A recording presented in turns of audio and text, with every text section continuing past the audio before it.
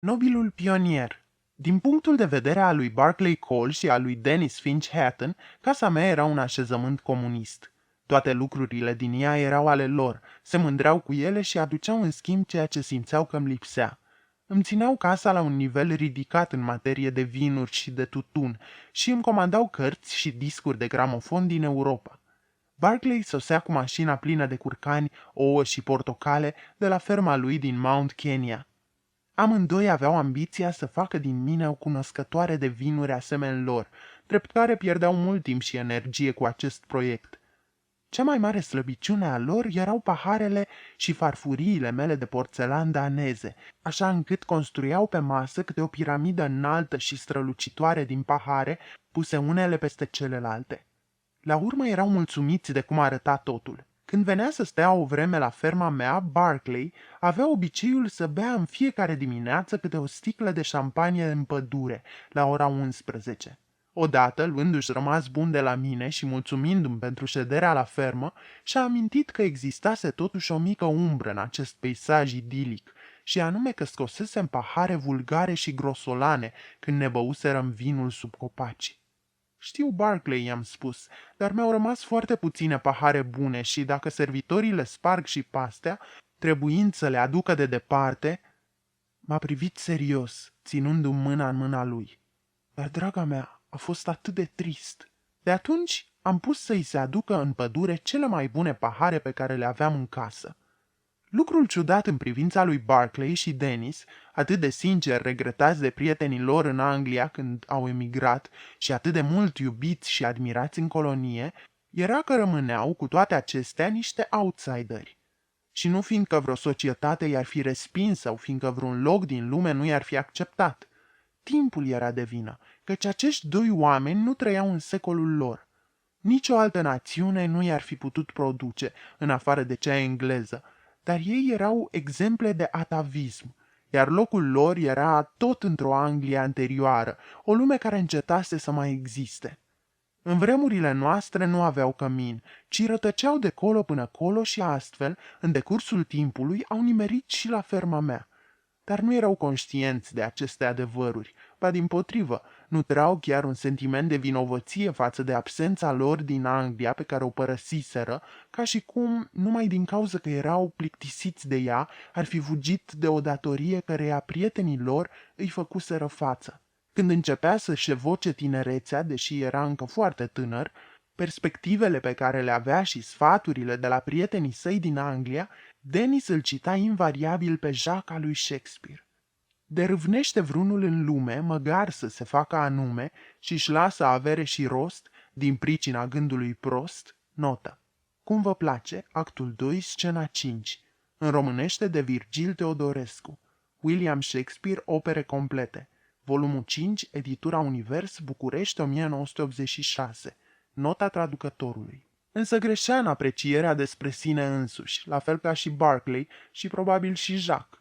Aveau impresia că erau niște dezertori care trebuiau să plătească pentru îndărădnicia lor câteodată, când în realitate erau doi exilați, care își purtau exilul cu complezență.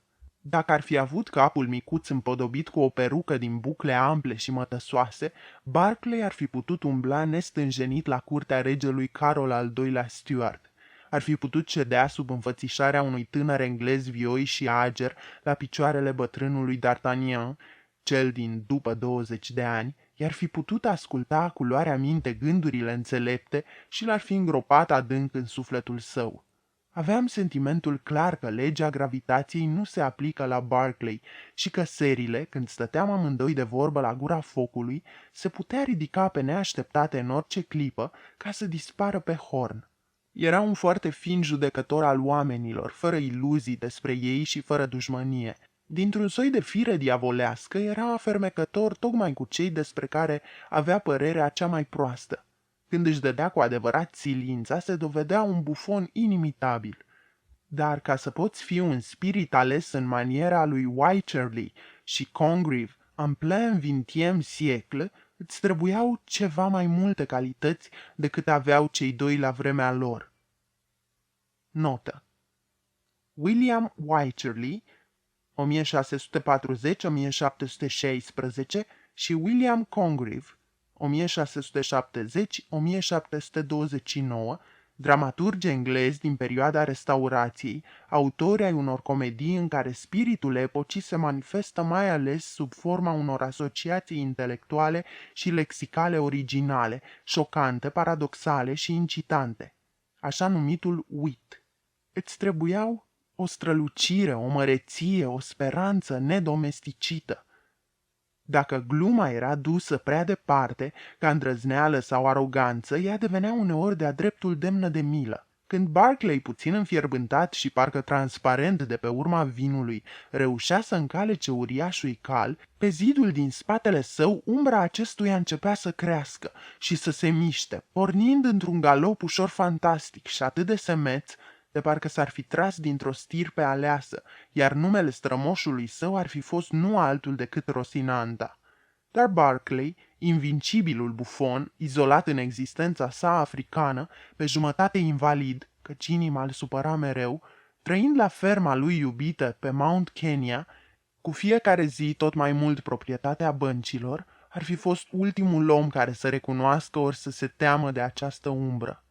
Scund, foarte fragil, roșcat, cu mâini și picioare mici, Barclay avea o ținută extrem de dreaptă și o legănare moale, d'artagnanescă din cap, spre dreapta și spre stânga, acea mișcare încetinită a duelistului invincibil. Avea un mers neauzit ca de pisică și tot ca de pisică avea darul de a face din camera în care se afla un loc confortabil, ca și cum ar fi adăpostit în el o sursă de căldură și de bunăvoie. Dacă Barclay ar fi venit să stea cu tine pe ruinele fumegânde ale casei tale, întocmai ca o pisică, te-ar fi făcut să simți că te ghemuiești într-un colțișor călduț și apărat.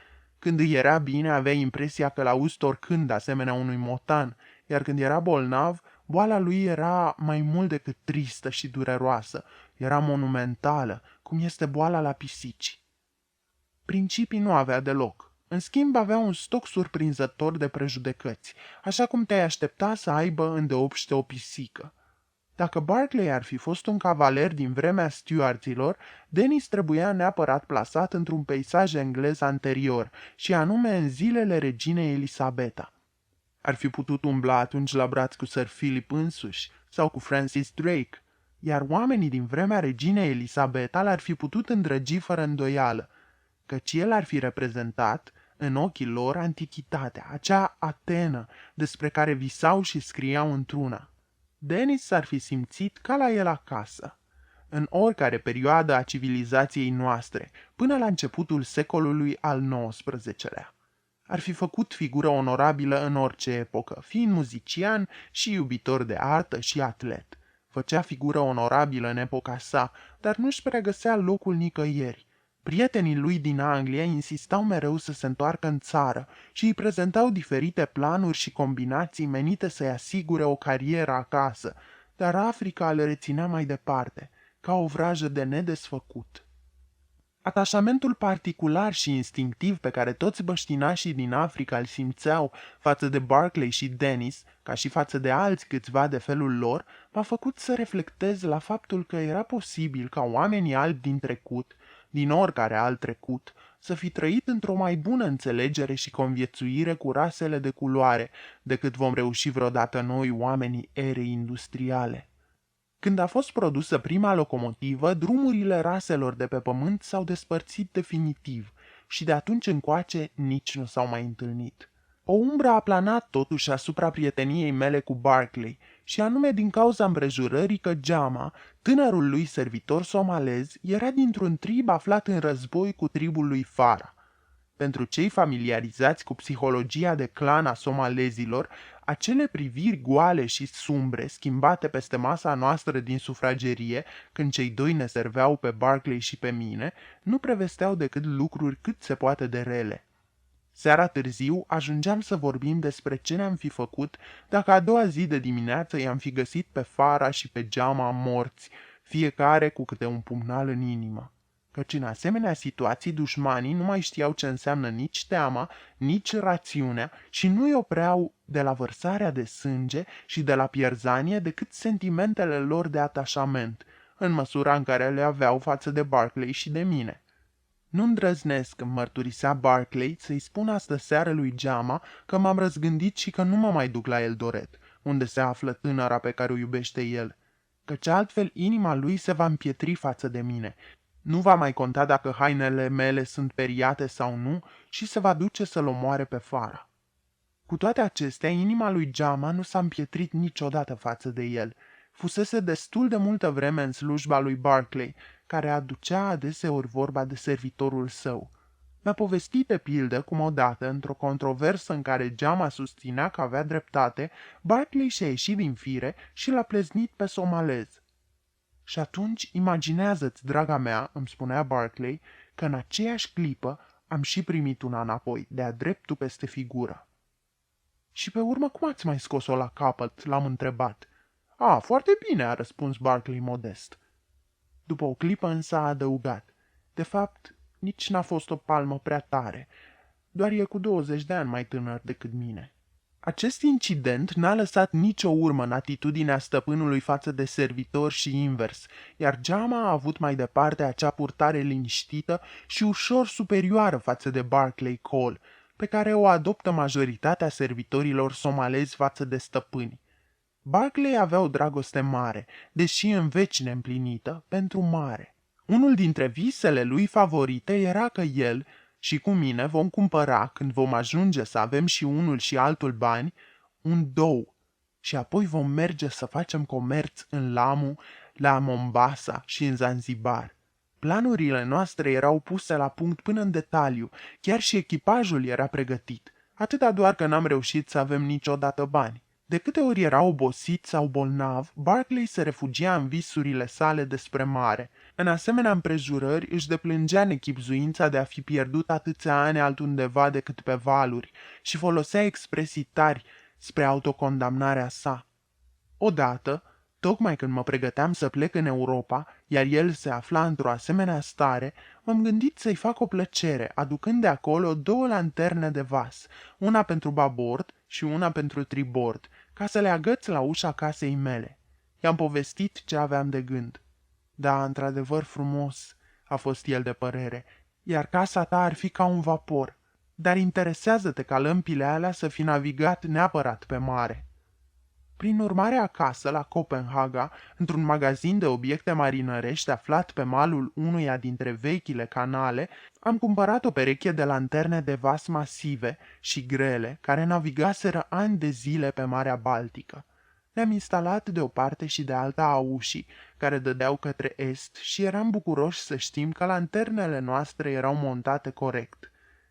Cum pământul în drumul său prin eter se aruncă mereu înainte, cu siguranță că nu urma să aibă loc niciun fel de ciocnire. Aceste 2 lămpi erau lui Barclay peste măsură de dragi. Avea obiceiul să vină la mine destul de târziu și, în general, conducând cu mare viteză, dar, dacă lămpile ardeau, urca încet aleea ca să dea voie steluțelor roșii și verzi să-i se cufunde în suflet, activând acolo imagini vechi și noțiuni de navigație uitate, și ca să simtă că era un corăbier care se apropia de un vas tăcut peste o mare întunecată. Am stabilit chiar și un sistem de semnalizare în legătură cu aceste lămpi, schimbându-le locul sau coborând câte una, astfel încât Barclay să poată ști, pe când se afla încă în pădure, în ce stare de spirit o va găsi pe gazdă și la ce fel de cină se putea aștepta. Întocmai ca și fratele său, Galbraith Cole, sau ca și lordul de la Mer, cumnatul lor, Barclay fusese printre cei dintâi imigranți, un pionier al coloniei și un prieten intim al neamului Masai, care pe atunci erau poporul dominant al acelui ținut. Îi cunoscuse pe Masai înainte ca civilizația europeană, pe care în adâncul inimii aceștia o urau mai mult decât orice pe lume, să le fi retezat o seamă de rădăcini, înainte ca ei să fi fost dislocați de pe teritoriu pe care îl ocupau undeva în nord. El putea sta de vorbă cu ei despre zilele de demult și anume chiar în limba lor. Când Barclay era la mine la fermă, Masai traversau de îndată râul și veneau pe la el să-l vadă. Bătrânii șefi de tribù îi destăinuiau necazurile lor curente, iar glumele lui îl făceau să râdă. Avea impresia că acest om izbutise să înveselească până și Rocadură. Deoarece Barclay îi cunoștea atât de bine și era prieten bun cu Masai, o ceremonie impunătoare a avut loc într-o bună zi la fermă. Când a izbucnit războiul cel mare, iar Masai au prins de veste, sângele acestui neam de luptători a început să fiarbă din nou. În ei s-a trezit viziunea unor magnifice bătălii și masacre, ca și sentimentul că gloria străbună era gata să reînvie. Mi s-a întâmplat ca în primele luni de război să fiu pe drum numai cu somalezii și băștinașii mei și cu 3 căruțe trase de boi, făcând cărăușie pentru guvernul englez. Tocmai treceam prin rezervația Masai și când oamenii dintr-un district sau altul aflau de sosirea mea, se strângeau cu toții în jurul taberei noastre și, cu ochii sticlindu-le, îmi puneau 1000 de întrebări despre război și despre armata germană, iar mintea lor galopa până la pierderea răsuflării, însetată de confruntare, de pericole și de moarte. Noaptea tinerii războinici Masai se voiau jur împrejurul cortului meu, cu trupurile pictate ca pentru război și înarmați cu sulițe și cu săbii lungi. Uneori, vrând să-mi arate cât erau de crunți, scoteau câte un răget scurt, asemenea unor lei. N-aveau nicio îndoială pe atunci că li se va îngădui să lupte. Însă guvernul englez a fost de părere că nu era înțelept să-i organizeze pe Masai ca să ducă război contra omului alb, chiar dacă acesta era german, și prin urmare le-a interzis să lupte, frângându-le în felul acesta toate speranțele. Kikuyu, da, puteau lua parte la război în calitate de cărăuși, însă Masai nu aveau voie să pună mâna pe armă. Abia în 1918, când recrutarea a fost introdusă la toate popoarele din colonie, guvernul a considerat necesar să înroleze și pe Masai.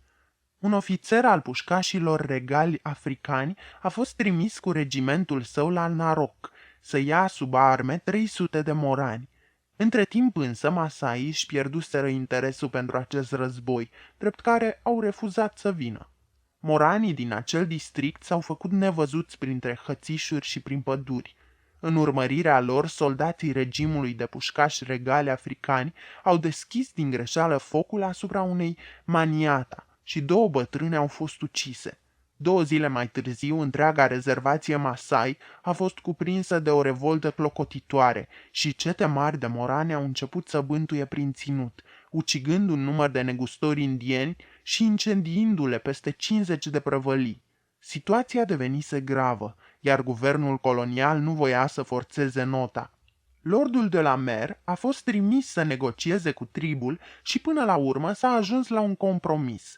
Masailor li s-a permis să-i aleagă ei înșiși pe cei 300 de morani pentru serviciul militar și, ca pedeapsă pentru pagubele din rezervație, au scăpat doar cu o amendă globală în bani. Niciunul dintre morani nu s-a prezentat la armată, dar între timp s-a încheiat armistițiul, punându-se astfel capăt întregii încurcături.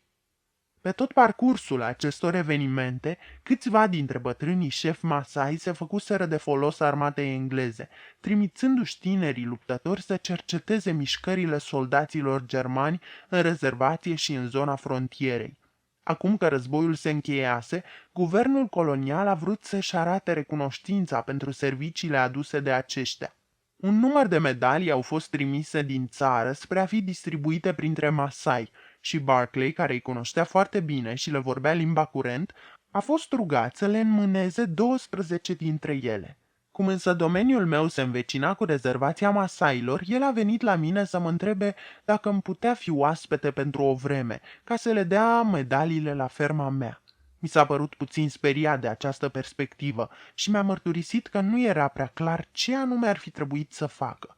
Într-o duminică dimineață am pătruns amândoi cu mașina adânc în rezervația Masai și am vorbit cu oamenii din Maniate, spre a-i convoca pe șefii respectivi să vină în cutare zi la fermă.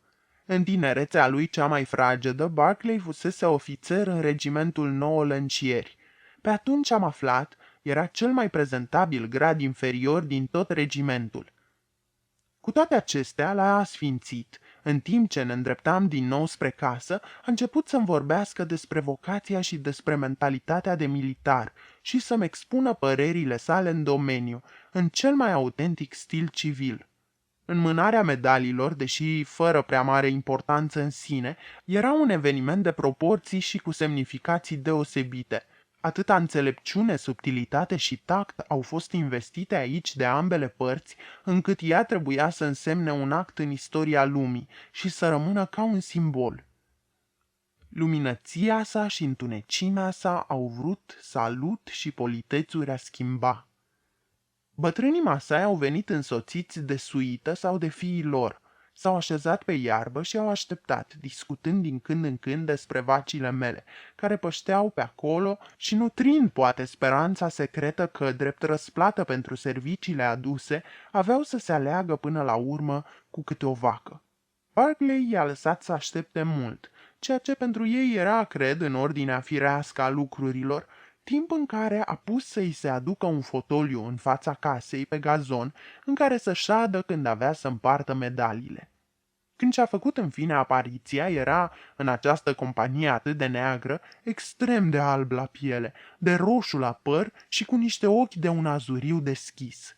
Avea acum expresia și întreaga ținută energică și sprintenă a unui ofițer tânăr și eficient, și astfel am aflat că Barclay, care putea transmite atâtea stări prin fizionomia sa, era capabil, în caz de nevoie, să o facă să devină complet opacă. Venea urmat de Jama, într-o vestă arabă cu broderii frumoase în argint și aur, pe care Barclay îl lăsase să o cumpere pentru acest prilej și ducând în mână cutia cu medalii. A rămas în picioare în fața fotoliului său și atât de drept a stat cât timp le-a vorbit, încât bătrânii s-au ridicat pe rând și au continuat să-l asculte, privindu-l grav în ochi. Ce discurs le-a ținut mi-e greu să spun acum, căci li s-a adresat numai în limba lor. Se pare că i-a informat succint pe Masai ce formidabilă răsplată avea să li se acorde, spunându-le totodată că evenimentul era prilejuit de purtarea lor demnă de toată lauda. Însă, dat fiind că numai el vorbea și neputând deduce nimic de pe figurile bătrânilor Masai, este posibil să fi fost vorba despre cu totul altceva, care nici măcar să nu-mi treacă prin minte. Când și-a încheiat discursul, ținut fără vreo pauză cât de mică, l-a chemat pe Jama în față cu cutia și a scos din ea medaliile, citind solemn numele șefilor Masai, cărora le-a înmânat apoi placheta cu brațul întins în față, într-o mișcare generoasă. Masaii au primit medaliile tăcuți, în palma întinsă drept. Ceremonia nu putea decurge atât de bine decât între protagoniștii de sânge nobil și cu tradiții de familie vechi. Democrația este rugată să nu ia în nume de rău. O medalie e un lucru total nepotrivit, pe care să îl înmânezi unui om gol, pentru că acesta n-are de ce să o prindă, iar bătrânii Masai au mers cu ele în mână. După o vreme, un bărbat foarte bătrân s-a apropiat de mine, mi-a întins mâna în care ținea medalia și m-a rugat să-i spun ce era pe ea. Mi-am dat silința să-i explic cum am putut mai bine. Moneda de argint avea gravat pe o parte un cap de femeie, Britania, și pe cealaltă cuvintele, Marele război pentru civilizație. Cândva mai târziu le-am povestit unor prieteni englezi episodul medaliilor și ei m-au întrebat: de ce nu s-o fi gravat pe ele capul regelui? A fost o mare greșeală. Personal nu le împărtășesc părerea și mi se pare că medaliile de acest gen nu trebuie făcute prea atractive, așa că întreaga poveste fusese bine gândită. S-ar putea ca tocmai asemenea obiecte să primim fiecare odată, și anume când răsplata noastră va fi cea mai mare, în ceruri. Când Barclay s-a îmbolnăvit, eu mă pregăteam să plec iarăși în Europa într-o vacanță. Pe atunci, el era încă membru în Consiliul Legislativ al coloniei și într-o bună zi i-am telegrafiat: nu vrei să vii să stai la Ngong pentru ședința de consiliu, adu și sticlele. Mi-a telegrafiat la rândul lui: telegrama ta ruptă din cer, sosesc cu sticlele.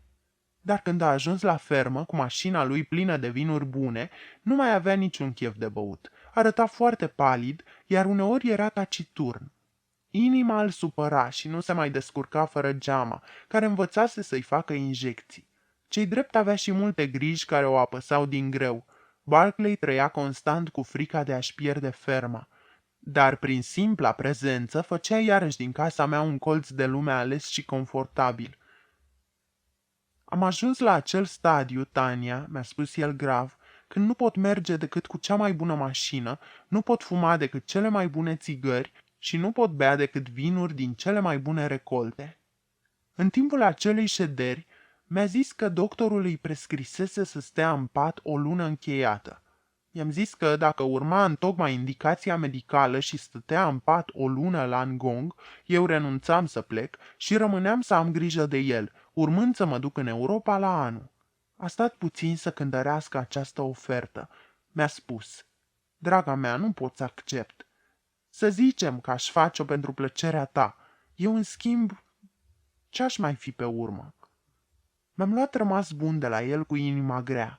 În vreme ce vaporul mergea spre casă, pe lângă Lamu și Takaunga, pe unde ar fi trebuit să navigheze și doul nostru, m-am gândit într-una la el. Eram la Paris când am aflat că murise. Căzuse în fața casei, coborând din automobil. A fost înmormântat la ferma lui, unde voise mereu să rămână. După moartea lui Barclay, ținutul s-a schimbat. Prietenii lui au simțit imediat și cu multă tristețe schimbarea, iar alții au ajuns să-și dea seama de ea mai târziu. Cu el s-a încheiat o epocă din istoria coloniei. În decursul anilor, multe lucruri au fost socotite pornind de la acest reper și lumea spunea: pe vremea lui Barclay Cole sau de când a murit Barclay. Până la moartea lui, ținutul fusese un teren de vânătoare prea fericit. Acum el se schimba treptat și devenea o simplă ofertă financiară. Anumite ștachete au coborât după moartea lui, o ștachetă spirituală ce s-a simțit curând. Și acesta e un lucru trist într-o colonie, o ștachetă a ținutei în societate. După moartea lui, oamenii au început să discute ce necazuri aveau fiecare și o ștachetă a omeniei. Când Barclay a dispărut, o figură sinistră și-a făcut apariția de pe celălalt capăt al scenei. La dure nécessité maîtresse des hommes et de Dieu. Aspra necesitate stăpână a oamenilor și a zeilor. Mai curios e că un om mic și fragil ca el a fost în stare să o țină la ușă atâta timp cât a mai avut răsuflare în piept. Pâinea acestui pământ creștea de acum nedospită. O întruchipare a eleganței, a veseliei și a libertății, un factor de putere electrizant, iată ieșea dintr-o dată din joc. O pisică se ridicase și părăsise camera. Aripi. În Africa, Dennis Finch Hatton n-avea alt cămin decât ferma mea. Între un safari și un altul locuia la mine, unde își ținea cărțile și gramofonul. Când era plecat și se întorcea la fermă, aceasta dădea ce avea mai bun din ea. Începea să vorbească, așa cum vorbesc plantațiile de cafea când, odată cu cele dintâi averse ale sezonului de ploi, se acoperă de flori de pe ale căror petale picură apa, ca dintr-un nor alb și pufos. Când îl așteptam pe Denis să se întoarcă și auzeam mașina pe drum, auzeam în același timp și obiectele fermei, spunându-mi toate cum erau de fapt. El se simțea fericit la fermă. Aici venea numai când voia și ferma îi recunoștea o calitate de care lumea din jurul lui nici nu avea habar, o anume smerenia caracterului. Nu făcea niciodată decât ce voia să facă, iar din gura lui nu știu să fie ieșit cândva cuvinte de înșelăciune. Denis avea o însușire la care țineam foarte mult. Îi plăcea să asculte povești. În ce mă privește, pretindeam mereu că aș fi făcut o figură aparte ca povestitoare pe vremea ciumei de la Florența. Între timp însă gusturile s-au schimbat și arta de a sta și de a asculta o poveste s-a pierdut pe vechiul continent. Băștinașii din Africa, în schimb, care nu știu citi, o mai păstrează încă și dacă începi să le spui, a fost odată un om care mergea pe o câmpie și s-a întâlnit acolo cu alt om, le-ai captivat atenția pe dată, iar mintea lor începe să gonească pe urmele celor doi oameni care s-au întâlnit pe câmpie. Albii, chiar și când simt că așa s-ar cuveni, nu sunt în stare să asculte o istorisire. Dacă nu sunt cuprinși de neastâmpări și nu-și aduc aminte de lucruri ce trebuie făcute neîntârziat, îi apucă somnul și încep să picotească.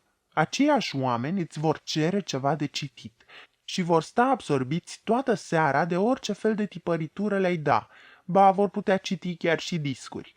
Ei s-au obișnuit să-și înregistreze impresiile vizual. Dennis, care se baza foarte mult pe auz, prefera să asculte o povestire, nu să o citească. Sosea la fermă și mă întreba: "Ai vreo poveste?" Eu mă gândisem la multe povești în absența lui. Apoi seara se făcea comod, răspândind pernele în fața căminului ca pe o canapea. Eu mă așezam pe jos turcește, întocmai ca Scheherazada, iar el se punea să asculte, cu ochii larg deschiși, o lungă istorisire de la cap la coadă. O urmărea mult mai atent decât mine însămi și la apariția spectaculoasă a vreuneia dintre personaje mă întrerupea ca să-mi spună: "Omul ăsta murise la începutul povestirii, dar nu-i nimic, continuă." Denis mi-a dezlușit limba latină și m-a învățat să citesc Biblia și pe poeții greci. El însuși cunoștea pe de rost pasaje lungi din Vechiul Testament și avea o Biblie mereu cu el în călătorii, fapt care i-a câștigat o înaltă stimă în ochii localnicilor mahomedani. Tot el mi-a dăruit un gramofon. A fost o mare bucurie pentru sufletul meu, a insuflat o viață nouă fermei, a devenit însă și inima ei. Sufletul unui fir de iarbă privighetoarea e. Uneori se întorcea pe neașteptate acasă, în timp ce eu eram pe plantația de cafea sau printre lanurile de porumb și aducea discuri noi. Atunci dădea drumul la gramofon și când reveneam și eu la ceasul asfințitului, acordurile care mă întâmpinau prin aerul răcoros și proaspăt al înserării îmi anunțau cu o clipă mai înainte prezența lui, ca și cum ar fi râs de mine, ceea ce și făcea adeseori. Băștinașilor le plăcea gramofonul și se ațineau pe lângă casă pentru a-l putea asculta. Unii dintre servitorii mei aveau și câte o piesă preferată și mă rugau să o pun să le-o cânte, când rămâneam între noi. Ciudat mi s-a părut Camante, care era fidel cu multă devoțiune adagioului din concertul în do major pentru pian de Beethoven. Prima dată când mi l-a cerut, a întâmpinat destule dificultăți în a mi-l descrie, până m-am lămurit ce anume dorea. Cu toate acestea, Denis și cu mine nu aveam gusturi muzicale comune. Eu preferam compozitorii clasici, iar el, vrând parcă să se revanșeze amabil în fața epocii în care trăia, pentru lipsa de armonie în care se afla față de ea, era cât mai modern cu putință în gusturi, indiferent ce formă de artă ar fi fost, așa că până și în muzică îi plăcea numai avangarda. Eu n-aș avea nimic cu Beethoven, îmi spunea, dacă n-ar fi atât de vulgar. Ori de câte ori eram împreună, aveam mare noroc la lei. Uneori, el se întorcea de la câte un safari de vânătoare, după vreo 2 sau 3 luni, ofensat că nu fusese în stare să vâneze un leu ca lumea pentru clienții europeni pe care îi însoțise. Între timp, veniseră la mine masai ca să mă roage să le împușc o leoaică sau un leu care le atacau vitele, iar eu și cu Fara pornisem la drum și dormiserăm în maniata lor, șezând la pândă în preajma unui animal lăsat ca momeală, sau plecând să ne încercăm norocul încă din zorii zilei, fără a da însă nici măcar peste urma vreunui leu. Dar când Denis și cu mine ieșeam să ne plimbăm călare, leii de pe câmpie erau acolo, parcă așteptându-ne, și îi întâlneam mâncându-și prada sau traversând albile unor râuri secate. Într-o dimineață de anul nou, înainte de răsăritul soarelui, Denis și cu mine ne aflam pe șoseaua cea nouă care ducea spre Noroc, mergând cu viteza maximă pe care ne-o îngăduia un drum accidentat ca acela. Cu o zi înainte, Denis împrumutase o pușcă de calibru mare unui prieten care mergea spre sud cu o echipă de vânători și noaptea târziu și-a adus aminte că uitase să-i arate un mecanism prin care trăgaciul putea fi blocat. Îl cuprinsese îngrijorarea și se temea ca vânătorul să nu ajungă să se vătămă singur, necunoscând acest amănunt. Nu ne-a venit în acel moment o altă soluție decât să pornim neîntârziat, și anume pe șoseaua nouă, în intenția de a ajunge echipa de vânători la Noroc. Aveam de parcurs vreo 60 de mile, pe un traseu destul de dificil. Vânătorii mergeau pe drumul vechi și trebuiau să se deplaseze încet, căci aveau camioane cu încărcătură grea. Singura noastră problemă era că nu știam sigur dacă șoseaua nouă era gata toată până la Noroc. În zorii zilei, aerul podișului african are o răceală și o prospețime de-a dreptul tangibile, încât de fiecare dată în fantezia ta se repetă aceeași închipuire, că nu te găsești pe pământ, ci într-o apă sumbră și adâncă, și ți se pare că mergi pe fundul unei mări. De fapt, nici nu e sigur că te deplasezi. Undele de răcoare ce-ți mângâie fața pot fi la fel de bine curenți de mare adâncime, iar mașina ta, asemenea unui pește cuprins de apatie, poate sta nemișcată pe fundul acestei mări, privind în față cu ochii avizi ai farurilor cum viața submarină își urmează cursul. Chiar stelele se văd atât de mari, nu fiindcă ar fi așa în realitate, ci doar niște reflexii sclipitoare pe suprafața apei. De-a lungul cărării tale de pe acest fund de mare apar întotdeauna obiecte însuflețite, mai negre decât decorul din jur, care răsar și se preling prin iarba înaltă, așa cum crabii și gândacii de apă își croiesc drum prin nisipul plajei. Lumina se limpezește însă și la răsăritul soarelui, fundul de mare parcă a urcat la suprafață, închipuind o insulă nou creată. Vârtejuri de arome tari gonesc pe lângă tine. Mirosul puternic și proaspăt al crângurilor de măslini, mirosul de sărătură al ierbii uscate și arse, mirosul înnăbușit al putreziciunii. Servitorul lui Denis, Canutia, care stătea pe bancheta din spate a automobilului de teren, m-a atins ușor pe umăr și mi-a arătat ceva spre dreapta. Pe marginea drumului, la vreo 12 sau 15 metri, se înălța o moviliță neagră, un lamantin ce se odihnea în nisip, iar mai încolo ceva se tot mișca prin apa întunecată. Mai târziu am văzut că era un mascul de girafă, un exemplar robust, împușcat cu vreo 2 sau 3 zile în urmă. Să împuși girafe era interzis. Ulterior, Denis și cu mine a trebuit să ne apărăm de acuzația că noi l-am fi împușcat, dar am avut dovezi că era deja mort când am ajuns acolo, deși nu s-a putut afla niciodată cine sau de ce se trăsese în acea girafă. O leoaică mânca din cadavrul său uriaș, când deodată a ridicat capul și un umăr ca să vadă mașina trecând pe șosea. Denis s-a oprit instantaneu, iar Canutia a scos pușca de vânătoare pe care o ținea pe umăr. Denis m-a întrebat în șoaptă: "S-o împușc?"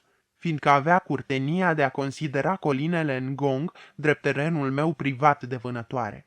Ne aflam pe teritoriul acelor masai care veniseră de curând la mine ca să mi se plângă de pierderea vitelor. Dacă aceasta era într-adevăr femela care le omora pe rând vacile și vițeii, atunci sosise iată momentul să o lichidăm pentru totdeauna. I-am făcut semn că da.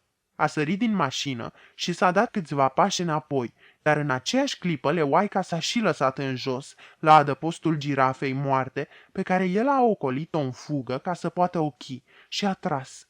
Nu am văzut-o căzând. Când am coborât din mașină și am urcat movilița, leoaica zăcea într-o baltă de sânge mare și neagră. Nu aveam timp să jupuim leoaica și trebuia să ne grăbim dacă voiam să prindem caravana de vânători la Noroc. Ne-am uitat bine în jur ca să putem ține minte locul, deși duhoarea girafei moarte era atât de pătrunzătoare încât nu ne-ar fi fost cu putință să trecem pe lângă ea fără să o observăm. Dar după vreo 2 mile, drumul s-a terminat brusc. Uneltele muncitorilor se vedeau peste tot. Mai departe, era doar un teren pietros, întins și cenușiu în lumina zorilor, netulburat de mâna omenească. Ne-am uitat la uneltele și la peisajul din jur. N-aveam ce face, trebuia să-l lăsăm pe prietenul lui Denis să se descurce cum o putea cu pușca.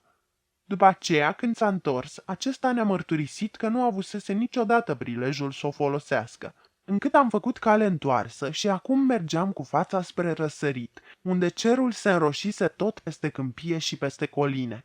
Ne îndreptam spre el, vorbind între noi tot timpul despre leoaica împușcată.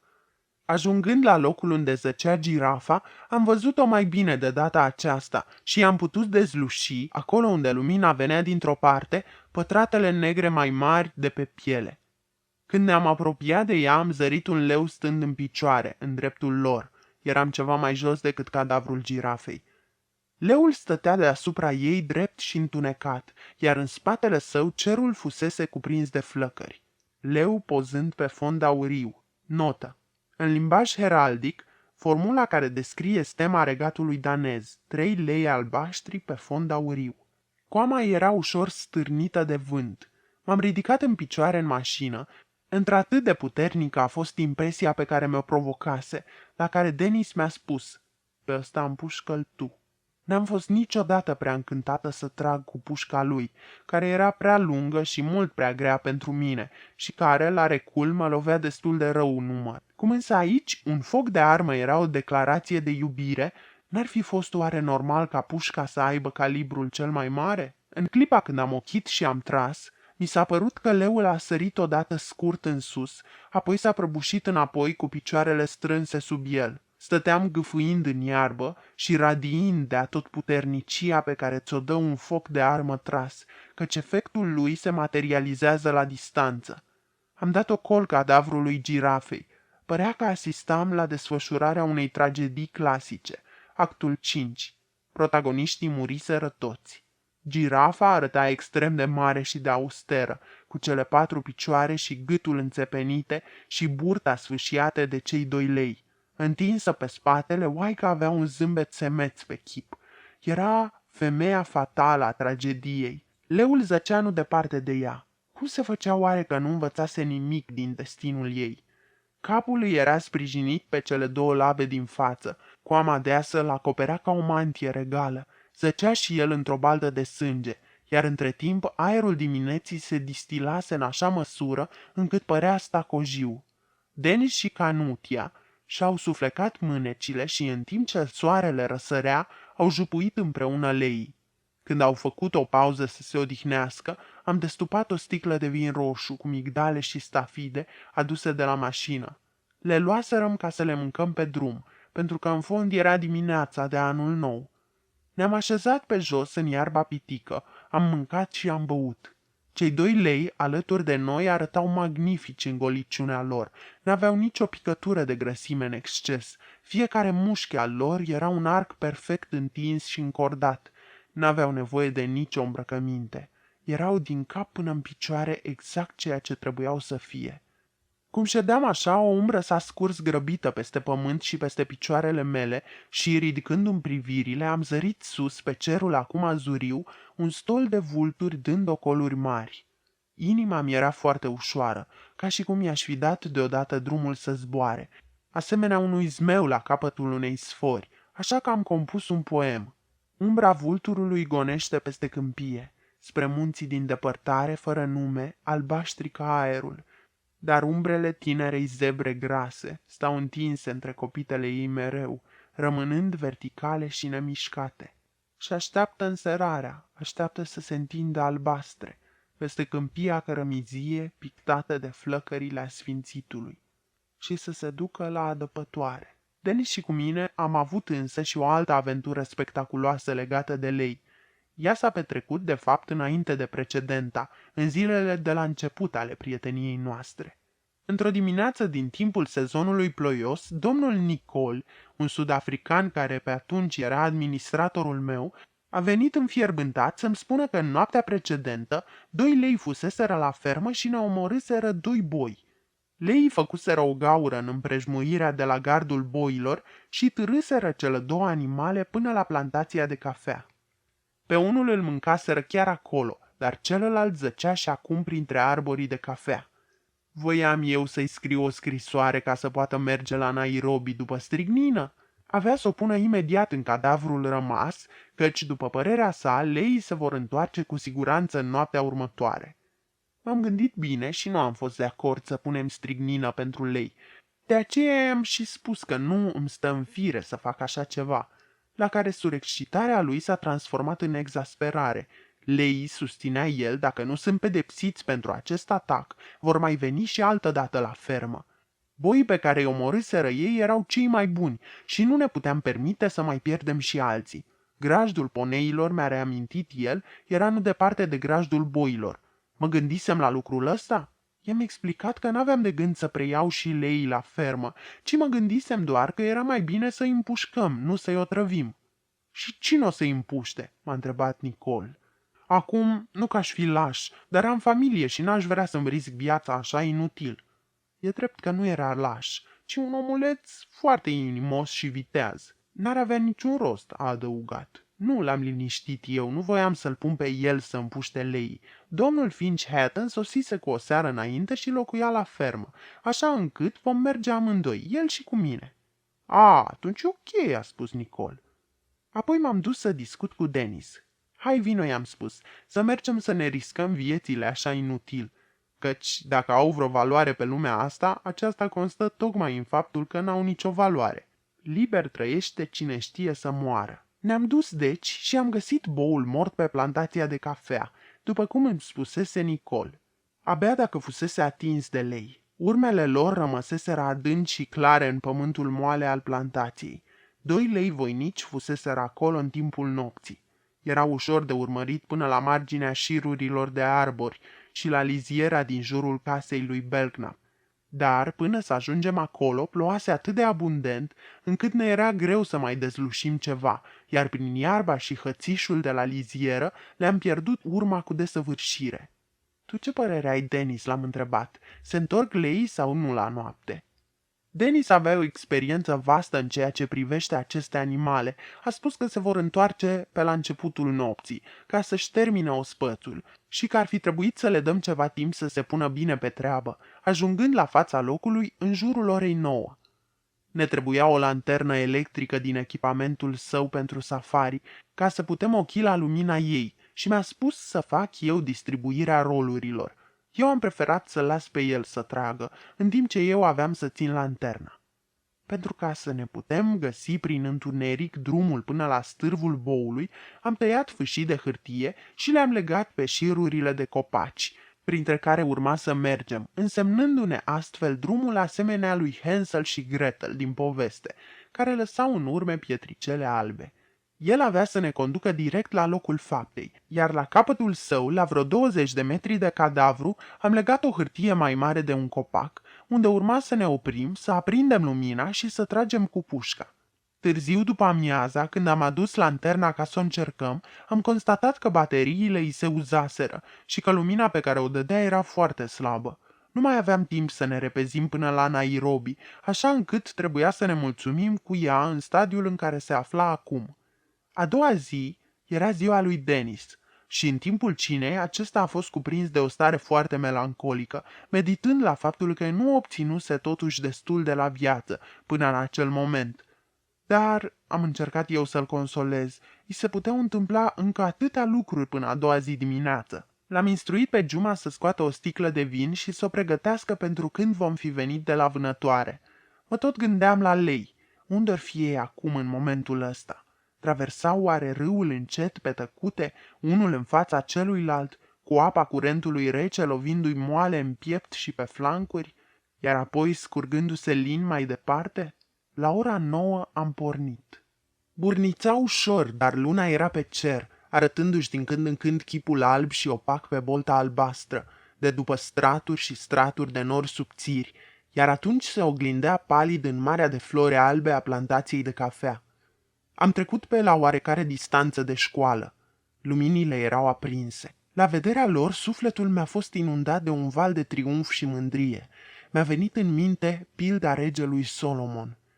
Leneșul zice: pe drum trece un leu pe ulițe. Notă, pilde, 26-13, nota traducătorului. Dar iată că nici cu 2 lei în fața ușii școlarii mei nu erau leneși și nu se lăsau abătuți de la școală de fiare. Am găsit cele 2 șiruri de copaci pe care le marcaserăm mai devreme. Ne-am oprit un moment, apoi am pornit printre ele, unul în fața celuilalt. Ne încălțaserăm cu mocasini și umblam în tăcere. Am început să tremur de emoție cu putere. Nu îndrăzneam să mă apropii prea mult de Dennis, de teamă să nu-și dea seama și să mă trimită înapoi, dar nici nu îndrăzneam să mă țin prea departe de el, căci se putea să aibă nevoie de lanternă în orice clipă. Leii, am constatat pe urmă, erau ocupați cu prada. Când ne-au simțit sau când ne-au mirosit, s-au retras puțin pe plantația de cafea ca să ne facă loc să trecem. Poate din cauza că mersul nostru li s-a părut prea lent, unul din ei a scos încet un răget grav, undeva în fața și în dreapta noastră. Atât de încet a fost încât la început nici n-am fost sigur dacă l-am auzit.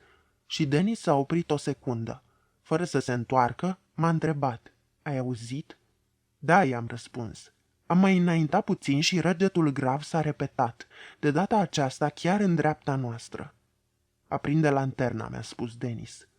Nu era o operațiune prea ușoară, căci el era cu mult mai înalt ca mine și trebuia să-i ridic lanterna deasupra umărului, să o proiectez pe pușcă și de acolo în față.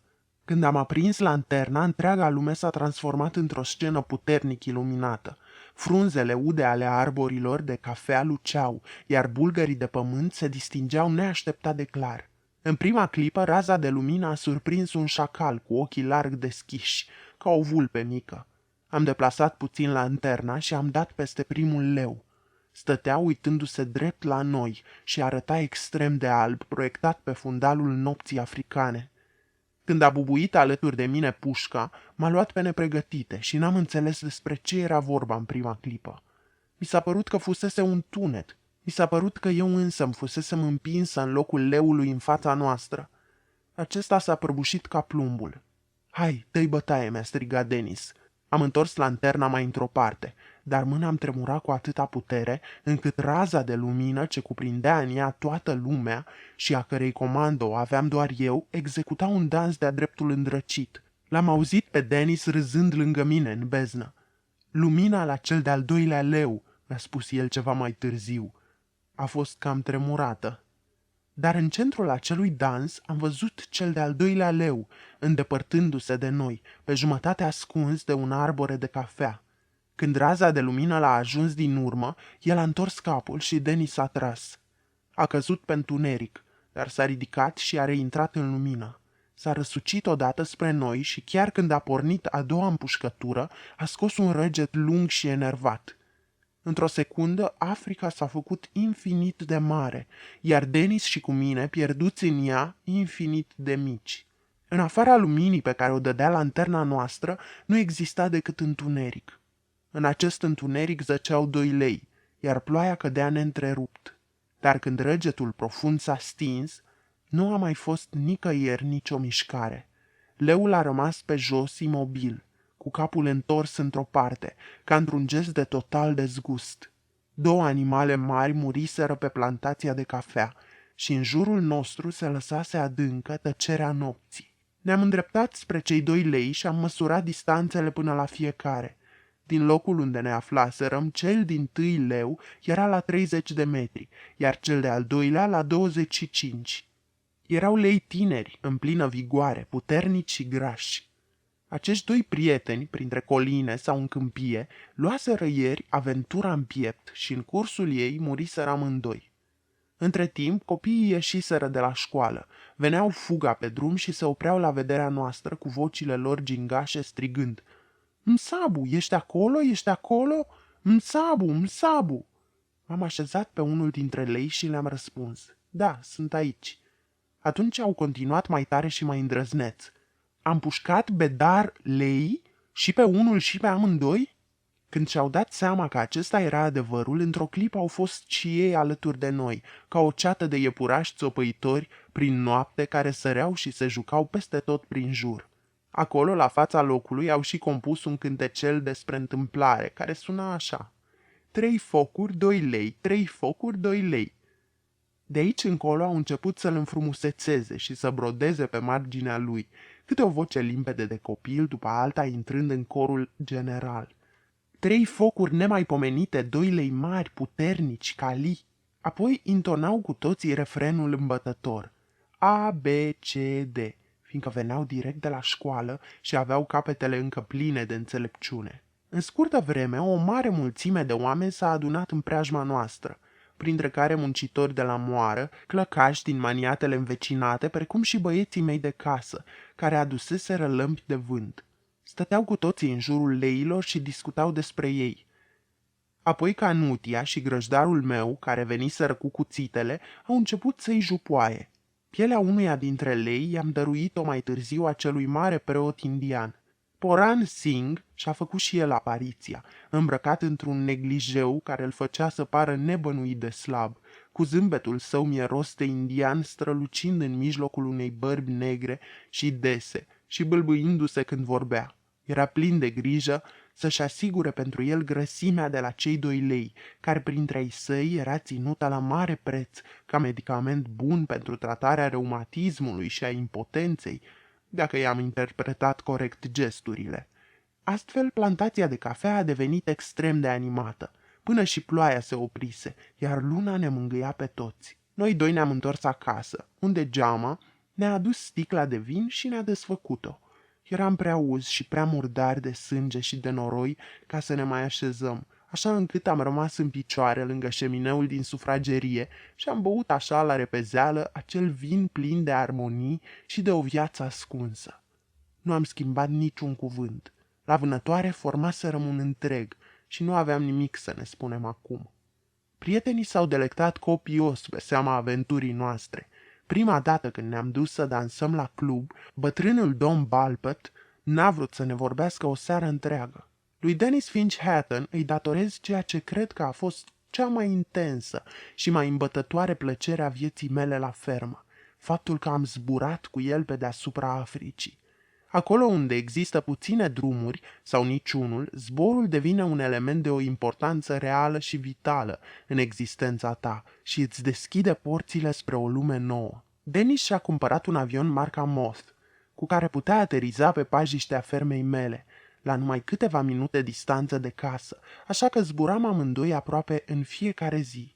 Ai perspective fantastice când urci deasupra podișului african, vezi combinații și schimbări surprinzătoare de lumină și de culori, admiri curcubeul întins peste pământul verde mângâiat de soare, giganticii nori verticali și furtunile dezlănțuite sălbatic. Toate se perindă în jurul tău într-un vârtej și un dans amețitoare. Aversele puternice de ploaie biciuiesc aerul tare până la albesc. Limba nu are destule cuvinte pentru a descrie experiența zborului, încât cu timpul vor trebui inventate cuvinte noi. Când ai zburat peste Valea Faliei celei Mari sau peste vulcanii Susua și Longonot, poți spune că ai fost departe și că ai ajuns pe fața nevăzută a lunii. Alteori zbori îndeajuns de jos ca să vezi animalele pe câmpie și să încerci față de ele acel sentiment al lui Dumnezeu în clipa când le-a creat, dar înainte de a-l împuternici pe Adam să le găsească nume. Dar nu viziunile, ci activitatea te face fericit, iar bucuria și triumful aviatorului le reprezintă zborul în sine. E o greutate și o corvoadă tristă pentru oamenii ce trăiesc la orașe, că în toate acțiunile lor nu cunosc decât o singură dimensiune și se deplasează în linie dreaptă, de parcă ar merge pe sârmă. Tranziția de la linia dreaptă la planul bidimensional, atunci când străbați un câmp sau o pădure, este suprema eliberare pentru acești sclavi, un fel de revoluție franceză a lor. Însă în aer evadezi în libertatea deplină a celor trei dimensiuni.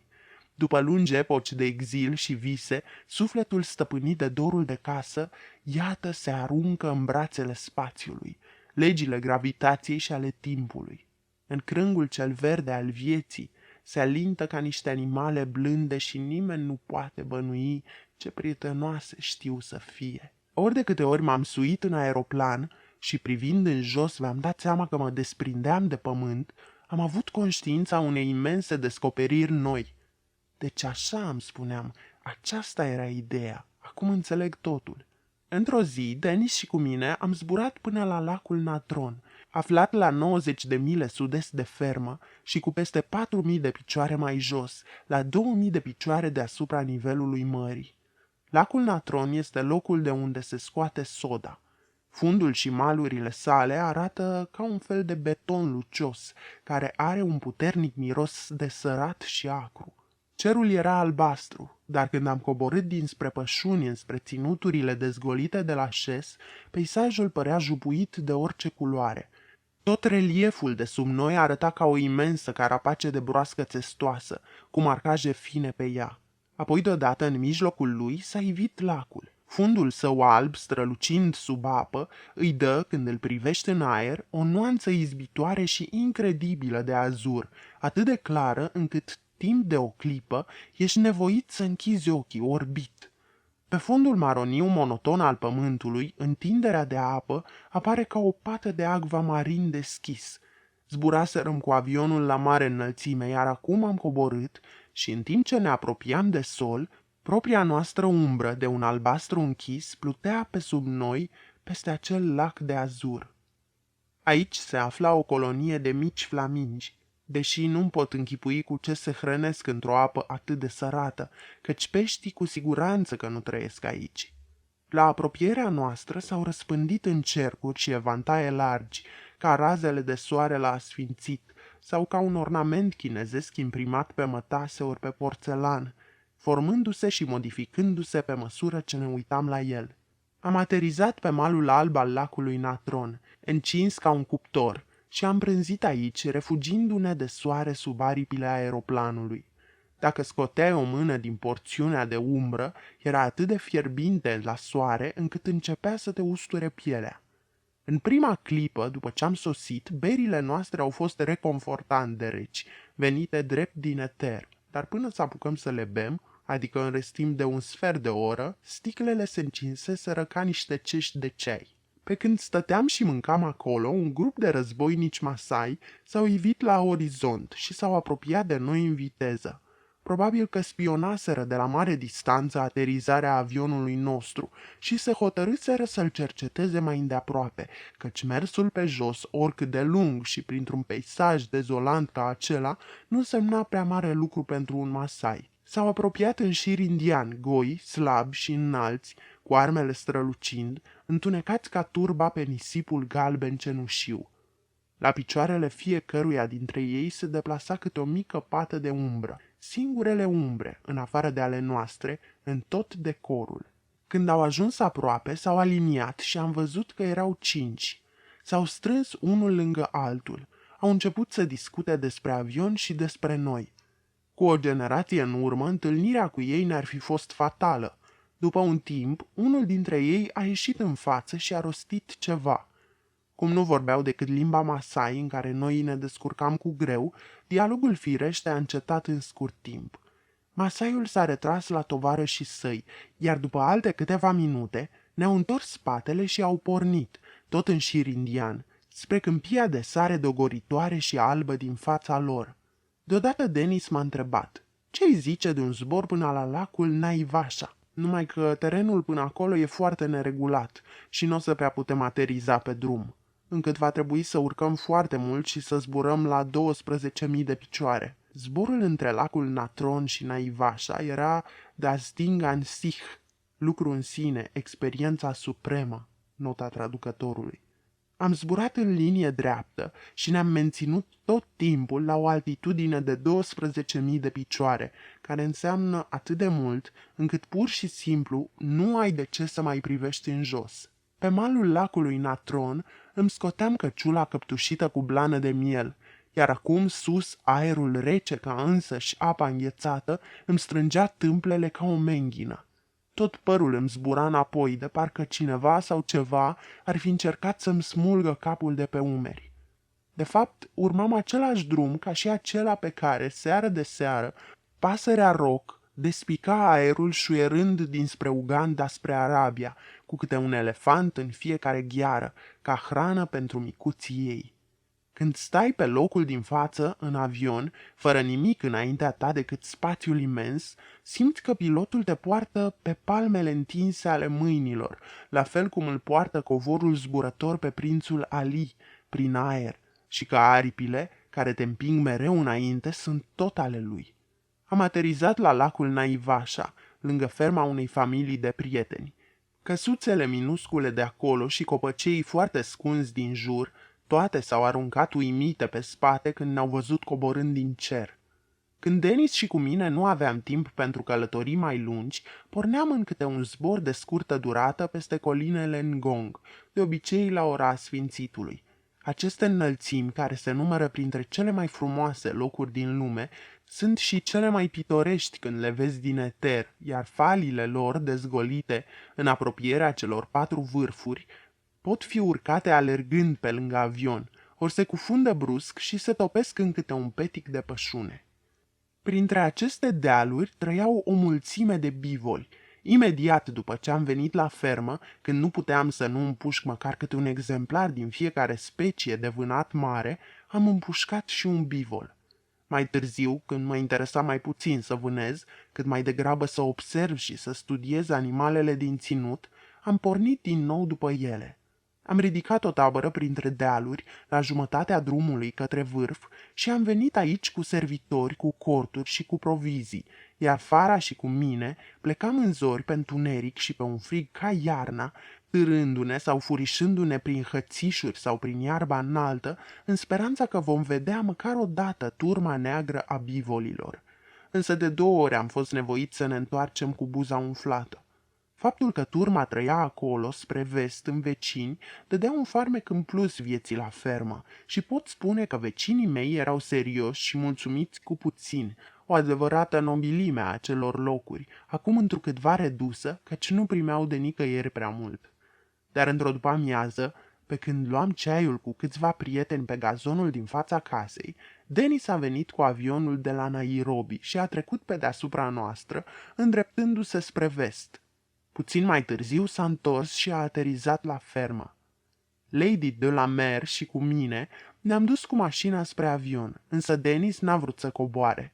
Bivolii au ieșit la pășunat între dealuri, ne-a spus el. Hai să ne uităm puțin la ei. Nu pot veni, am spus eu. Am chiar acum invitați la ceai. Dar mergem doar să-i vedem, într-un sfert de oră suntem înapoi, a insistat Denis. Mi s-a părut ca o invitație pe care cineva ți-ar face-o numai în vis. Cum Lady de la Mer nu voia să zboare, am urcat doar eu. Deși avionul zbura spre soare, coasta colinei era cufundată într-o umbră transparentă și brună, în care am intrat și noi. Nu ne-a trebuit prea mult ca să-i localizăm pe bivol de sus. Pe vârful uneia dintre muchiile mai rotunjite și verzi, care se desfac ca idoma unor falduri de postav, sub fiecare dintre cele 4 vârfuri în jos pe clina muntelui Ngong, păștea o turmă de 27 de animale. La început le-am zărit la mare depărtare sub noi, ca niște șoareci lunecând pe podea. Apoi am coborât în picaj, zburând de-a lungul și împrejurul coamei de deal, la vreo 150 de picioare deasupra lor și la mai puțin de o bătaie de pușcă. În timp ce se adunau și se despărțeau agale, i-am numărat. Era un taur foarte bătrân și negru în acea turmă, 1 sau 2 tăurași mai tineri și în rest mai mulți viței. Bucata de pășune pe care se aflau era împrejmuită de hățișuri dese. Dacă se apropia cineva de sol, precis îl auzeau, ori simțeau mirosul. În schimb, pentru intrușii veniți din cer, nu păreau pregătiți în niciun fel. Noi trebuia să ne rotim într-una pe deasupra lor. Au auzit zgomotul pe care îl făcea avionul nostru și s-au oprit din păscut, dar instinctul nu i-a îndemnat să-și ridice privirile spre cer. Până la urmă au priceput că se petrecea un lucru destul de ciudat și taurul cel bătrân s-a instalat în fruntea turmei, ridicându-și coarnele mari și grele, ca pentru a înfrunta dușmanul nevăzut, cu picioarele înfipte adânc în pământ. Apoi a pornit la trap, iar după o clipă într-un galop ușor. Tot clanul l-a urmat într-un suflet, repezindu-se orbește înspre hățișul în care au plonjat cu capul înainte, ridicând un vârtej de praf și de pietre azvârlite în aer. În hățișuri s-au oprit și au rămas la un loc, în timp ce pe deal se părea că o potecă îngustă fusese pietruită cu bolovan gri închis. Aici se credeau feriți de vedere și chiar erau pentru suflarea de pe pământ, dar nu se puteau ascunde de ochiul păsării de pe cer. Am urcat iar și am pornit spre casă. Li se părea că pătrunseserăm în inima colinelor Ngong, urmând un drum neștiut de taină. Când m-am întors la musafir, ceainicul aflat pe masa de piatră din fața casei era încă atât de cald încât m-am ars la degete. La fel a pățit și profetul când a răsturnat un ulcior cu apă și arhanghelul Gabriel l-a luat și a zburat cu el prin cele 7 ceruri, iar când s-au întors înapoi pe pământ, apa încă nu se scursese toată din ulcior. Printre colinele Ngong trăia și o pereche de vulturi. Uneori după amiaza, Denis spunea: "Hai să ne ducem în vizită pe la vulturi." Odată i-am văzut cezând pe o stâncă aproape de vârf, de unde și-au luat zborul la ivirea noastră, alminteri însă își petreceau viața mereu în aer. De multe ori am urmărit câte unul din acești vulturi, virând și plonjând când pe o aripă, când pe alta, și am impresia că acelei păsări mari îi plăcea să se joace cu noi. Odată pe când zburam alături de el, Denis a oprit motorul în aer și în liniștea ce s-a lăsat atunci, i-am auzit țipătul ascuțit. Băștinașilor mei Le plăcea avionul și o vreme a fost o adevărată modă la fermă să-l deseneze cu toții, încât găseam foi de hârtie în bucătărie sau pe pereți, reprezentând avionul cu literele ABK, atent copiate pe aripi. Dar altfel, nu interesa mașinăria în sine sau faptul că noi zburam. Băștinașilor nu le plăcea viteza, așa cum nouă nu ne place zgomotul. În cel mai bun caz, o suportă cu greu. De asemenea, sunt în relații amicale cu timpul și ideea de a-l înșela sau de a-l ucide este străină de mintea lor. Dimpotrivă, cu cât le poți dărui mai mult timp, cu atât sunt mai fericiți și dacă îi dai unui chicuiu să-ți țină calul în timp ce tu faci o vizită, vezi de pe fața lui că speră să fie o vizită lungă, lungă de tot. În asemenea împrejurări, el nu încearcă să facă să treacă timpul, ci se așează pe jos și trăiește. Prea mare atracție nu simt băștinașii nici față de mecanică sau mașinării. O parte a tinerei generații a fost cuprinsă de entuziasmul europenilor pentru automobil, dar un bătrân chicuiu mi-a spus odată că aceștia iuriți aveau să moară tineri și mi s-a părut că dreptatea era de partea lui, căci renegații se trag dintr-o spiță slabă, indiferent din ce nație ar fi. Printre invențiile civilizației noastre, pe care băștinașii le admiră și le apreciază, se numără chibriturile, bicicleta și pușca, dar le-ar lăsa baltă în orice clipă dacă, fie și pe departe, ar veni vorba de o vacă. Frank Greswold Williams, din Valea Kedong, a luat un masai cu el la Londra și l-a făcut îngrijitor de cai. La o săptămână după ce a sosit, mi-a povestit stăpânul lui, masaiul umbla călare prin Hyde Park, de parcă s-ar fi născut acolo. L-am întrebat pe acest om, la întoarcerea acasă, ce anume îi se păruse mai bun și mai bun la Londra. Mi-a cântărit întrebarea cu o figură plină de gravitate și după un lung răstimp mi-a spus curtenitor că omul alb avea poduri foarte frumoase. N-am văzut niciodată un băștinaș bătrân care, față de obiectele ce se mișcă singure sau fără vreo intervenție aparentă din partea omului ori a vreunei forțe a naturii, să încerce altceva decât neîncredere și un anumit sentiment de rușine. Mintea omenească își ferește privirea de vrăjitorie ca de un lucru necuvincios. Ea s-ar putea să fie obligată să se intereseze de efectele vrăjitoriei, dar nu va vrea să aibă de-a face cu mecanismele ei interne și nimeni n-a încercat încă să stoarcă de la o vrăjitoare rețeta exactă a fierturilor ei. Odată, când Dennis și cu mine tocmai zburaserăm cu avionul, iar acum aterizam pe pajiștea fermei mele, un foarte bătrân băștinaș chicuiu s-a apropiat de noi cu dorința de a sta de vorbă. V-ați urcat foarte sus azi, ne-a întâmpinat el. Nu v-am văzut, ci doar am auzit aeroplanul cum cânta ca o albină. I-am confirmat că într-adevăr fuseserăm foarte sus. Și l-ați văzut pe Dumnezeu? A întrebat el. Nu, în duetii, i-am răspuns, nu l-am văzut. Aha, atunci înseamnă că n-ați fost destul de sus. Dar spune-mi, ce crezi, o să puteți urca vreodată atât de sus ca să-l vedeți? Nu știu, în duetii, i-am răspuns. Și tu, bedar, s-a întors el spre Dennis. Ce zici? O să te poți urca destul de sus cu aeroplanul ca să-l vezi pe Dumnezeu? Nu știu nici eu, i-a răspuns Dennis. Atunci a conchis în duetii. Zău că nu pricep de ce mai zburați. Partea a patra. Din carnetele unei imigrante.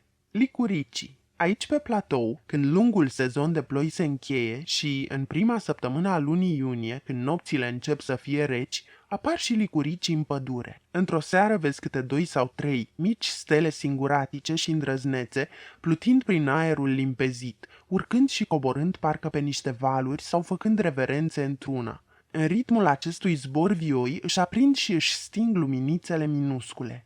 Poți să prinzi o insectă și să o ții să-ți lumineze în palmă, transmițând prin lucirea ei ciudată un mesaj misterios și descriindu-ți pe piele un cerculeț de un verde slab în jurul locului unde stă. În seara următoare, pădurea e plină de sute și sute de licurici.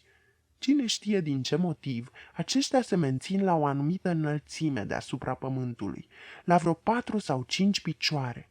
Ție e imposibil să nu-ți închipui văzându-i că o întreagă ceată de copii de 6 sau 7 ani aleargă prin pădurea întunecată ținând în mână lumânărele, mici bastonașe în timp ce fug și fluturându-și bucuroși micile torțe palide.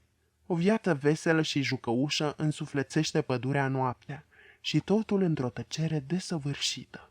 Cărările vieții.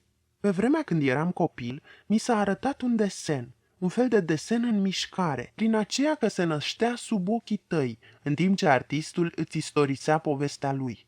Povestea era spusă de fiecare dată cu aceleași cuvinte. Într-o căsuță rotundă, cu o ferestruică tot rotundă și o grădiniță triunghiulară în față, trăia un om. Nu departe de acea căsuță se afla un iaz, iar în el era o mulțime de pești. Într-o noapte, omul a fost trezit de un scandal teribil și a pornit prin beznă ca să vadă despre ce era vorba. A luat-o deci pe drumul care ducea către iaz. Aici povestitorul a început să traseze, întocmai ca pe o hartă a mișcărilor unei armate, un plan al cărărilor pe care mersese omul. Mai întâi el s-a îndreptat spre sud. Aici s-a împiedicat de o piatră mare, aflată în mijlocul potecii, iar ceva mai încolo a căzut într-un șanț, s-a ridicat, a căzut în alt șanț, s-a ridicat, a căzut în al treilea șanț, din care iarăși s-a ridicat. Atunci, văzând că se înșelase, a luat-o înapoi către nord. Însă aici i s-a părut din nou că zgomotul vine totuși din sud și a alergat puțin în acea direcție. Prima oară s-a împiedicat de o piatră mare, aflată în mijlocul potecii, apoi ceva mai târziu a căzut într-un șanț, s-a ridicat, a căzut în al doilea șanț, s-a ridicat, a căzut în al treilea șanț și s-a ridicat din nou. Acum însă a auzit precis că zgomotul venea din capul iazului. S-a năpustit spre acel loc și a constatat că era o spărtură mare în stăvilarul iazului și că pe acolo se scurgea apa, cu peștii din ea.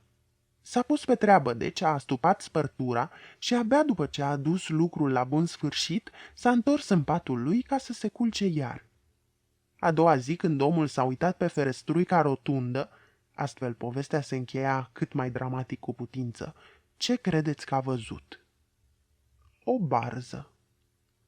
Îmi pare bine că am aflat această poveste și am să o țin minte în ceasurile de restriște. Omul acela a suferit o decepție cruntă și a întâlnit tot felul de obstacole în drum. Probabil că și-a spus, ce urcușuri, ce coborâșuri și ce suită de ghinioane. Pe semne că s-a întrebat care putea fi motivul acestor încercări la care era supus, dar n-avea de unde ști că aceasta era o barză. Însă înfruntându-le, rând pe rând, și-a păstrat scopul intact. Nimic nu l-a întors din drum și nu l-a îndreptat spre casă, și-a încheiat periplul și nu și-a pierdut credința. Omul acesta a fost răsplătit. A doua zi a văzut barza. Cred că a râs cu poftă atunci. Locul acesta îngust și strâmt, șanțul întunecat în care a căzut, e gheara cărei păsări? Când se va încheia și drumul vieții mele, voi vedea sau vor vedea și ceilalți barza din poveste? Infandum regina, iubes renovare dolorem. Notă. Dido, tu ceri o înnoire a nespusului vaier al nostru. Vergiliu Eneida, cartea a doua, versul 3. În românește de George Coșbuc. Editura Univers, București, 1980. Nota traducătorului. Troia în flăcări, 7 ani de exil, 13 corăbii pierdute. Ce poate ieși din toate acestea? Neîntrecută eleganță, maestoasă strălucire și dulce blândețe. Rămâi de-a dreptul uimit când citești al doilea precept al credinței, valabil în biserica creștină, că el a fost răstignit, mort și îngropat, și că s-a coborât în iad, că apoi s-a ridicat în cea de-a treia zi, că s-a urcat la cer și că de acolo se va întoarce iar.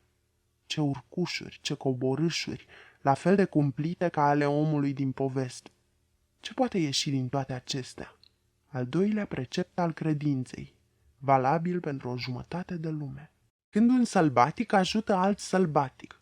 Administratorul pe care l-am avut în timpul Marelui Război cumpărase odată boi pentru armata engleză. Mi-a povestit că pe atunci luase de la Masai, chiar din rezervația lor, un anumit număr de boi tineri, rezultați din încrucișarea vitelor, aflați în proprietatea Masailor cu bivolii din sălbăticie. E o problemă mult dezbătută în lume dacă e posibil de încrucișat animale domestice cu animale sălbatice.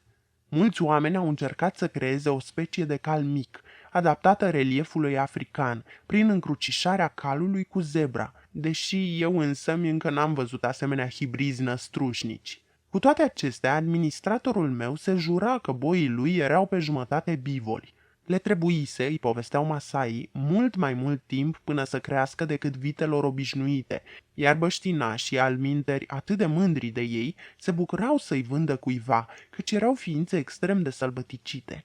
După cum s-a și adeverit de altfel, era un chin să-i deprinzi pe acești boi cu înhămatul la căruță sau cu trasul la plug. Mai ales un anumit exemplar tânăr le dăduse teribil de furcă administratorului meu și cărăușilor săi băștinași. Se repezea la oameni, își rupea jugul de la gât, făcea spume la gură și mugea înnebunit. Când îl legau, răscolea pământul, stârnind nori negri și groși de praf. Își dădea ochii injectați peste cap și sângele începea, spuneau oamenii cu uimire, să-i curgă și roaie pe nas. La capătul acestei lupte și omul, ca și animalul, era epuizat, iar sudoarea îi curgea pe tot trupul, care îl durea centimetru cu centimetru. Ca să frâng cerbicia acestui bou, mi-a povestit administratorul meu, am pus să-l arunce în padocul taurilor jugăniți, cu toate cele 4 picioare legate strâns la oaltă și cu botul legat cu un frâu, ca să nu poată deschide gura. Însă chiar și așa cum zăcea pe jos imobilizat, jeturi lungi de abur fierbinte ieșeau pe nas, iar din gât îi se auzeau fornăieli și oftaturi cumplite. În felul ăsta credeam că o să-l îmblânzesc și o să-l înham la jug mulți ani de aici înainte. M-am dus să mă culc în cortul meu și am tot visat acel bou negru.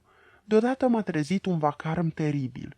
Câinii lătrau, iar băștinașii mei țipau și zbierau prin jurul padocului. 2 dintre paznicii de cireadă au venit în cort și mi-au spus tremurând că, după părerea lor, pătrunsese un leu între boi. Am dat fuga cu toții înspre padoc, luând felinarele cu noi, iar eu mi-am încărcat pușca. De îndată ce ne-am apropiat, vacarmul a mai scăzut puțin. La lumina felinarelor am zărit o siluetă cu pete făcându-se nevăzută în noapte. Era un leopard care atacase boul legat de pe jos și îi mâncase piciorul drept din spate. Era limpede că n-aveam să-l mai punem niciodată la jug.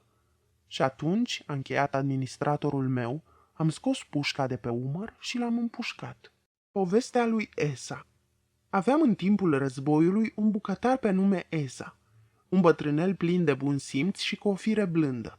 Într-o zi, la băcănia Machinon din Nairobi, o doamnă mică de statură, cu o figură ascuțită, s-a apropiat de mine și mi-a comunicat că știa că Esa era în serviciul meu.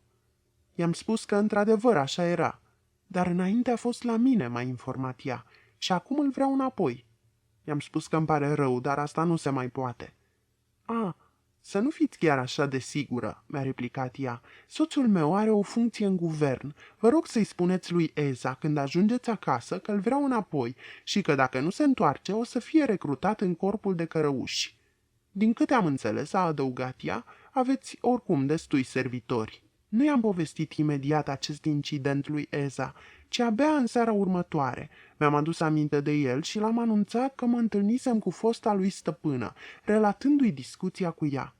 Spre surprinderea mea, l-au cuprins pe loc disperarea și frica. "O, de ce nu mi-ați spus imediat, mem sahib?" a exclamat el. "Doamna o să facă așa cum a spus, iar eu o să trebuiască să plec chiar în seara asta." "E o prostie," l-am liniștit eu, "nu cred că pot să te ia așa, una-două." "Doamne ferește," a spus Eza, "mă tem să nu fie deja prea târziu."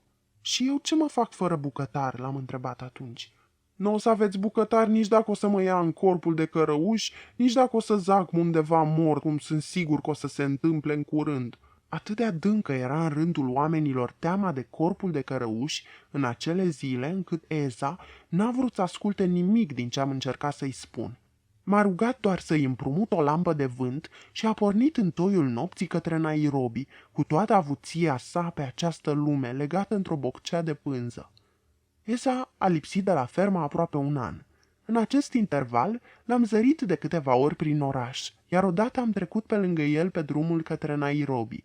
Îmbătrânise și slăbise în cursul acestui an, arăta tras la față, iar capul brun și rotund îi încărunțise către creștet. În oraș nu s-a oprit să stea de vorbă cu mine, dar când ne-am întâlnit pe drumul drept și eu am parcat mașina în fața lui, a pus jos cușca de păsări pe care o purta pe cap și s-a așternut la vorbă. Avea ca și înainte un fel de a fi blând, însă era schimbat și îți venea destul de greu acum să stabilești contactul cu el. Pe toată durata discuției noastre a rămas absent, cu gândul undeva parcă foarte departe. Fusese năpăstuit de soartă și era de-a dreptul mort de teamă. Fusese nevoit să facă apel la resurse necunoscute mie, iar încercările prin care trecuse îl purificaseră și îl luminaseră.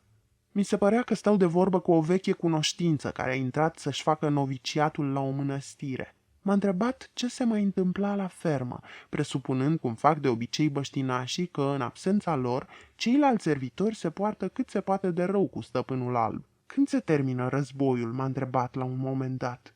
I-am spus că auzisem că nu mai durează mult. Dacă mai ține vreo 10 ani, a clătinat el din cap, să știți că am să uit să fac toate mâncărurile pe care le-am învățat la dumneavoastră. Mintea bătrânului mărunțel Chicuiu, pe acel drum ce străbătea câmpia nesfârșită, mergea pe urmele celei a marelui bucătar Brial Savarin, care spunea că, dacă Revoluția franceză ar mai fi durat 5 ani, arta de a face tocană de pui s-ar fi pierdut cu desăvârșire. Era limpede că Eza avea regrete mai ales în privința mea și, ca să pun odată capăt compătimirilor lui pentru mine, l-am întrebat ce mai făcea. S-a gândit cam un minut la întrebarea mea, căci erau reflecții care trebuiau adunate de foarte departe, înainte de a putea formula un răspuns. Mai țineți minte, mem sahib, m-a întrebat el în cele din urmă, când ați spus ce greu e pentru boii furnizorilor indieni de lemne să fie înhămați în fiecare zi, fără să aibă și ei o zi de odihnă, așa cum au boii care muncesc la fermă? Acum eu, la doamna mea, sunt ca un bou al furnizorilor indieni de lemne. Și Eza și-a întors privirile într-o parte, ca pentru a se scuza.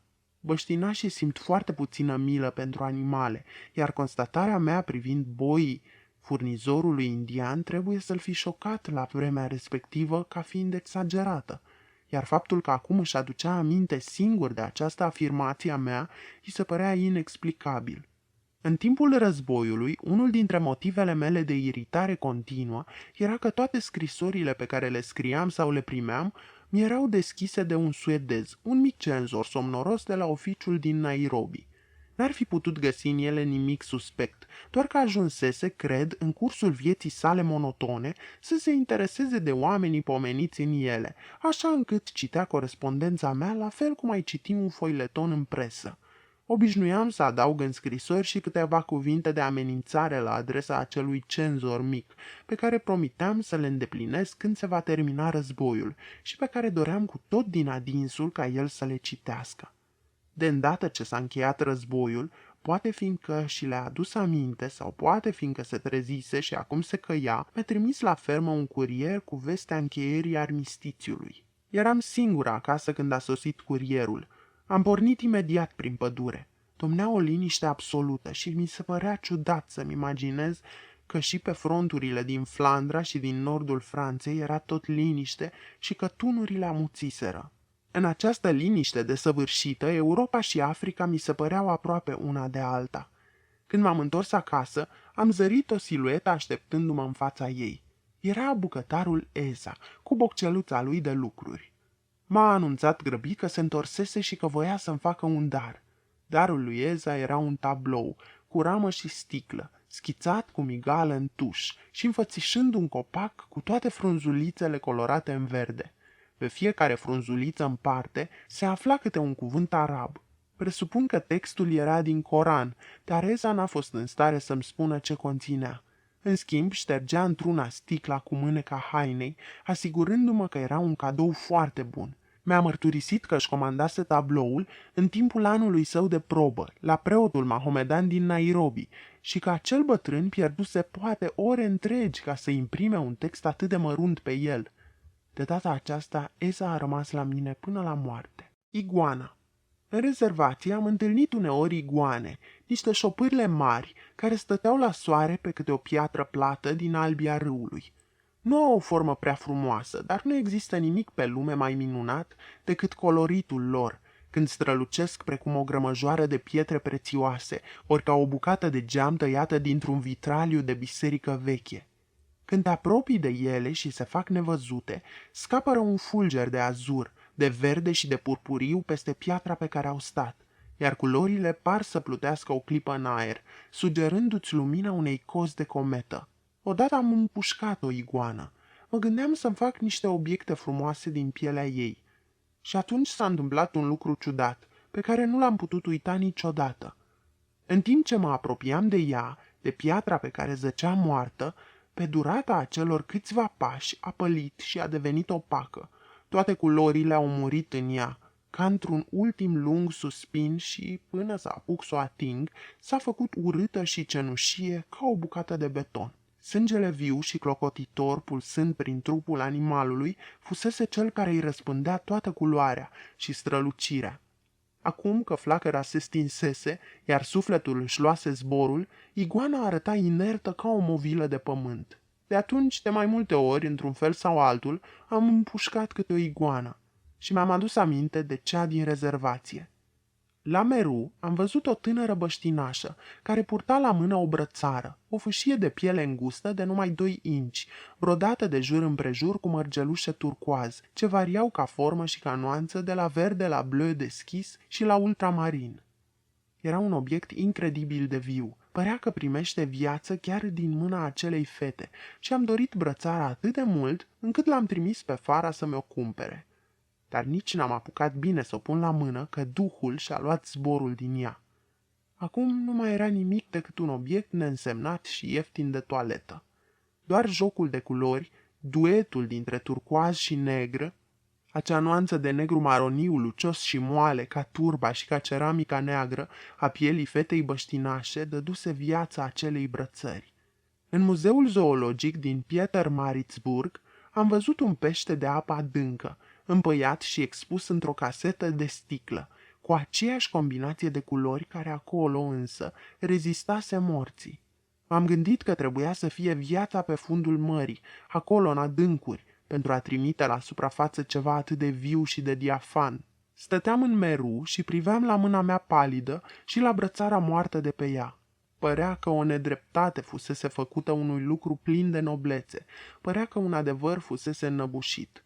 Era o situație atât de tristă, încât mi-am amintit de replica unui erou dintr-o carte pe care am citit-o în copilărie. I-am cucerit pe toți, dar acum stau numai printre morminte. Într-o țară străină și confruntată cu forme de viață străine, trebuie luate măsuri pentru a verifica dacă obiectele își vor păstra valoarea și după ce au murit, iar coloniștilor din Africa de Est nu pot să le ofer decât un singur sfat. De dragul ochilor și al sufletelor voastre, nu împușcați nici când iguane. Fara și neguțătorul din Veneția. Odată un prieten de acasă mi-a scris și mi-a povestit despre o nouă punere în scenă a neguțătorului din Veneția. Recitindu-i în aceeași seară scrisoarea, piesa mi-a revenit extrem de vie în minte și mi s-a părut că umple în așa măsură întreaga casă, încât l-am chemat pe Fara la mine să stăm de vorbă despre ea și i-am povestit subiectul. Asemenea tuturor celor cu sânge african, lui Fara îi plăcea să asculte o poveste, dar asta numai când se asigura că nu eram decât noi în casă.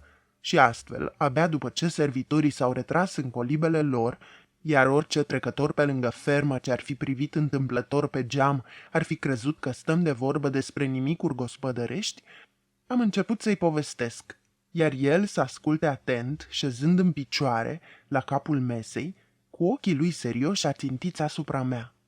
Fara a urmărit cu multă concentrare urzeala de întâmplări din jurul lui Antonio, Bassanio și Shylock. Avea de-a face aici cu un târg complicat, aflat oarecum în marginea legii, o adevărată provocare pentru un suflet de somalez. Mi-a pus o întrebare sau două în legătură cu clauza privind livra de carne. Era limpede că târgul îi se părea excentric, însă nu de neconceput. Oamenii puteau în definitiv încheia și asemenea înțelegeri. Și acolo unde povestea a început să miroasă a sânge, a crescut deodată și interesul lui. Când Porsche a intrat în joc, a ciulit imediat urechile. Cred că și-o imagina ca pe o femeie din tribul lui, poate Fatima cu toate pânzele în vânt, vicleană, insinuantă și mai isteață ca toți bărbații. Oamenii de culoare nu țin cu nimeni într-o poveste. Interesul lor este exclusiv pentru intriga ingenioasă, iar somalezii, care în viața de zi cu zi au foarte puternic sentimentul valorii și un veritabil dar al indignării morale, fac abstracție de ele când vine vorba de povești. Cu toate acestea, atunci Fara l-a compătimit pe Shylock, fiindcă fusese păgubit de bani, și înfrângerea aceasta a lui l-a revoltat de-a dreptul. Cum a spus el? Evreul a renunțat? Așa ceva nu trebuie să accepte. Carnea aia îi se cuvenea. Și așa primea destul de puțin în schimbul sumei împrumutate. Ce altceva ar fi putut să facă, l-am întrebat eu, când nu avea voie să verse nici măcar o picătură de sânge. S-o fi tăiat cu un cuțit înroșit în foc, a spus Fara. Așa nu curge sânge, mem sahib. Dar, am încercat eu să-l contrazic, n-avea voie să ia mai mult, nici mai puțin, decât o singură livră de carne. Și cine, mă întreba Fara, se sperie dintr-atât cu exactitatea unui evreu? Să fi tăiat bucățele mici, să fi avut un cântar la îndemână ca să le poată cântări și să tot taie până făcea o livră. N-avea prieteni acest evreu ca să-l sfătuiască de bine? Toți somalezii au ceva deosebit de dramatic în ținuta lor. Modificându-și imperceptibil fizionomia și poziția, Fara devenise de-a dreptul periculos, ca și cum ar fi fost chiar atunci la curtea venețiană, apărându-și prietenul sau partenerul Shylock în fața partizanilor lui Antonio și a dogelui Veneției însuși. Ochii săi măsurau din cap până în picioare silueta neguțătorului aflat în preajma lui, cu pieptul dezvelit și pradă cuțitului. Știți ce, mem sahib?" mi-a spus el gânditor. Ar fi putut tăia bucățele mici, bucățele foarte, foarte mici, i-ar fi putut face rău acelui om cu mult înainte de a-i lua toată livra de carne." I-am răspuns, dar în poveste evreul a renunțat. Da, mare păcat, mem sahib. Elita din Bournemouth. Am avut un vecin colonist, care în Anglia fusese medic. Odată când soția unuia dintre servitorii mei se chinuia și era să moară în durerile facerii, iar eu nu puteam ajunge până la Nairobi din cauza că drumul era desfundat, i-am scris acestui vecin și l-am rugat să-mi facă un mare serviciu, venind și ajutând-o pe acea femeie. Amabil a sosit pe o ploaie torențială, cu tunete și fulgere și, în ultimul moment, prin dibăcia lui, a salvat amândouă viețile, și a mamei și a copilului. Mai târziu mi-a scris o scrisoare ca să-mi spună că, deși la apelul meu tratase de data aceasta un băștinaș, mă ruga să țin cont de faptul că nu putea lăsa să se mai repete asemenea lucruri pe viitor. Nutrea convingerea că aveam să fiu eu însămi de aceeași părere cu el, dacă mă informa că până atunci clientela lui fusese Elita din Bournemouth. Despre mândrie. Vecinătatea rezervației de animale, ca și prezența dincolo de hotarul nostru a vânatului celui mare, dădea un caracter aparte fermei mele, ca și cum ar fi fost vecin cu vreun monarh vestit. Se petreceau lucruri de care puteai fi mândru, iar apropierea lor se făcea simțită. Barbarul își iubește mândria și o urăște pe celorlalți, eventual nu crede în ea.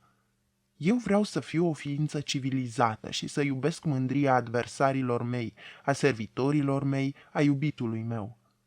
Iar casa mea va fi, cu toată modestia cuvenită, un loc civilizat în plină sălbăticie. Mândria e credința în ideea divină a zămislirii. Un individ cu mândrie e un om conștient de această idee și care aspiră să o realizeze. El nu năzuiește spre fericire sau spre confort, care pot fi neimportante pentru ideea lui Dumnezeu despre el. Triumful său este ideea lui Dumnezeu, înfăptuită cu succes și menită să-l facă să-și iubească destinul. Așa cum bunul cetățean își află fericirea în împlinirea datoriei față de comunitate, la fel omul cu mândrie își află fericirea în împlinirea propriului destin. Oamenii care nu au mândrie nu sunt conștienți de ideea lui Dumnezeu în clipa creării lor și uneori te fac să te îndoiești dacă a existat într-adevăr vreo idee, întrebându-se dacă nu s-a pierdut cumva și cine ar fi putut să o mai găsească. Ei sunt nevoiți să accepte succesul altora și să-și primească fericirea, ba chiar și propria conștiință de sine, în funcție de fluctuațiile zilei. Acești oameni tremură și pe bună dreptate în fața destinului lor. Iubește mândria lui Dumnezeu mai presus de toate celelalte lucruri și mândria vecinului tău de parcă ar fi a ta. Mândria leilor, nu îi închide în grădini zoologice. Mândria câinilor tăi, nu îi lăsa să adune o sânză. Iubește mândria tovarășilor tăi de luptă și nu îi lăsa să ajungă la autocompătimire. Iubește mândria națiunilor cucerite și lasă-le să-și cinstească mai departe părinții. Boii. Sâmbăta după amiază era o perioadă binecuvântată la fermă. În primul rând, nu venea niciun fel de poștă până luni după amiază, încât nicio înștiințare tristă nu ne ajungea până atunci, ceea ce în sine părea să izoleze ferma.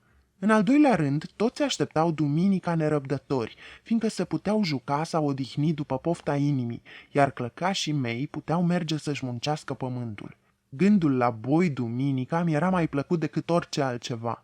Mă duceam la padocul lor pe la ora 6, când se întorceau după o zi de muncă și câteva ceasuri de pășunat. Mâine, îmi spuneam, vor paște toată ziua și nu vor face mai nimic.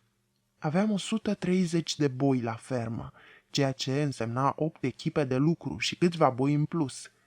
Acum, prin praful auriu al sfințitului, se întorceau spre casă, străbătând pajiștea într-un șir lung, umblând somnoroși, cum de altfel păreau tot timpul, iar eu ședeam somnoroasă pe gardul padocului lor, fumând o țigară a păcii și privindu-i cum trec. Iată-i pe Nioze, Ngufu și Faru, însoțiți de Msungu, adică omul alb. Păzitorii cirezilor dau adeseori echipelor lor de boi numele unor oameni albi. De exemplu, de la Mer este un nume frecvent pentru boi. Iată-l de asemenea pe bătrânul Malinda, un bou foarte mare și galben, pe care îl iubeam cel mai mult din toată cireada. Pielea era marcată în mod ciudat de niște umbre ca stelele de mare, de unde probabil și numele lui, fiindcă Malinda înseamnă fustă. Așa cum în lumea civilizată toți oamenii au conștiința încărcată cronic față de mahalalele mizere și se simt stânjeniți când se gândesc la acest subiect, tot astfel în Africa ai conștiința încărcată și simți o mare remușcare când te gândești la boi. Dar față de boii de la ferma mea simțeam ce simțea probabil orice rege față de mahalalele lui mizere. Voi sunteți eu, iar eu sunt tot voi. În Africa, boii au tras povara cea mai grea pentru progresul civilizației europene. Oriunde s-ar mai fi câștigat o palmă de pământ, ei au fost cei care au făcut-o, afundați în brazdă până la genunchi și gâfâind înaintea plugului, sub biciul ce se rotea prin aer. Oriunde s-a construit un drum, ei l-au făcut și tot ei au târât uneltele și fierul peste terenul aspru, sub strigătele și chiuiturile vizitiilor, pe urma semnelor lăsate în praf sau în iarba înaltă a câmpiilor, cu mult înainte să apară cele dintâi drumuri. Au fost înhămați înainte de răsăritul zorilor și au nădușit în sus și în jos pe dealurile înalte și peste albile râurilor, sub soarele arzător al miezului de zi. Bicele le-au lăsat semne adânci pe trupuri și vei putea vedea adeseori boi fără un ochi sau chiar fără amândoi, din cauza limbilor lungi și ghintuite ale biciului. Boii înhămați la căruțele multor contractori indieni sau albi au muncit zi de zi, în tot timpul vieții, fără să știe vreodată ce înseamnă odihna. E ciudat ce le-am putut face noi oamenii boilor. Taurul e într-o stare de permanentă furie, își dă ochii peste cap, scurmă pământul, înfuriat de orice se nimerește în raza lui vizuală și totuși are încă o existență a sa. Pe nări îi țâșnește foc, iar dintre coapse o viață nouă. Zilele îi sunt umplute de dorințe și de satisfacții vitale. Pe toate acestea le-am interzis boilor și, în schimb, le-am pretins să existe numai și numai pentru noi. Boii ne însoțesc în viața de zi cu zi, trăgând tot timpul din greu, creaturi lipsite de o viață a lor, obiecte făcute pe lume doar pentru folosul nostru. Au ochi violeți, limpezi și uzi, au boturi moi și urechi mătăsoase. În tot ce fac sunt molcom și răbdători, iar câteodată parcă meditează adânc. Pe vremea mea exista o lege care interzicea căruțelor sau carelor cu boi să meargă pe drum fără să aibă frâne, iar vizitiii erau obligați să instaleze frânele pe roți când coborau pe dealurile mai înalte ale ținutului. Dar legea nu se respectă. O jumătate dintre care și căruțe nu aveau frâne, iar la celelalte frânele nu se montau decât rare ori, ceea ce făcea coborâșul teribil de greu pentru bieții boi. Ei trebuiau să țină carele încărcate cu trupurile și își dădeau capetele pe spate până când coarnele le atingeau spinarea și laturile burților li se umflau ca foalele. De multe ori am văzut căruțele negustorilor de lemn de foc mergând de-a lungul șoselei de la Ngong, intrând în Nairobi în șir regulat, ca o omidă cu 10 de inele, apoi luând viteză la vale spre rezervația de animale, iar bieții boi alergând încoace și încolo în zigzag, încercând disperați să frâneze. Am văzut de asemenea boi împiedicându-se la poalele dealului și rămânând striviți sub greutatea căruței. Își spuneau: asta e viața și astea-s condițiile acestei lumi, grele, grele de tot, dar tot trebuie răbdat și fără niciun fel de răsplată. Este cumplit de greu să duci căruțele la vale, e o chestiune de viață și de moarte, dar nu e nimic de făcut. Dacă însă indienii grași din Nairobi, proprietarii acelor care s-ar fi îndurat să plătească numai 2 rupii pentru ca frânele să fie montate, sau dacă tânărul vizitiu băștinaș atât de leneș în mișcări, de pe capra căruței s-ar fi îndemnat să se dea jos și să monteze frâna, în cazul când o avea la el, atunci ar fi fost ceva de făcut și boii ar fi coborât în liniște dealul. Dar boii nu știau și își continuau zi după zi lupta eroică și disperată cu condițiile aspre ale acestei vieți. Despre cele 2 rase. Relația dintre rasa albă și cea neagră din Africa se aseamănă în multe privințe cu relația dintre cele 2 sexe. Dacă vreunuia dintre cele 2 sexe i s-ar spune că nu joacă un rol mai mare în viața sexului celuilalt decât în propria existență, atunci ar fi șocat și în mod sigur rănit. Dacă iubitului sau soțului li s-ar spune că nu joacă un rol mai mare în viața iubitei sau a soției decât joacă ele în viața lor, ar rămâne surprinși și indignați. Dacă soției sau iubitei i s-ar spune că nu joacă un rol mai mare în viața soțului sau a iubitului decât acesta în viața ei, ar fi exasperată. Poveștile bărbaților adevărați de pe vremuri, care nu trebuiau să ajungă la urechile femeilor, confirmă această teorie pe deplin. Iar dialogul unor femei, când sunt numai ele între ele și știu că nu le aude niciun bărbat, verifică la rândul său teoria. Poveștile pe care coloniștii albi ți le vor spune despre servitori negri sunt concepute în același spirit. Dacă li s-ar destăinui că ei nu joacă un rol mai important în viața băștinașilor africani decât aceștia în viața lor, atunci ar fi extrem de revoltați și peste măsură de stânjeniți. Dacă li s-ar spune băștinașilor că ei nu joacă un rol mai mare în viața omului alb decât joacă acesta între lor, ei nu te-ar crede niciodată, păi chiar ți-ar râde în nas.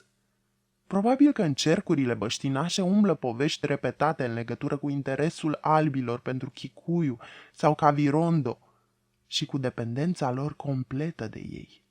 Un safari în vreme de război. Când a izbucnit războiul cel mare, soțul meu și cei 2 suedezi, ajutoarele lui de la fermă, s-au prezentat ca voluntari și au fost trimiși la frontiera germană, unde lordul de la Mer tocmai punea la punct un serviciu provizoriu de informații. Notă. Frontiera germană.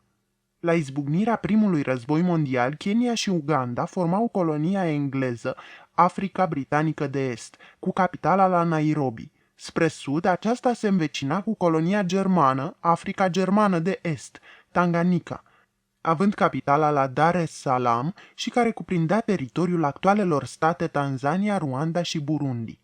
Până la primul război mondial, Germania a mai avut alte 3 colonii în Africa, Africa Germană de Sud-Vest, Namibia, Camerun și Togo. Nota traducătorului.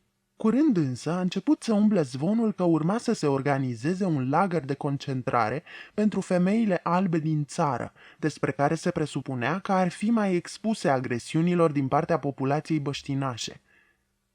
Am fost îngrozitor de speriată. Îmi spuneam, dacă va trebui să stau aici internată într-un lagăr pentru femei luni de zile și cine știe cât va dura războiul, am să mor. După câteva zile însă am avut norocul să merg împreună cu un tânăr fermier suedez, vecin cu noi la o gară, Kijabe, ceva mai sus pe linia ferată, și acolo să am în grijă o tabără intermediară, unde curierii de la frontieră veneau și aduceau informații, care apoi erau transmise prin telegraf la statul major din Nairobi. La Kijabe aveam cortul ridicat în apropierea gării, printre stivele de lemn de foc pentru locomotive. Cum curierii soseau la orice oră din zi și din noapte, aveam foarte mult de lucru cu șeful de gară goanez. Acesta era un omuleț mărunțel și blând, mânat de o nepotolită sete de a ști și netulburat de războiul din jur.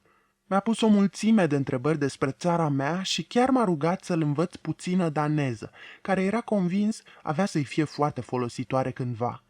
Acest șef de gară avea un băiat în vârstă de 10 ani pe nume Victor și într-o zi, pe când mă îndreptam spre gară, prin spalierul de la veranda casei, am auzit că Victor era la ora de gramatică. Victor, ce e pronumele? Ce e pronumele Victor? Nu știi? De 100.000 de ori ți-am spus până acum. Cei ce stăteau de pază la frontieră cereau într-una să li se trimită muniție și provizii. Soțul meu mi-a scris și m-a instruit să încarc 4 care cu boi și să le expediez cât mai repede cu putință. Dar nu trebuia sub nicio formă, îmi scria el, să plece la drum nesupravegheate de un alb, căci nimeni nu știa pe unde se aflau germanii, iar masaii erau cuprinși de o mare surexcitare la ideea izbucnirii războiului și se agitau peste tot în rezervație. Pe vremea aceea se credea că germanii erau pretutindeni, încât până și noi țineam santinelele la podul de cale ferată de la Chijabe ca să îi împiedicăm să-l arunce în aer. Am angajat un tânăr sud-african pe nume Claprot să meargă cu cele 4 care, dar, când au fost încărcate toate 4, în seara dinaintea pornirii lor, a fost luat drept german și arestat. German nu era și a putut chiar dovedi, astfel încât, în scurtă vreme, a fost eliberat, iar apoi și-a schimbat și numele. Dar în acel moment am văzut în arestarea lui dovada voinței lui Dumnezeu ca eu să fiu cea care se duce la destinație cu carele, căci cu excepția mea nu mai era nimeni care să o poată face. Și astfel, în zorii zilei, în timp ce vechile constelații de aștri erau încă aprinse pe cer, am pornit-o la drum pe lunga și nesfârșita colină Chijabe, având la picioarele noastre întinsele șesuri ale rezervației Masai, de un gri metalic în lumina palidă a zorilor de zi, cu felinare legate sub căruță, legănându-se în ritmul mersului lor și cu multe strigăte și pleznete de bice din partea însoțitorilor de convoi.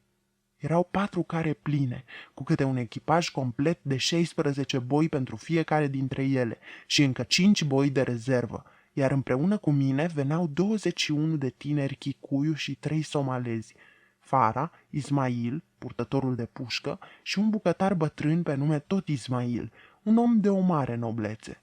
Alături de mine mergea câinele meu, Dusk. Am avut ghinion prin faptul că, arestându-l pe Claprot, poliția i-a arestat și catârul. N-am fost în stare să-l recuperez cât era Chijabe de mare, astfel că în primele câteva zile a trebuit să umblu prin praf, pe lângă care. Dar mai târziu am cumpărat un catâr și o șa de la un om pe care l-am întâlnit în rezervație și după o vreme un al doilea catâr și pentru Fara. Am fost pe drum 3 luni încheiate. Când am ajuns la destinație, am fost trimiși să încărcăm recolta unui mare safari de vânătoare american, care poposise aproape de frontieră și ai cărui membri o șterseseră neîntârziat la vestea izbucnirii războiului. De acolo, carele mele au fost îndreptate spre alte obiective. Am învățat unde se aflau vadurile și izvoarele din rezervația Masai și am deprins unele noțiuni în această limbă. Pretutindeni drumurile erau deosebit de proaste, acoperite cu un strat gros de praf și obstrucționate de blocuri de piatră mai înalte decât carele. Ulterior am mers mai ales prin câmpie. Aerul podișului african mi se urca la cap asemenea unui vin tare și aveam mereu senzația unei ușoare beții. Bucuria acelor luni a fost de-a dreptul de nedescris. Mai fusesem odată la un safari de vânătoare, dar niciodată nu rămăsesem încă singură cu băștinașii africani. Somalezii și cu mine, simțindu-se răspunzători pentru acele bunuri guvernamentale, trăiam în continuu cu frica de a nu pierde boii sub colții leilor hămăsiți. Leii ajunseseră să umble pe drum, în urma transporturilor de oi și a proviziilor care treceau într-una spre frontieră. În zorii zilei, când porneam, vedeam încă multă vreme urmele proaspete de lei lăsate în praful drumului, peste urmele de căruțe întipărite dinainte. Noaptea, când boii erau deshămați, exista tot timpul pericolul ca leii să dea târcoale taberei, sperindu-i și făcându-i să o ia la goană și să se răspândească prin tot ținutul, iar noi să nu-i mai putem găsi. Din acest motiv am construit îngrădituri înalte din arbori și arbuști cu spini în jurul corturilor noastre și al locului unde stăteau boii la înnoptat, și rămâneam de veche cu cât o pușcă în preajma focului mereu aprins. Aici Fara, Ismail și chiar și bătrânul Ismail se simțeau la o distanță atât de mare de civilizație, încât limbile li s-au dezlegat și au început să istorisească întâmplări ciudate din Somaliland sau povești din Coran și din 1001 de nopți. Și Fara și Ismail fuseseră pe mare, căci somalezii sunt un popor de corăbieri și am impresia că în vechime au fost mari pirați ai Mării Roșii.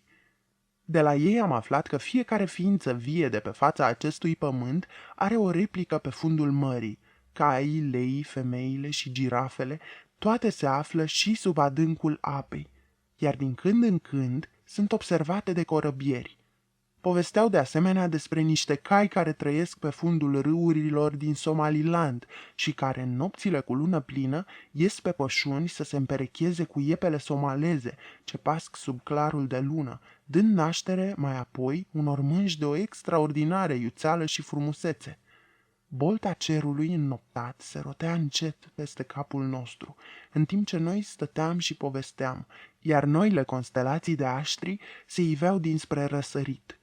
Fumul de la focul taberei noastre târa scântei prelungi prin aerul rece al nopții, iar lemnul proaspăt de foc mirosea acru. Din când în când, boii se agitau cu toții deodată, tropăiau și se strângeau unii în alții, adulmecând prin aer, și atunci bătrânul Ismail se cătăra în vârful unui car încărcat, iar de acolo clătina felinarul prin noapte ca să observe și să izgonească orice vietate ar fi dat târcoale împrejmuirilor noastre. Cu leii am avut o mulțime de aventuri. Feriți-vă de Siaua, ne-a spus conducătorul băștinaș al unui transport ce se îndrepta spre nord și cu care ne-am întâlnit pe drum. Nu faceți popas acolo, sunt 200 de lei la Siaua. De aceea am și încercat să trecem de Siaua înainte de căderea nopții și ne-am grăbit. Dar cum la un safari, mai mult ca oriunde altundeva, graba strică întotdeauna treaba, pe la asfințit o roată de la ultimul car s-a potignit într-un bolovan și a rămas acolo.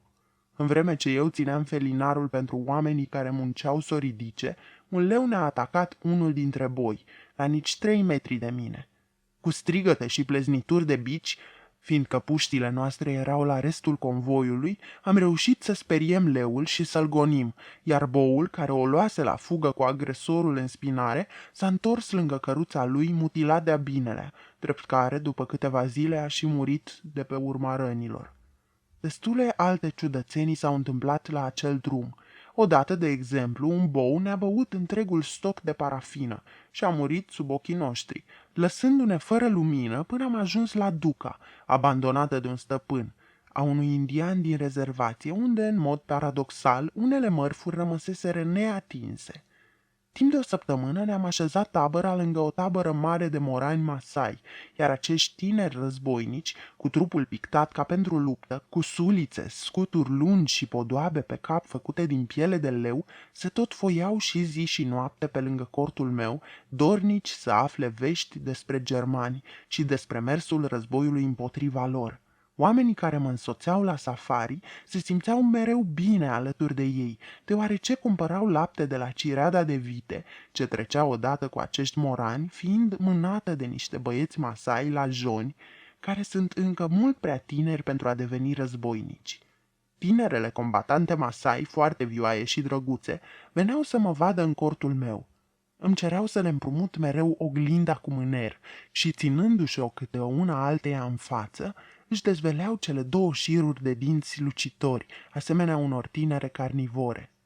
Orice informație legată de mișcările inamicului trebuia să treacă prin tabăra lordului de la Mer, însă acesta se deplasa cu o viteză atât de mare prin toată rezervația Masai, încât nimeni nu știa vreodată unde se afla tabăra lui.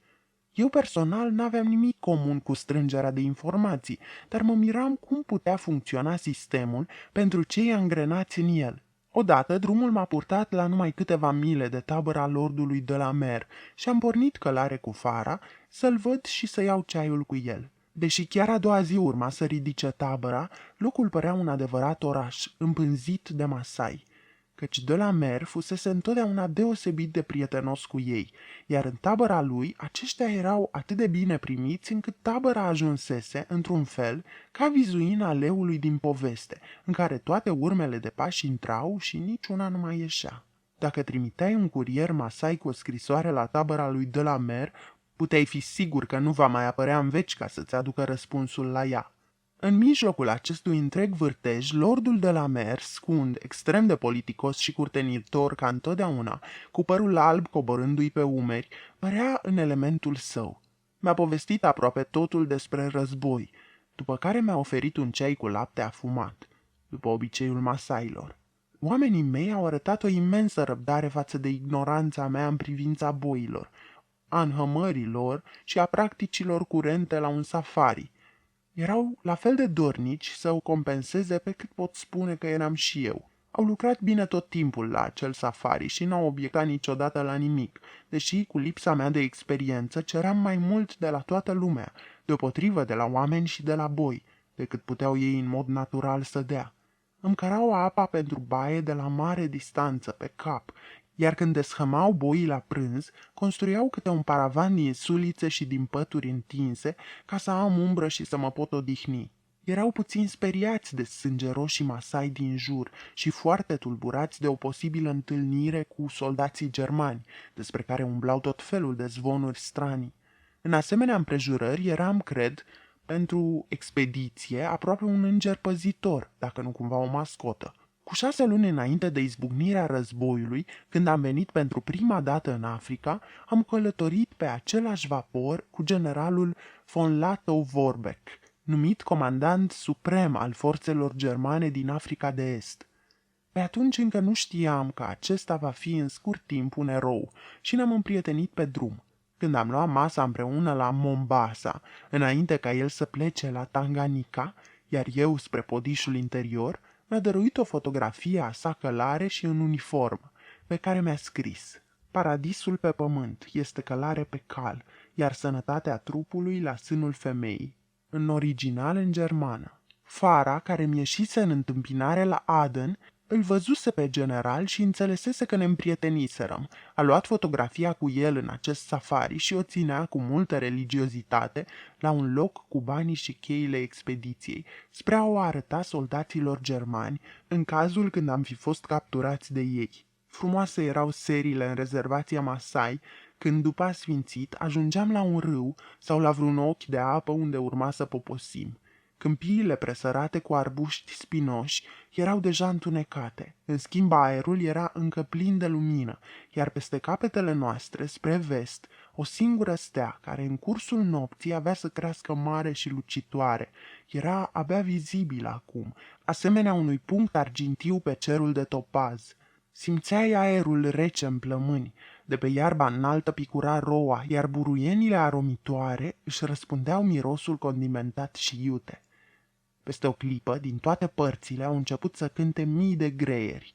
Iarba eram eu însămi, la fel cum eram tot una cu aerul, cu munții îndepărtați și invizibili, cu chinul boilor înhămați la care. Respiram odată cu briza ușoară a nopții, când sufla printre arbuștii spinoși. După 3 luni, am primit brusc ordin să mă întorc acasă. Cum lucrurile începeau să fie tot mai sistematic organizate, iar trupele regulate să sosească din Europa, expediția mea a fost considerată, cred, o întreprindere cam neortodoxă. Ne-am întors, deci, trecând pe lângă fostele noastre locuri de popas cu inimile extrem de grele. Acest safari a dăinuit mult timp în memoria fermei mele. Mai târziu am participat la multe asemenea expediții, dar cine știe din ce motiv, fie pentru că pe atunci fusesem în slujba guvernului, adică un fel de funcționari oficiali, fie tocmai din cauza atmosferei specifice de război, acest safari le-a fost cel mai drag inimii celor care au luat parte la el. Cei care au fost atunci cu mine ajunseseră să se considere un fel de aristocrație a safariurilor. Mulți ani după aceea veneau câteodată pe la mine ca să vorbim despre acel safari, să ne împrospătăm amintirile de demult și să parcurgem una sau alta dintre aventurile noastre de pe atunci. Sistemul numeral în Swahili. Pe vremea când eram încă nefamiliarizată cu Africa, un tânăr și foarte timid crescător de vite suedez m-a învățat să număr în Swahili. Cum în această limbă cuvântul 9 are o rezonanță cam dubioasă pentru o ureche de suedez, el a încercat să evite momentul penibil și când a ajuns la 7-8, s-a oprit brusc și-a întors privirile într-o parte și a decretat ritos. În limba Swahili nu există 9. Adică l-am întrebat eu, ei nu știu să numere decât până la 8? Ba nu, s-a grăbit el să mă liniștească. Au și 10 și 11 și 12 și așa mai departe. Numai 9 nu au. Și se descurcă așa? M-am minunat eu. Atunci ce fac când ajung la 19? Nu au nici 19, a enunțat el roșind, însă ferm pe poziție. Nici 90, nici 900, căci și în Swahili aceste cuvinte se compun tot pornind de la cifra 9. Dar în afară de ele au toate celelalte numere. Ideea unui asemenea sistem mi-a oferit pentru multă vreme un subiect la care să meditez și dintr-un anume motiv și o plăcere deosebită. Iată-mi, spuneam, un popor cu o gândire originală și cu curajul de a se delimita de pedanteria șirurilor numerale. Așa cum 1, 2 și 3 sunt singurele 3 numere prime consecutive, reflectam eu, tot așa 8 și cu 10 puteau fi singurele nume pare consecutive. S-ar putea ca oamenii să încerce să dovedească existența lui 9, argumentând că e posibil să-l obținem prin înmulțirea cifrei 3 cu ea însăși. Dar de ce ar fi așa? Dacă numărul 2 nu are rădăcină pătrată și numărul 3 poate foarte bine trăi fără să aibă pătrat, dacă vom prelucra totalitatea cifrelor unui număr până îl reducem la o singură cifră, nu are nicio importanță dacă în forma inițială apărea numărul 9 sau oricare multiplu al lui, astfel încât, pe drept cuvânt, cifra 9 putea fi considerată ca inexistentă, ceea ce mă gândeam eu justifica pe deplin sistemul numeral în Swahili. Din întâmplare, în aceeași vreme, aveam un băiat de casă pe nume Zacaria, care își pierduse inelarul de la mâna stângă. Poate că aceasta era o practică obișnuită la băștinași, pentru a le face mai accesibilă aritmetica, atunci când numărau pe degete, mi-am spus la un moment dat. De îndată însă ce am început să-mi împărtășesc ideile și altor oameni, am fost oprită și luminată.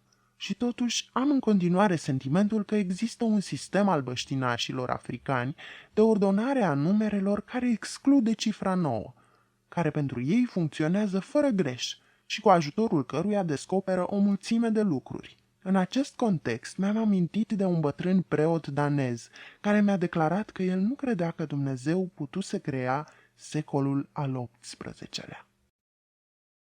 N-am să-ți dau drumul decât binecuvântat de tine. Când în Africa ploile lungi din martie se pornesc după 4 luni de climă fierbinte și uscată, bogăția vegetației, ca și prospețimea și parfumul ei, care te întâmpină de pretutindeni, sunt copleșitoare. Numai că fermierul își înfrânează bucuria și nu îndrăznește să se încreadă în această generozitate din partea naturii, ci ascultă atent, cu groaza că va dezluși poate o scădere a mugetului ploii, ce curge într-una din cer. Apa pe care o înghite acum pământul trebuie să ajungă fermei cu toată viața vegetală, animală și umană de pe întinsul ei, pe întreaga durată a următoarelor 4 luni fără ploaie. E un peisaj de vis când drumurile de la fermă se transformă în șuvoaie de apă curgătoare, iar fermierul se bălăcește prin noroi cu inima numai cântec, mergând spre plantația de cafea înflorită și imbibată de apă. Dar se întâmplă uneori ca în toiul sezonului ploios, stelele să răsară seara pe cer printre vălurile subțiri de nori.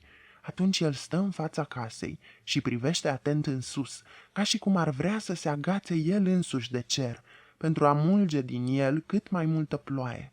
Atunci îi strigă: revarsă cât de multă ploaie acum și mult mai multă încă decât reverși. Mi-e sufletul dezgolit în fața ta și n-am să-ți dau drumul decât binecuvântat de tine.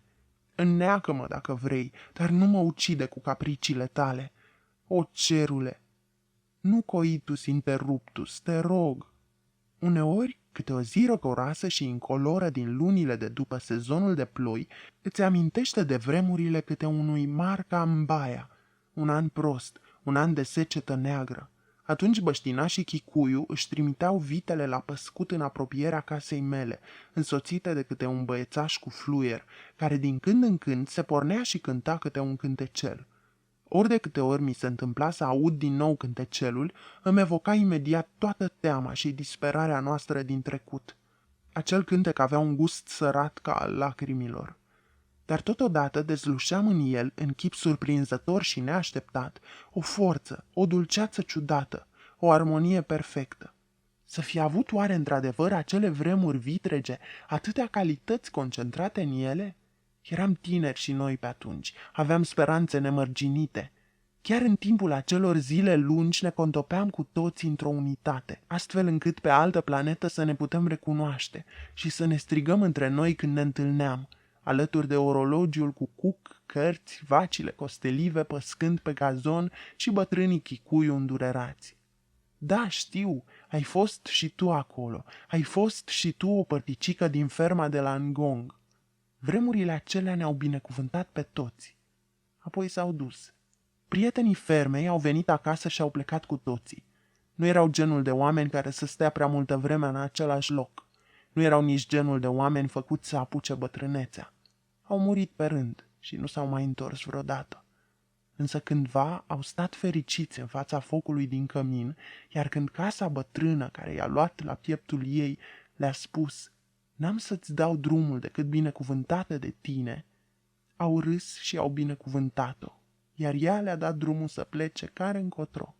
Odată într-un grup de invitați, o doamnă bătrână povestea despre viața ei și susținea că i-ar plăcea, dacă ar mai fi cu putință, să o mai trăiască și a doua oară, convinsă fiind că oferea astfel o dovadă a faptului că trăise frumos. Și mi-am spus: da, viața ei a fost genul de viață care, într-adevăr, trebuie trăită de 2 ori ca să poți spune că ai trăit-o. O arie foarte scurtă poate fi luată da capo, dar nu o creație muzicală întreagă, o simfonie sau o tragedie în 5 acte. Iar dacă totuși a fost reluată, înseamnă că încă de prima oară nu a decurs așa cum trebuia. Viața mea n-am să-ți dau drumul decât binecuvântată de tine, dar după aceea precis am să te las. Eclipsa de lună. Într-un an am avut o eclipsă de lună. Cu puțin timp înainte ca ea să aibă loc, am primit următoarea scrisoare din partea tânărului șef de gară indian de la gara Kikuyu. Mult stimată doamnă, am avut onoarea să mi se aducă la cunoștință că lumina soarelui va fi întreruptă pe o perioadă de 7 zile consecutiv. Lăsând la o parte trenurile de cale ferată, vă rog să aveți amabilitatea de a mă informa, căci, după cum cred eu, nimeni altcineva nu este în măsură de a avea amabilitatea să mă informeze mai bine, dacă pe durata acestei perioade de timp să dau drumul vacilor mele să pășuneze prin împrejurimi sau să le reunesc în grajdul lor. Am onoarea să subsemnez, mult stimată doamnă, dreptumilul dumneavoastră servitor, Patel. Băștinașii și poezia. Cunoscuți pentru dezvoltatul lor simț al ritmului, băștinașii nu știu nimic în schimb despre poezie, sau cel puțin n-au știut nimic înainte de a li se înființa școli în care au fost învățați cântece religioase. Într-o seară, pe câmp, la culesul porumbului, pe când rupeam știuleții de pe tulpini și îi aruncam în carele trase de boi ca să mă distrez, am început să le vorbesc muncitorilor mei, majoritatea oameni tineri, în mici poezioare născocite în Swahili. Poezioarele mele n-au avut niciun sens, căci le improvizam doar de dragul rimei. Ngumbe napenda chumbe, Malaya mambaya, Wakamba nakula mamba. Boilor le plăcea sarea, târfele sunt rele, tribul Wakamba nu mănâncă șerpi. Am căpătat imediat interesul acelor băieți, care s-au strâns de grabă într-un cerc în jurul meu. Și-au dat repede seama că sensul în poezioara mea n-avea deloc importanță și nici nu au pus în discuție mesajul pe care îl transmitea. Așteptau cu nerăbdare rima, iar când aceasta venea, râdeau. Am încercat să-i fac să găsească ei înșiși rima și să termine poezioara începută de mine, dar n-au putut. Sau nu au vrut și și-au întors capetele într-o parte. Pe măsură ce s-au familiarizat cu ideea de poezie, m-au rugat de multe ori: hai, mai vorbește ca ploaia. De unde această asociere între poezie și ploaie nu reușesc să-mi dau seama. Cred că era totuși o formă de apreciere, fiindcă în Africa ploaia e întotdeauna mult așteptată și binevenită. Despre vârsta de aur. În vremea când apropiata întoarcerea lui Hristos pe pământ devenise o certitudine, a fost format un comitet pentru a decide asupra detaliilor primirii lui. După o serie de dezbatere, acesta a emis o circulară interzicând fluturatul și aruncatul cu frunze de palmieri, precum și strigătele de Hosana. Când vârsta de aur a omenirii începuse și dura deja de câtva timp, iar bucuria era universală, într-o seară Hristos i-a spus lui Petru că ar dori, când totul se liniștea, să facă o plimbare numai ei doi. Și pe unde ai dori să te plimbi, Doamne?" l-a întrebat Petru. Mi-ar plăcea, i-a răspuns Iisus Hristos, să mă plimb așa, de la Pretorium, pe drumul acela lung care duce spre dealul Calvarului. Povestea lui Chitoș. Povestea lui Chitoș a apărut și în ziare. S-a făcut mare vâlvă în jurul ei și s-a numit un juriu care să o revată de la un cap la celălalt pentru a scoate la lumină împrejurările întâmplării. O parte din această lumină se găsește încă în vechile documente. Chitoș era un pui de băștinaș aflat în serviciul unui tânăr colonist alb din Molo. Într-o miercuri, din luna iunie, colonistul a împrumutat o iapă șargă unui prieten al său, pentru ca acesta să meargă cu ea la gară. Apoi l-a trimis pe Chitoș să aducă iapa acasă, dar l-a instruit să nu o călărească, ci să umble alături de ea. Chitoș a sărit însă în șa, venind tot drumul înapoi călare. Sâmbătă, stăpânul său a aflat isprava de la un om care îl văzuse pe băiat și, drept pedeapsă, în aceeași după-amiază, a pus să fie biciuit și apoi legat în magazie, unde duminică noapte târziu Chitoș a murit. Pentru a judeca acest caz, Tribunalul Suprem s-a întrunit în ziua de 1 august la Nakuru, în clădirea centralei căilor ferate. Băștinașii care s-au adunat în jurul clădirii pe semne că se mirau de ce mai era nevoie de atâta bătaie de cap. Pentru ei, cazul era cât se poate de clar, mai ales că băiatul murise. Aici nu încăpea niciun fel de îndoială și, potrivit concepției băștinașe, familia avea dreptul la o compensație pentru moartea lui. Numai că ideea de justiție în Europa diferă de cea din Africa și pentru juriul format numai din oameni albi, problema care s-a pus de îndată a fost aceea a vinei și a nevinovăției. Verdictul în acest proces nu putea fi altul decât cel de crimă, de omor prin imprudență sau de vătămare gravă. Judecătorul a reamintit juraților că gravitatea unui delict este determinată de intenția persoanelor implicate, nu de rezultatul acțiunii lor.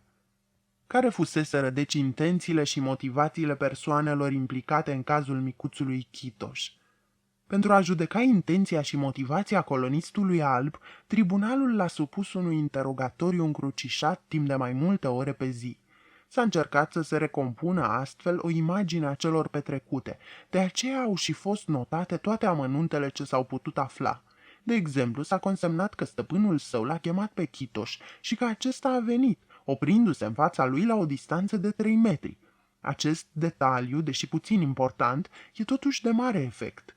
Iată-i chiar la începutul dramei, pe omul alb și pe omul negru, stând față în față la 3 metri unul de celălalt. Dar din acest moment, pe măsură ce povestea se derulează, echilibrul imaginii se rupe, iar figura colonistului apare mai tulbure și tot mai mică. E ceva inevitabil. Ea devine în scurtă vreme doar o prezență accesorie într-un peisaj imens, un chip minuscul și incolor. Își pierde din greutate, pare un profil decupat în hârtie și e mișcat, ca de un curent, de libertatea necunoscută până atunci, de a face orice era pe plac. Colonistul a declarat că începuse prin a-l întreba pe Chitoș cine îi dăduse voie să călărească pe iapa șargă și că repetase această întrebare de 40 sau de 50 de ori. Cei drept a recunoscut în același timp că nu avea cine să-i fie acordat lui Chitoș permisiunea. Și aici începe pierzania lui, căci în Anglia n-ar fi putut niciodată să pună cuiva aceeași întrebare de 40 sau de 50 de ori. Ar fi fost oprit, într-un fel sau altul, cu mult înainte de a 40-a oară. Aici, în Africa, erau însă oameni cărora le puteai striga una și aceeași întrebare de 40 de ori la rând. În cele din urmă, Chitoș a răspuns că de fapt nu furase nimic, iar colonistul a declarat că numai din cauza insolenței acestui răspuns a ordonat să fie bătut băiatul. În acest punct, relatarea oferă un al doilea detaliu neînsemnat, dar cu atât mai relevant. Se consemnează că în timpul bătăii, doi albi, despre care se spune că erau prietenii colonistului, au venit să-l vadă. Ei au stat și au privit timp de 10 minute, poate un sfert de oră, corecția aplicată cu biciul, după care și-au văzut de drum. După consumarea pedepsei, colonistul nu-l putea lăsa pe Chitoș să plece. Ceva mai târziu, pe seară, l-a legat pe băiat cu un ham de cal și l-a încuiat în magazie. Când juriul s-a interesat de ce procedase așa, el a dat un răspuns complet lipsit de sens, afirmând că voia să-l împiedice pe băiat să alerge încoace și încolo prin toată ferma. După masa de seară, însă, a revenit în magazie, unde l-a lăsat pe Chitoș zăcând inconștient ceva mai încolo pe locul unde îl legase el și având curelele slăbite atât la mâini cât și la picioare. Atunci l-a convocat pe bucătarul lui, care era din tribul Baganda, și împreună l-au legat pe copil mai bine decât înainte, cu mâinile priponite de un stâlp din spate și cu piciorul drept de un stâlp din fața sa. Apoi a plecat, încuind magazinul, dar după o jumătate de oră a revenit, aducându-l cu el pe bucătar și un toto, ce l-ajuta pe acesta la treabă, și le-a dat drumul în magazie. Abia pe urmă s-a dus la culcare și nu-și amintea altceva după spusele sale, decât că micuțul Toto a venit la un moment dat ca să-i anunțe moartea lui Chitoș. Juriul a reținut ideea că gravitatea unui delict stătea în intenția care l-a determinat și a pornit în căutarea acestei intenții. S-au pus, deci, o serie de întrebări amănunțite în legătură cu biciuirea lui Chitoș, precum și cu cele petrecute ulterior, și citind relatările în ziarele vremii, parcă-i și vedeai pe jurați clătinând din cap. Însă care fuseseră intenția și motivația lui Chitoș? Când au fost examinate în profunzime, acestea s-au dovedit a fi cu totul altceva. Chitoș a avut o intenție care în final a ajuns să cântărească greu în balanța acestui proces. Ba mai mult, s-ar putea spune că prin intenția, chiar și prin motivația lui, deși se afla deja în mormânt, africanul i-a salvat viața colonistului alb. Prilej pentru a-și exprima intenția, Chitoș nu prea avusese. Era încuiat în magazie, astfel încât mesajul său apare foarte simplu și e conținut într-un singur gest. Paznicul de noapte declarase în proces că băiatul a plâns toată noaptea, ceea ce nu era întru totul adevărat, căci pe la ora 1 el a stat de vorbă cu micuțul Toto, care se afla cu el în magazie. L-a lămurit pe băiețaș că trebuia să-i strige la ureche, întrucât surzise din cauza bătăii. Dar pe la ora 1 l-a rugat pe Toto să-i mai slăbească legăturile de la picioare, fiindcă și așa tot nu putea fugi. Când acesta i-a împlinit dorința, Chitoș a spus că voia să moară. La ora 4, susținea copilul, i-a spus încă o dată că vrea să moară. Puțin mai târziu, s-a legănat dintr-o parte în alta, apoi a strigat: "Sunt mort!" și a murit. 3 doctori au depus mărturie la proces. Chirurgul districtual care îi făcuse autopsia a declarat că moartea se datora loviturilor și vătămărilor vizibile pe tot corpul copilului. El nu era de părere că o asistență medicală imediată i-ar fi putut salva viața lui Chitoș. Cei 2 medici de la Nairobi însă, chemați în sprijinul apărării, nu au împărtășit aceeași convingere. Bătaia cu biciul în sine, susținuseră ei, nu constituia o cauză suficientă ca să provoace moartea. Intervenea aici un factor important, care nu trebuia trecut cu vederea, și anume dorința copilului de a muri. Asupra acestui punct, a declarat primul medic, putea vorbi cu o oarecare autoritate, căci el trăia de 25 de ani în țară și cunoștea deja gândirea băștinașilor. Mulți alți colegi de breaslă puteau susține împreună cu el că însăși dorința de a muri provoca de fapt moartea la băștinași. Cazul cu pricina fiind cât se poate de clar, întrucât Chitoș însuși spusese că dorea să moară. Cel de-al doilea medic a confirmat întru totul acest punct de vedere. Era în același timp foarte probabil, a continuat primul dintre ei, că, dacă n-ar fi adoptat o asemenea atitudine, Chitoș n-ar fi murit. Dacă de pildă ar fi mâncat ceva, poate că nu s-ar fi descurajat, fiindcă se știe că înfometarea reduce îndeopște curajul. El a adăugat că rana de pe buză nu provenea în mod obligatoriu de la lovirea cu piciorul, ci putea fi la fel de bine o rană autoprovocată de o mușcătură, din cauza durerilor foarte mari. Mai mult decât atât, medicul nu credea că băiatul se hotărâse să moară înainte de ora 9, căci până atunci se pare că ar fi încercat să se dezlege și să fugă. De fapt, nici nu murise înainte de ora 9. Abia când a fost surprins în încercarea de a fugi și când a fost legat de stâlpul din magazie, reintrarea în captivitate era de părere bătrânul doctor, a început să-i apese pe conștiință. Cei doi medici de la Nairobi și-au rezumat în încheiere părerea asupra acestui caz. Moartea lui Chitoș, susțineau ei, s-a datorat bătăii cu biciul, înfometării, dar și dorinței lui de a muri, cu un accent deosebit pe aceasta din urmă. Însă dorința de a muri, considerau ei, ar fi putut fi provocată de rezultatele bătăii cu biciu. După audierea celor doi medici, dezbaterile s-au orientat spre ceea ce procesul a definit drept teoria dorinței de a muri. Chirurgul districtual, singurul care văzuse cadavrul lui Chitoș, a respins această teorie, oferind exemple de pacienți ai săi bolnavi de cancer și care doreau să moară, dar care nu muriseră. Cei drept, s-a dovedit până la urmă că toți erau europeni. La final, juriul și-a dat verdictul, și anume, vinovat de vătămare gravă.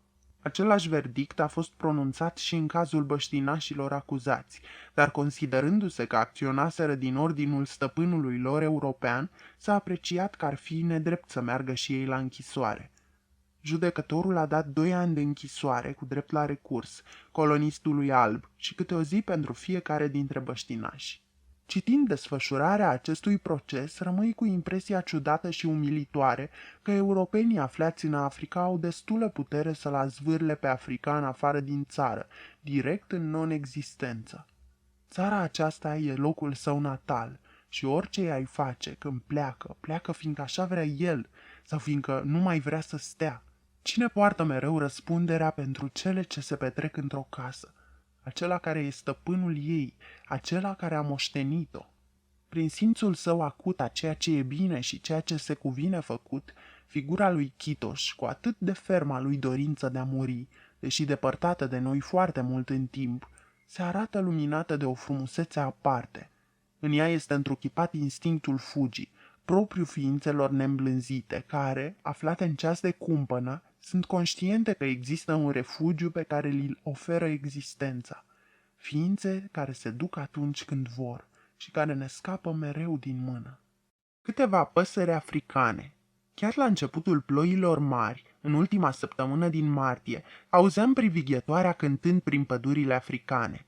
Cei drept nu cântecul ei întreg, ci doar câteva note, măsurile de început ale unui concert mai lung, un fel de repetiție oprită brusc și apoi reluată. Se părea că în solitudinea pădurilor, picurând de apă, undeva într-un copac, cineva își acordează un mic violoncel. Și totuși era una și aceeași melodie, însoțită de aceeași dulceață, care în curând aveau să umple pădurile din Europa, din Sicilia până la Elsinor. Aveam în Africa berze alb-negre, păsări familiare care își fac cuibul pe acoperișurile de pai și trestie din nordul Europei. În Africa ele arată mult mai puțin impresionant decât la noi, căci aici există păsări mult mai mari și mai voluminoase, cum ar fi marabul sau pasărea secretar, cu care suntem nevoiți să le comparăm. Berzele au cu totul alte obiceiuri în Africa decât în Europa, unde trăiesc ca perechile de căsătoriți și reprezintă simboluri ale fericirii conjugale. Aici ele pot fi văzute trăind în stoluri mari, ca membrii unor cluburi.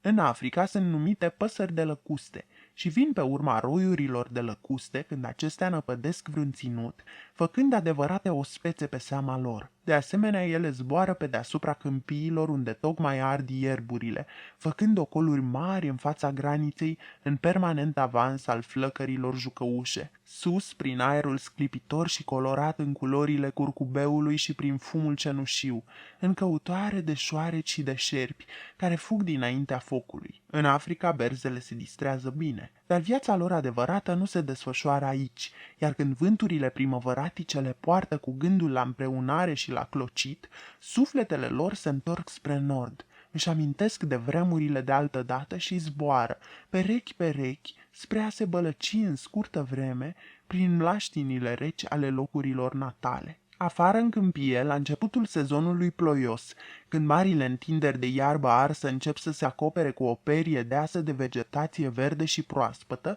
trăiesc sute și sute de fluierari. Câmpiile au respirat mereu un aer cu adevărat marin. Orizontul deschis amintește de mare și de dunele de pe malul ei, vântul rătăcitor la fel, iarba arsă are un miros sărat, iar când firele cresc îndeajuns de lungi, unduiesc în valuri ample pe toată lungimea și lățimea câmpiei.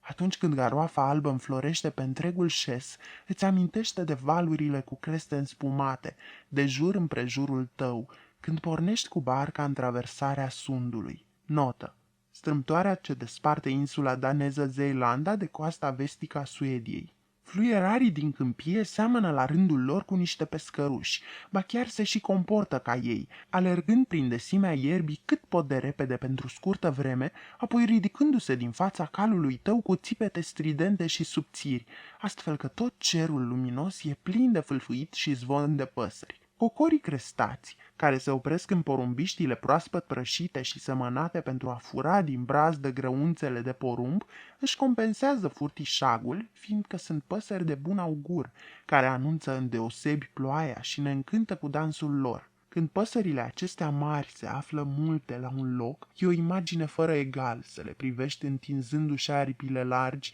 și executându-și dansul. Acest spectacol are un stil aparte, ba chiar și puțină afectare, căci oare de ce, dacă pot zbura, țopăi într-una de parcă le-ar ține un magnet de pământ?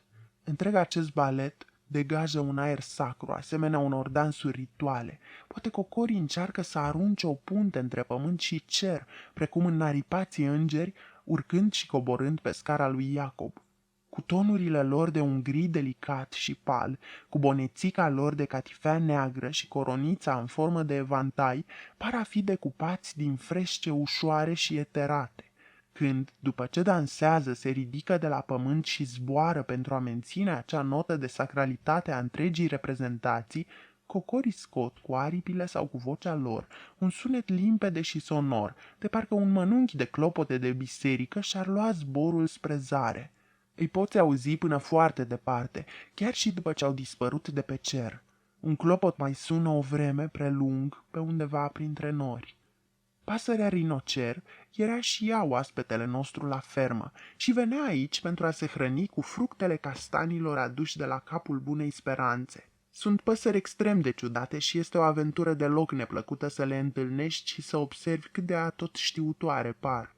Am fost trezită într-o dimineață, cu puțin înainte de răsăritul soarelui, de un croncănit sonor în apropierea casei și când am ieșit pe terasă, am numărat în copacii din jurul gazonului 41 de păsări rinocer. Arătau mai puțin a păsări, semănând mai degrabă cu niște obiecte fantastice de lux, răspândite aici colo de un copil la întâmplare printre copaci. Erau toate negre, acel negru dulce și nobil ce se întâlnește numai în Africa, o întunecime adâncă, absorbită în răstimpul unei epoci îndelungate, ca funinginea veche care te face să-ți dai seama că în privința eleganței, a vivacității și a stricteței, nicio culoare pe această lume nu poate rivaliza cu negrul. Vorbeau toate deodată, cu multă veselie, dar aveau și purtări alese, ca niște moștenitori după înmormântare. Aerul dimineții era curat ca sticla, solemna adunare se scălda în puritate și prospețime și de dincolo de copaci și de păsări, soarele răsărea ca un bulgăre de un roșu stins. Îți vine să te întrebi ce zi te așteaptă după ce te-ai trezit atât de devreme în zori. Flamingii sunt păsările africane cel mai delicat colorate și par, cu rozul și cu roșul lor, un stol de ramuri zburătoare dintr-un tufiș de oleandru. Au picioarele incredibil de lungi și curburi bizare și căutate ale gâtului și trupului, ca și cum, din cine știe ce pudoare tradițională desăvârșită, ar face toate atitudinile și mișcările în viață, cât mai a nevoie cu putință. Odată am călătorit între Port Said și Marsilia cu un vapor francez care avea la bord un transport de 150 de flamingi pentru parcul natural din acest ultim oraș. Erau ținute în niște lăzi mari și urâte, cu laturile din pânză, câte 10 în fiecare ladă, înghesuite unele în celelalte. Îngrijitorul care le preluase mi-a spus că se aștepta să piardă vreo 20% din ele în timpul drumului. Flamingii nu erau făcuți să trăiască în asemenea condiții. Pe vremea rea își pierdeau echilibru, unii își rupeau picioarele, iar celelalte păsări aflate în cușcă, fără să vrea, călcau peste cele căzute. Noaptea, când vântul sufla cu putere în Marea Mediterană și vaporul nostru se prăvălea de pe valuri bufnind, la fiecare val auzeam pe întuneric țipetele flamingilor. Iar dimineața, invariabil, îl vedeam pe îngrijitor scoțând câte o pasăre, două, moarte, aruncându-le peste bord. Nobila zburătoare a Nilului, soră cu floarea de lotus, care plutea prin peisaj ca un mic nor rătăcit al asfințitului, devenea dintr-o dată un ghem dezlânat de pene roșii și roz, din care ieșea o pereche de bețe lungi și subțiri. Aceste păsări moarte pluteau încă o vreme, urcând și coborând pe valurile iscate în urma vaporului, înainte de a se cufunda pentru totdeauna în apele adânci ale mării. Pania. Trăind timp de generații în preajma omului, ogarii au preluat de la el un anumit simț al umorului și sunt în stare să râdă. Pentru ei o glumă înseamnă aproape același lucru ca pentru băștinași, pe care îi distrează atunci când treaba iese pe dos. S-ar putea ca nici tu însuți să nu te poți ridica deasupra acestei categorii de umor atât timp cât nu dispui de o artă și de o biserică foarte stabilă. Pania era fiul lui Dasc. Mergeam într-o zi cu el pe malul iazului, unde se înălța un șir de eucalipti subțiri, când deodată a luat-o la fugă de lângă mine până la unul dintre copaci, iar apoi a făcut o jumătate de drum înapoi ca să mai atrag atenția să-l urmez. Când m-am apropiat de copac, am văzut refugiată în vârful lui o pisică serval. Aceste animale fură puii de prin cotețe, de aceea am strigat după un toto care tocmai trecea pe acolo și l-am trimis să aducă din casă pușca, iar când a sosit cu ea, am împușcat pe dată răpitorul. A căzut de la mare înălțime cu o bufnitură surdă, iar Pania s-a și repezit la ea, trăgând și smucind animalul mort, foarte încântat de reușita lui. Pe o vreme am mers din nou pe același drum de pe malul iazului. Fusesem la o vânătoare de potârnic și nu reușisem să împușc niciuna, încât Pania și cu mine ne întorceam acasă cât se poate de abătuți. Deodată câinele a zbugit-o până la ultimul copac din șirul de eucalipți, unde a început să latre în jurul lui, cuprins de o agitație extremă, după care s-a năpustit înapoi la mine și iarăși la copac. Mă bucuram că aveam pușca la mine de data aceasta și îmi surâdea ideea unei a doua pisici serval, fiindcă acestea au blănuri cu pete mici și destul de frumoase. Am alergat la rândul meu până la copacul cu pricina. Însă când am privit mai de aproape, am văzut o pisică domestică neagră, cocoțată sus, cât mai sus cu putință, chiar pe vârful ce se balansa ușor al eucaliptului. Am lăsat pușca în jos. Pania, prostuțule, i-am spus, asta e doar o mâță. Când m-am întors către el, Pania stătea însă la o mică distanță de mine și mă privea scuturat de râs. Privirile ni s-au întâlnit și atunci s-a repezit spre mine, a început să danseze, să dea din coadă, să chițăie și a pus labele din față pe umerii mei și botișorul pe obrazul meu, apoi a sărit din nou în spate pentru a da frâu liber râsului care îl copleșea. Parcă îmi spunea prin gesturile sale, știu, era o pisică de casă, de la început am știut. De fapt, te rog să mă ieri, dar trebuia să te fi văzut ce figură aveai când te-ai grăbit să te repezi cu pușca la o biată pisică de casă. În cursul acelei zile a revenit de câteva ori la agitația respectivă și la același comportament ce exprima sentimentele de copleșitoare prietenie față de mine, după care s-a retras discret ca să mai poată râde și în sinea lui. Treptat o notă insinuantă a apărut în această iubire. Să știi, mi-a spus el, că în această casă numai de tine și de Fara am îngădui să râd. Până și seara, când a adormit în fața focului din șemineu, l-am auzit mormăind prin somn și parcă pufnind în râs. Iar multă vreme după aceea, cred că și-a amintit de comicul eveniment, ori de câte ori treceam pe lângă iaz și pe lângă șirul de eucalipți. Moartea lui Eza. Eza, care în timpul războiului îmi fusese luat, s-a întors la mine după armistițiu și a trăit apoi liniștit la fermă. Avea o soție pe care o chema Mariamo, o femeie slăbuță și neagră care muncea din greu. Ea aducea mereu lemne de foc în gospodăria noastră. Bătrânul Eza a fost cel mai de treabă și cel mai blând dintre toți servitorii mei și nu s-a certat niciodată cu nimeni. doar că în exil se întâmplase ceva cu el, așa că se întorsese la mine foarte schimbat. Uneori mă temeam că se va sfârși cu zile în fața mea, ca o plantă cu rădăcinile tăiate. Eza era bucătarul meu, însă nu-i plăcea deloc să gătească, ci ar fi vrut să fie grădinar. Plantele erau singurul lucru pentru care își păstrase un interes real și viu. Dar fiindcă aveam deja un grădinar, în schimb nu aveam un alt bucătar, firește că l-am păstrat pe Eza la bucătărie. Cei drept i-am promis că se va întoarce la grădinărit, dar amânam mutarea lui de la o lună la alta. Pe cont propriu, bătrânul Eza a ridicat un mic zăgaz și a câștigat un petic de pământ pe malul râului, pe care l-a cultivat ca să-mi facă o surpriză. Dar fiindcă lucrase singur și fiind un om destul de firav, zăgazul n-a fost prea solid construit, iar în sezonul de ploi a fost luat de ape. Cea dintâi tulburare din pașnica non-existența a căzut pe capul sărmanului Eza când fratele său a murit în rezervația Kikuyu, lăsându-i moștenire o vacă neagră. La acea vreme m-am lămurit cât de mult fusese Eza golit de viață, căci nu mai era în stare să se confrunte cu încercările ei mai tari.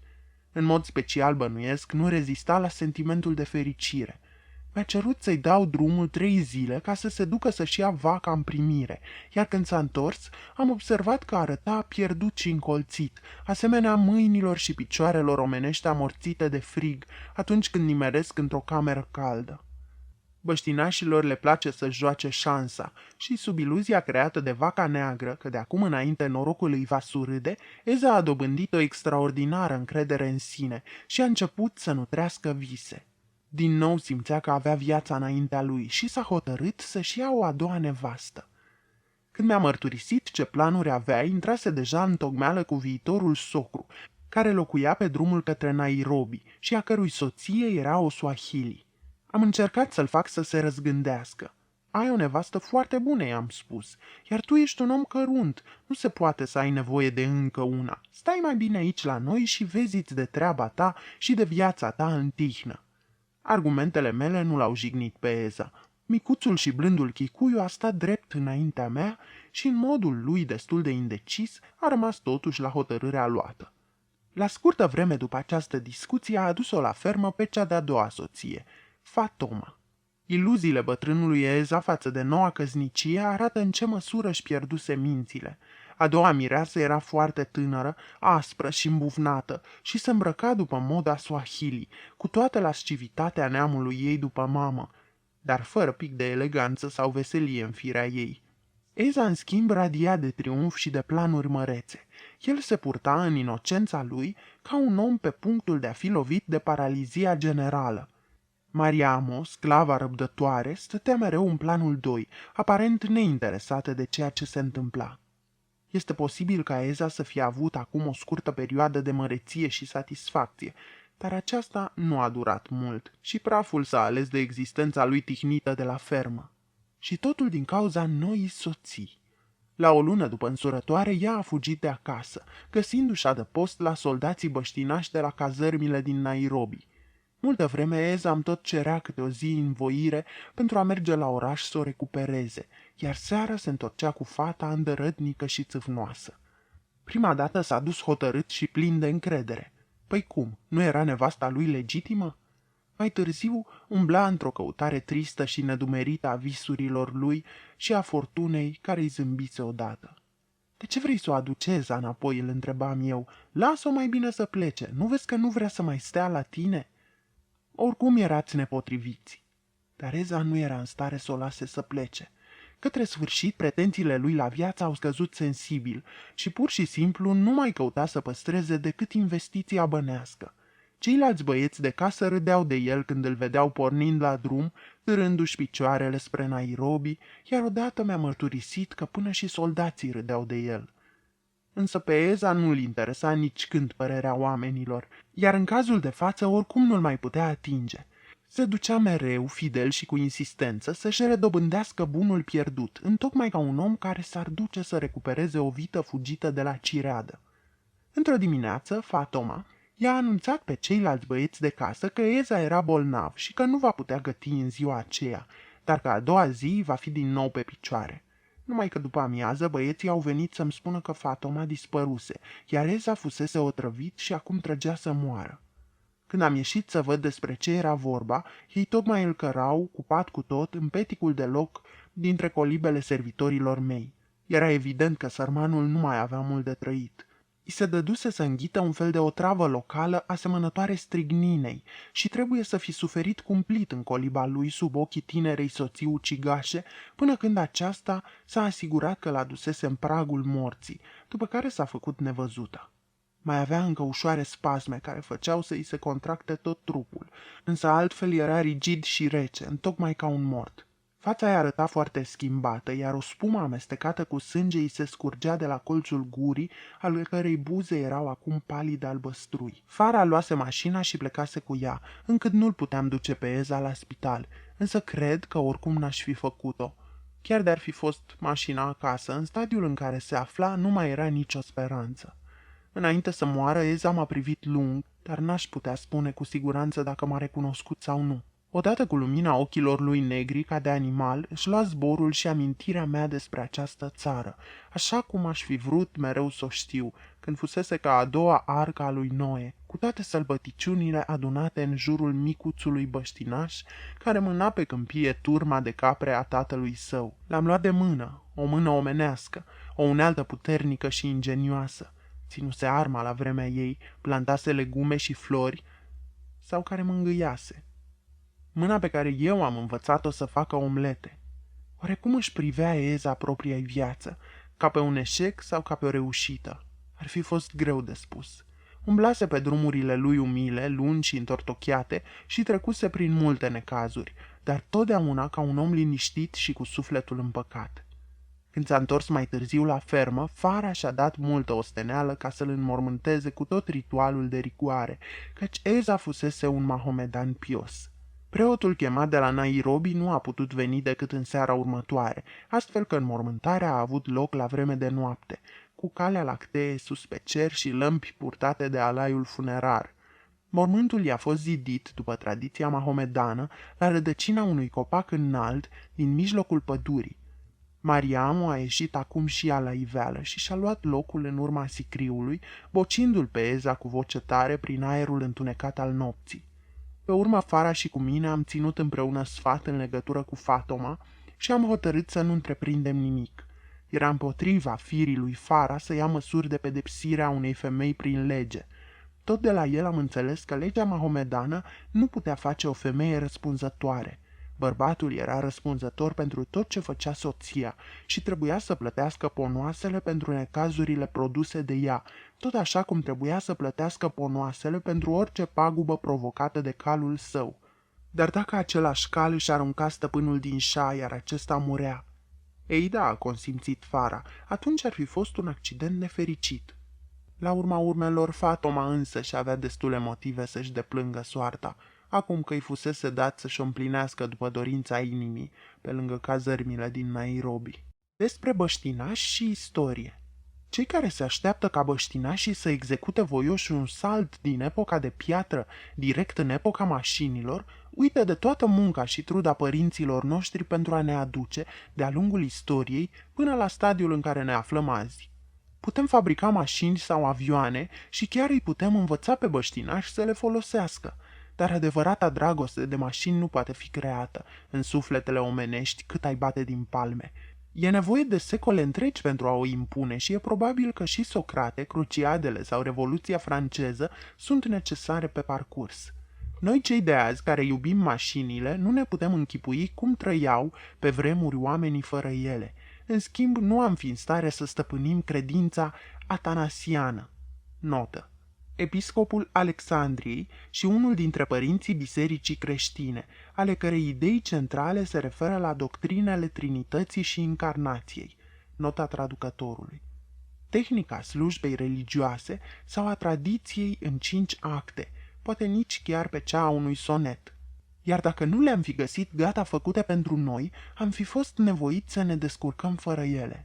Dar trebuie să ne imaginăm, întrucât ele au fost create, că a existat o vreme când sufletele omenești tânjeau după aceste lucruri și când o nevoie profund resimțită a fost rezolvată prin crearea lor. Într-o zi, părintele Bernard a venit călare pe motoretă, cu fața sa bărboasă radiind de fericire și triumf, pentru a mânca la prânz cu mine și pentru a-mi da de veste despre o mare bucurie. Cu o zi înainte, spunea el, 9 tineri chicuiu de la Biserica Misiunii Scoțiene veniseră și ceruseră să fie primiți în Biserica Romano-Catolică, deoarece, gândindu-se mai bine și discutând între ei, ajunseseră la concluzia că erau de acord cu doctrina transubstanțierii provocată de această biserică. Notă.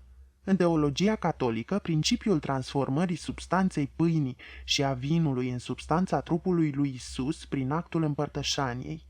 Dogmă formulată la Conciliul din Trento, 1545-1565,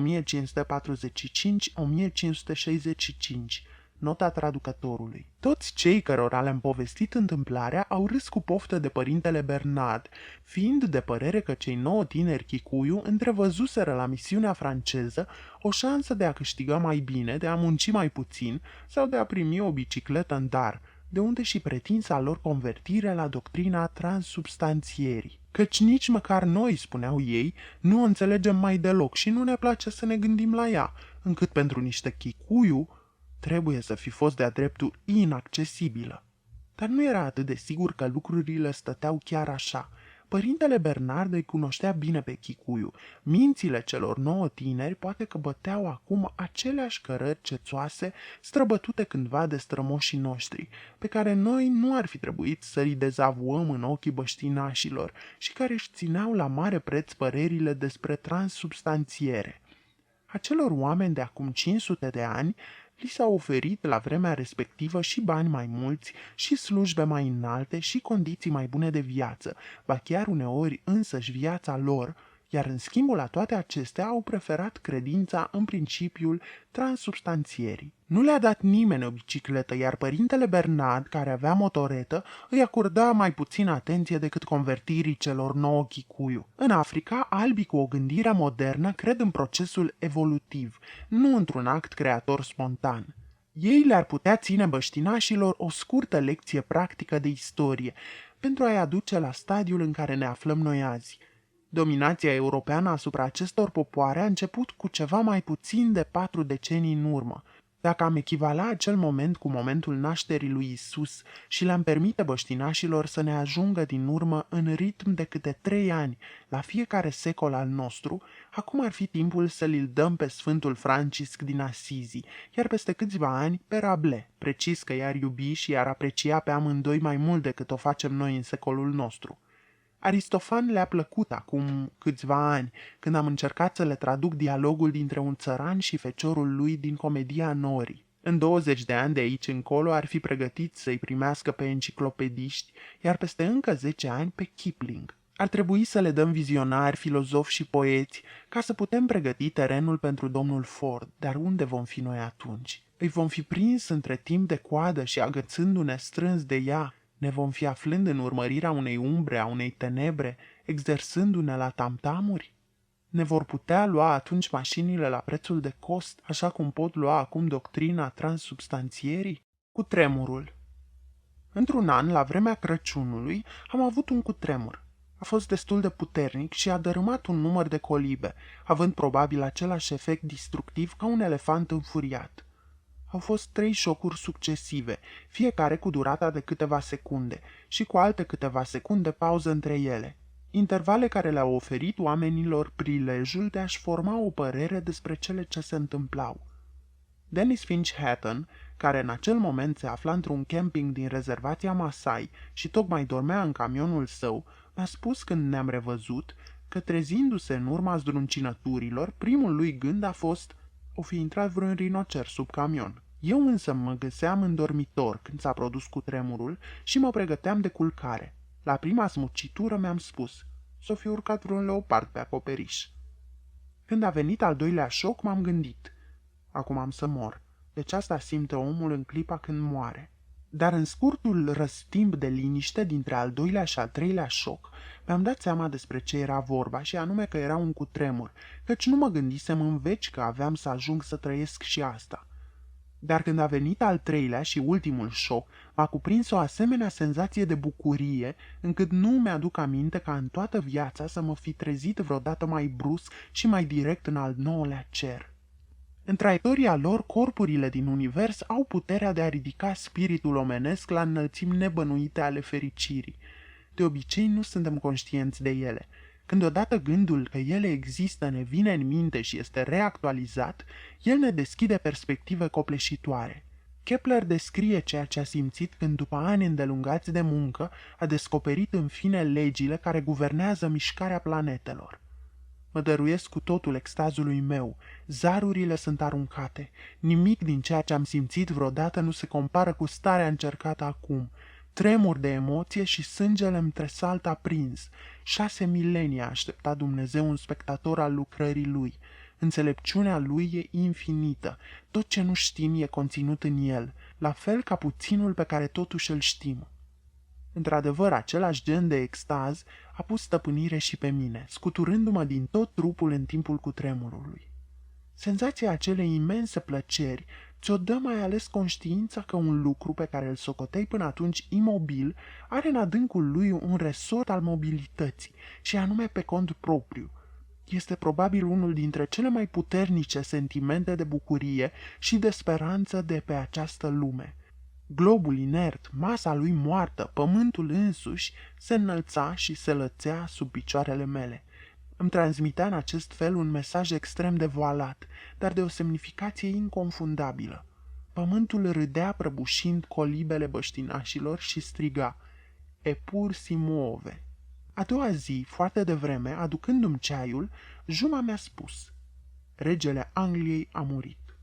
L-am întrebat de unde știa. "Nu ați simțit, Memsahib, azi noapte cum s-a clătinat și s-a scuturat pământul? Înseamnă că regele Angliei a murit." Dar spre norocul lui, regele Angliei a mai trăit mulți ani după acel cutremur simțit de noi. George. Pe un cargobot, în drum spre Africa, m-am împrietenit odată cu un băiețaș pe nume George, care călătorea împreună cu mama și cu tânăra lui mătușă. Într-o zi, pe punte, băiatul s-a desprins de lângă cele două femei și, urmărit din priviri de ele, s-a apropiat de scaunul meu. M-a anunțat că a doua zi urma să fie ziua lui, că împlinea 6 ani și că mama lui voia să-i invite pe toți pasagerii englezi la ceai. "Veneam și eu?" m-a întrebat. "Dar eu nu sunt englezoaică, George," i-am spus. "Și ce ești atunci?" m-a întrebat el surprins. "Sunt hotentotă." Stătea în picioare drept și mă privea cu multă seriozitate. "Nu face nimic," mi-a spus el grav. "Sper totuși că ai să vii." Apoi s-a întors la mama și la mătușa sa, pe care le-a anunțat pe un ton nonșalant, dar cu atâta fermitate încât excludea orice eventuală replică: "E hotentotă, dar vreau să vină." Chejico. Aveam odată o catârcă grasă pe care am numit-o Molly. Grăjdarul de la catâri i-a dat însă un alt nume, Chejico, adică lingură, și când l-am întrebat de ce o poreclise așa, mi-a răspuns: "Pentru că arată ca o lingură." M-am învârtit în jurul acelei catârci ca să-mi dau seama ce îi sugerase asemănarea, dar nu mi s-a părut, ori dincotro aș fi privit-o, că ar semăna cât de puțin cu o lingură. La câtva timp după aceea mi s-a întâmplat să mân o căruță la care era înhămată și Chejico, alături de alți 3 catâri. În momentul când m-am urcat pe capră, am avut o privire de ansamblu asupra celor 4 animale și atunci mi-am dat într-o clipă seama câtă dreptate avusese grăjdarul meu. Chejico era neobișnuit de îngustă în numeri, în schimb avea o crupă lată și rotundă și semăna izbitor de tare cu o lingură așezată cu cupa în sus. Dacă grăjdarul Camau și cu mine am fi pictat fiecare portretul lui Chejico, tablourile noastre ar fi ieșit cât se poate de diferite, dar Dumnezeu și îngerii din cer ar fi văzut-o cum o vedea Camau. Cel ce vine de sus este deasupra tuturor și ce-a văzut aceea mărturisește. Notă: Ioan 3, 31-32. Nota traducătorului. Girafele merg la Hamburg. Locuiam la Mombasa, în reședința șeicului Ali bin Salim, levaliul întregii coaste, un bătrân gentleman arab, galant și ospitalier. Orașul Mombasa seamănă cu o imagine a paradisului pictată de un copilaș. Brațul de mare din jurul insulei creează un loc de acostare ideal, Uscatul este format din stânca albicioasă de corali, pe care cresc mangheri verzi și înalți, precum și baobabi golași și cenușii, cu un aspect aproape ireal. În golful Mombasa, marea are o culoare de peruzea și, dincolo de adâncimea din dreptul portului, prelungile valuri ale Oceanului Indian trasează o linie subțire, albă și șerpuitoare, menținând un vuiet continuu, grav, chiar și pe vremea cea mai liniștită. Orașul, cu străzile lui înguste, e construit în stâncă de corali, cu nuanțe de galben stins, trandafiriu și ocru, iar deasupra tronează vechea și impunătoarea cetate, cu ziduri groase și ambrazuri, unde cu 300 de ani în urmă arabii și portughezii și-au ținut piept unii altora. Culorile ei sunt mai tari decât acele ale orașului, ca și cum, pe parcursul timpului, fortăreața de pe colina ei ar fi sorbit nu unul, ci mai multe asfințituri învăpăiate. Florile de un roșu aprins al acaciei din grădinile din Mombasa au o culoare neverosimil de intensă și frunzele o fragilă delicatețe. Soarele arde și pârjolește orașul. Tot aerul e numai sare, iar briza aduce în fiecare zi o umezeală sărată dinspre est. Pământul însuși e atât de sărat încât foarte puțină iarbă crește pe el și arată pustiu și plat, semănând cu un ring de dans. Bătrânii mangheri au însă un frunziș verde și des și răspândesc o umbră binefăcătoare, creând fâșii circulare de întuneric răcoros la rădăcina lor. Mai mult ca orice alt copac pe care îl cunosc, manghierul îmi sugerează un loc de întâlnire, un centru al relațiilor dintre oameni, un nucleu al sociabilității, asemenea fântânii din mijlocul satului. La umbra manghierilor se țin adeseori târguri și terenul din jurul lor e plin de colivii de păsări și mormane de pepeni verzi. Ali bin Salim avea o casă albă și foarte plăcută pe coastă, chiar la curbura brațului de mare, cu un șir lung de scări din piatră, ce coborau până pe plajă. Alături de ea erau câteva case de oaspeți, iar în camera mare din clădirea centrală, de unde puteai ieși pe o verandă, adunase o mulțime de obiecte arabe și englezești, bibelouri din alamă sau fildeș, porțelan din Lamu, fotolii de catifea, fotografii și un gramofon masiv. Printre acestea, într-o casetă căptușită cu satin, se afla cât mai rămăsese dintr-un serviciu întreg de ceai din porțelan fin englezesc, vechi de aproape 100 de ani, care fusese cadoul de nuntă al tinerei regine a Angliei și a prințului ei consort când fiul sultanului din Zanzibar o luase de soție pe fiica șahului persan. Regina și prințul consort uraseră noii perechi la fel de multă fericire cât aveau ei înșiși. Și au fost la fel de fericiți, l-am întrebat pe șeicul Ali când a luat ceșcuțele de ceai și le-a depus în fața mea pe masă ca să le văd mai bine. Din păcate nu, mi-a răspuns el. Mireasa n-a vrut să renunțe la călărie. Își adusese cu ea și caii pe doul încărcat cu zestre. Numai că lumea din Zanzibar nu e de acord cu doamnele care călăresc. Au urmat deci o mulțime de neînțelegeri și cum prințesa era mai degrabă gata să renunțe la soț decât la cai, până la sfârșit căsătoria s-a anulat și fiica șahului s-a întors în Persia. În portul Mombasa stătea ancorat un cargobot german năpădit de rugină, care urma să pornească spre casă în scurt timp. Am trecut pe lângă acest vapor în barca șeicului Ali bin Salim, purtată de vâslașii săi Swahili, până la insulă și înapoi. Pe punte se afla o ladă mare de lemn, iar peste marginea ei de sus vedeam înălțându-se capetele a două girafe. Fara, care fusese cândva la bordul vasului, m-a informat că proveneau din Africa portugheză de est, iar destinația lor era orașul Hamburg, unde fusese recomandate de o menagerie ambulantă. Girafele își întorceau dintr-o parte în alta capetele mici și delicate, de parcă ar fi fost surprinse de ceea ce vedeau, și pe bună dreptate. Nu mai văzuseră niciodată marea. Probabil că n-aveau loc să stea decât în picioare în cușca lor strâmtă de lemn. Lumea se îngustase brusc pentru ele, se închisese în jurul lor și nu mai era aceeași.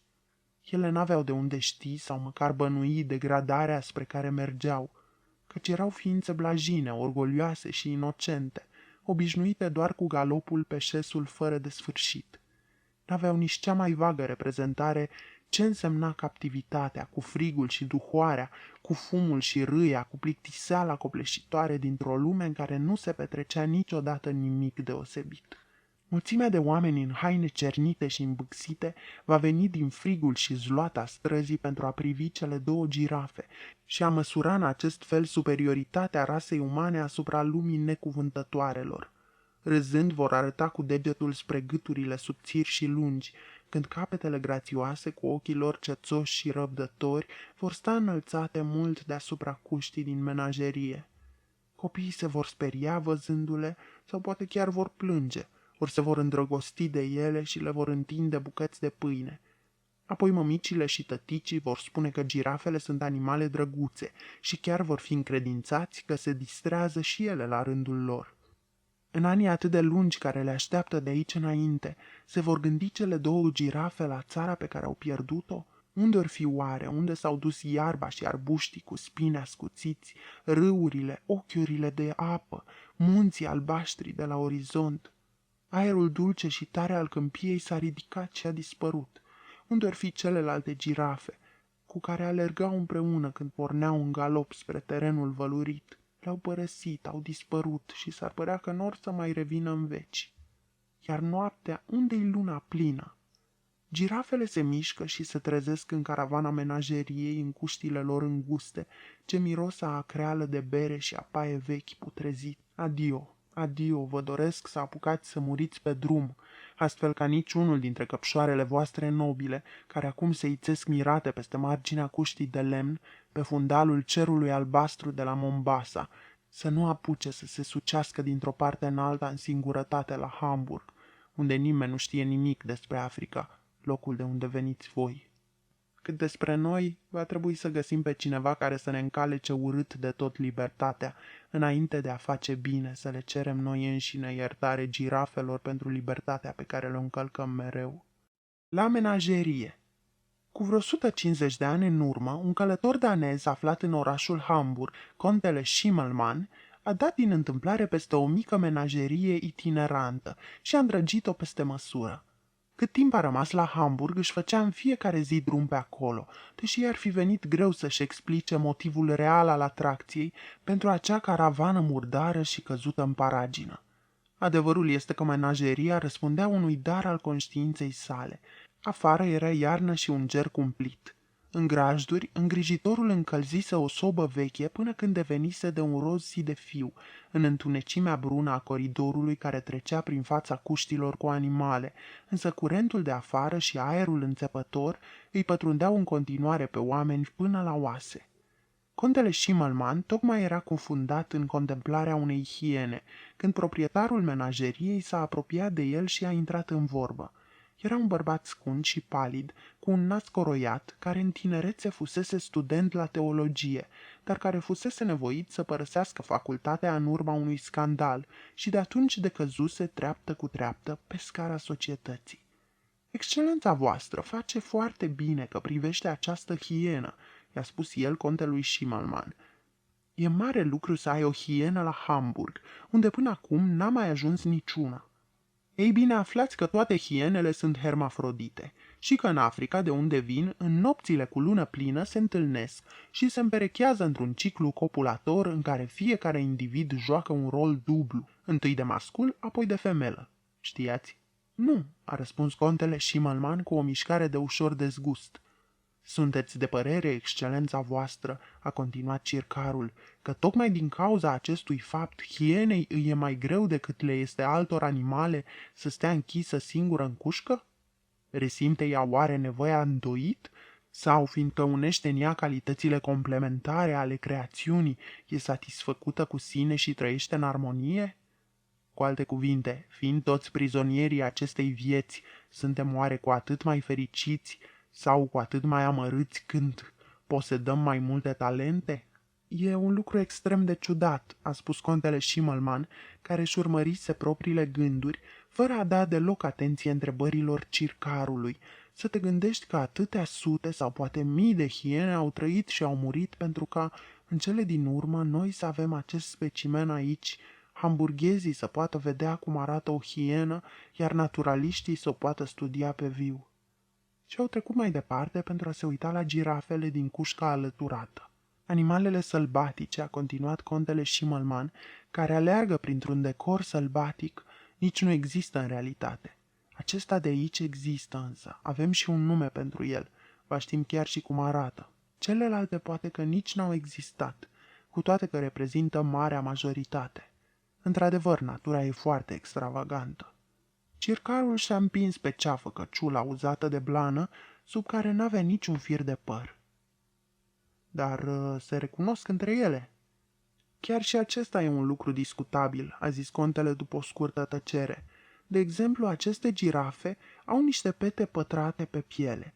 Când se privesc una pe alta, girafele nu știu să recunoască un pătrat și, prin urmare, nici nu-l vor vedea.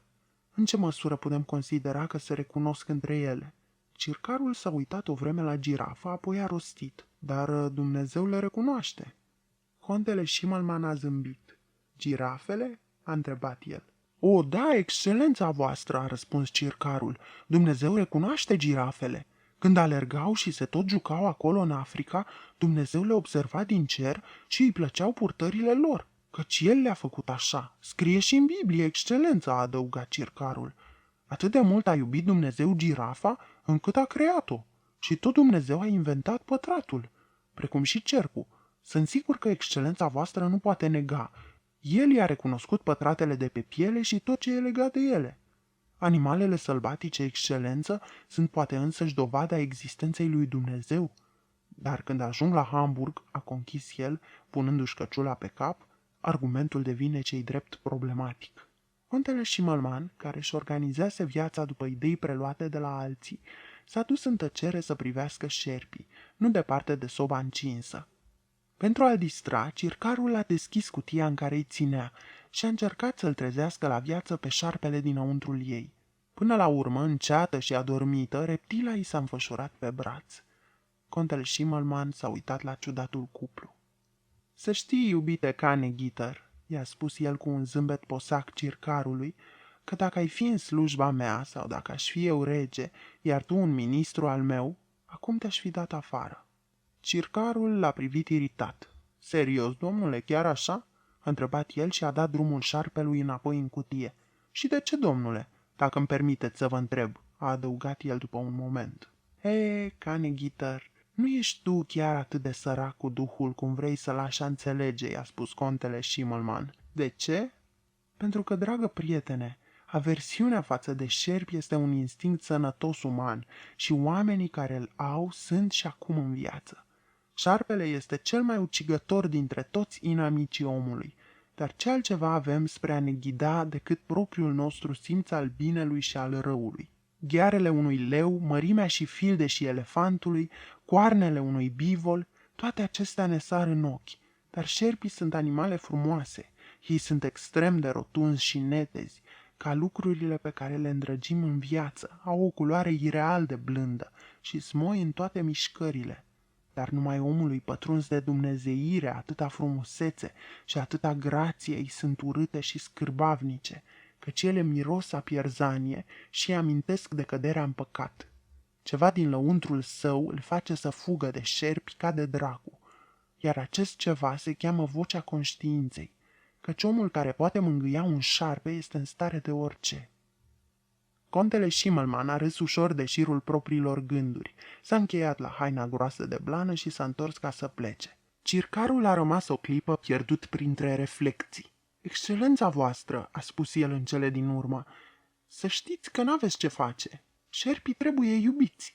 Altă soluție nu există. Din proprie experiență vă spun că asta e realitatea și că cel mai bun sfat pe care vi-l pot da e să iubiți, da, să iubiți șerpii. Țineți cont de excelența voastră că de câte ori, da, țineți cont de excelența voastră că aproape ori de câte ori îi cerem Domnului un pește, Domnul ne dă în schimb un șarpe. Tovarăș de drum. La masă, pe vaporul care mă ducea spre Africa, stăteam între un belgian care mergea în Congo și un englez care fusese de 11 ori în Mexic pentru a vâna o anume specie de oaie sălbatică de munte și care acum plecase la vânătoare de bongo, notă, specie de antilopă africană, nota traducătorului. Vorbind când cu unul, când cu celălalt, am început să încurc limbile și vrând să-l întreb pe belgian dacă la viața lui călătorise mult, l-am întrebat: Avez-vous beaucoup travaillé dans votre vie? Ați muncit mult în viață? Nota traducătorului. N-a luat-o ca pe o ofensă, ci, scoțându-și scobitoarea dintre dinți, mi-a răspuns solemn: Enormement, madame. Enorm, doamnă. Nota traducătorului. Și din acel moment și-a făcut o datorie de onoare din a-mi relata despre întreaga trudă a vieții sale. Indiferent despre ce era vorba, o anumită expresie revenea: Notre mission, notre grande mission dans le Congo. Misiunea noastră cea mare din Congo. Nota traducătorului.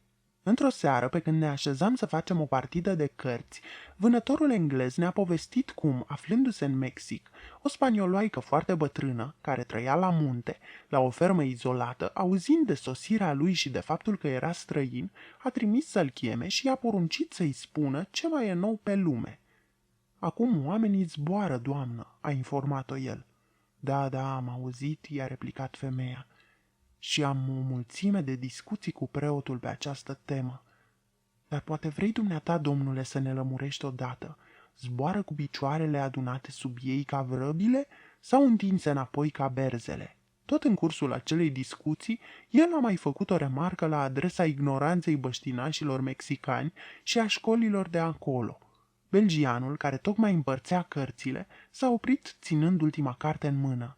L-a străpuns cu privirea pe englez și a spus: Il faut enseigner aux nègres à être honnête et à travailler, rien de plus.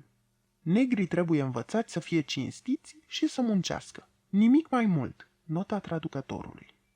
Apoi, punând cartea pe masă cu o bufnitură surdă, a repetat cu multă hotărâre: Rien de plus, rien. Nimic mai mult, nimic. Nota traducătorului. Naturalismul și maimuțele. Un profesor suedez de istorie naturală a venit odată la ferma mea ca să mă roage să intervin în favoarea lui pe lângă departamentul de vânătoare. Mi-a comunicat că se afla în Africa pentru a studia în ce fază embrionară piciorul maimuței, dotat cu degetul mare, începe să se deosebească de cel al omului. Pentru aceasta avea de gând să meargă pe muntele Elgon ca să împuște maimuțe colobus. Nu trebuie să vă bazați pe ele, l-am sfătuit, aflându-i intențiile. Maimuțele colobus trăiesc numai în vârful cedrilor, sunt foarte sperioase și se vânează deosebit de greu. Ar însemna să aveți un noroc fantastic să dați peste embrionul dorit. Profesorul era însă plin de speranță și spunea că era gata să stea chiar și ani de zile până găsea piciorul cu pricina. Făcuse o cerere în scris la departamentul de vânătoare ca să îi se acorde permisiunea de a împușca oricâte maimuțe era nevoie. Având în vedere obiectivul științific al cercetării sale, era absolut convins că va primi autorizația cerută, dar până în acel moment nu îi venise încă niciun răspuns. Și câte maimuțe ați solicitat să vi se îngăduie să împușcați? Mi-a spus că, pentru început, ceruse permisiunea să împuște 1500 de exemplare. Cum aveam cunoștințe la departamentul de vânătoare, l-am ajutat să scrie o a doua scrisoare, solicitând răspuns la ea cu următoarea poștă, fiindcă profesorul suedez era nerăbdător să înceapă cercetările. În mod excepțional, răspunsul departamentului de vânătoare ne-a parvenit într-adevăr cu următoarea poștă. Departamentul, suna scrisoarea, avea plăcerea să-l informeze pe profesorul Landgren că, dat fiind obiectivul științific al vizitei domniei sale, se găsise o cale de a face o excepție de la reglementările în vigoare, urcând numărul maimuțelor exploatabile de la 4 la 6.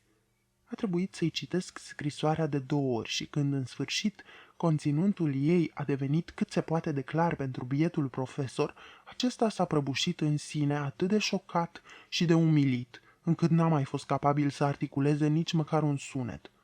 La încercarea mea de a spune cât îmi părea de rău, nu a răspuns nimic, ci a ieșit din casă, s-a urcat în mașină și a plecat copleșit și trist. Înainte ca situația să-i devină ostilă, profesorul dovedise că putea fi o companie plăcută și un spirit cu mult umor. În cursul discuțiilor noastre referitoare la maimuțe, m-a lămurit asupra multor aspecte necunoscute și mi-a expus câteva dintre ideile sale. Într-o zi mi-a spus: am să vă povestesc o experiență foarte interesantă pe care am avut-o odată. Pe muntele Elgon mi s-a părut posibil, pentru o clipă, bineînțeles, să cred în existența lui Dumnezeu. Ce părere aveți de asta? Am răspuns, foarte interesant, dar mi-am zis în gând, și mai interesant ar fi de aflat dacă pe muntele Elgon lui Dumnezeu i-o fi fost posibil să creadă, fie și pentru o clipă, în existența profesorului Landgren. Caromenia. Trăia la fermă un băiețaș de vreo 9 ani, pe nume Caromenia, care era surdomut. Tot ce putea scoate din el era un sunet ca un răget sălbatic și scurt, dar și pe acesta numai foarte rar, căci nici lui însuși nu-i plăcea cum suna, de aceea se oprea pe dată și rămânea gâfâind din greu.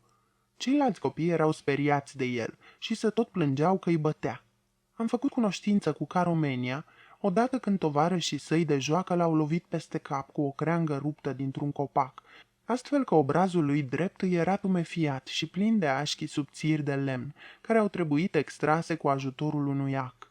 Și totuși pentru Caromenia nu a fost chiar martiriul pe care și l-ar fi putut imagina cineva. Cu toate că fața îl durea, era pentru el și un prilej de a veni în contact cu lumea. Caromenia avea o piele foarte întunecată și niște ochi frumoși, negri și veșnic umezi, cu genele foarte groase. Avea o expresie gravă și serioasă și abia dacă zăreai vreodată un zâmbet pe fața lui.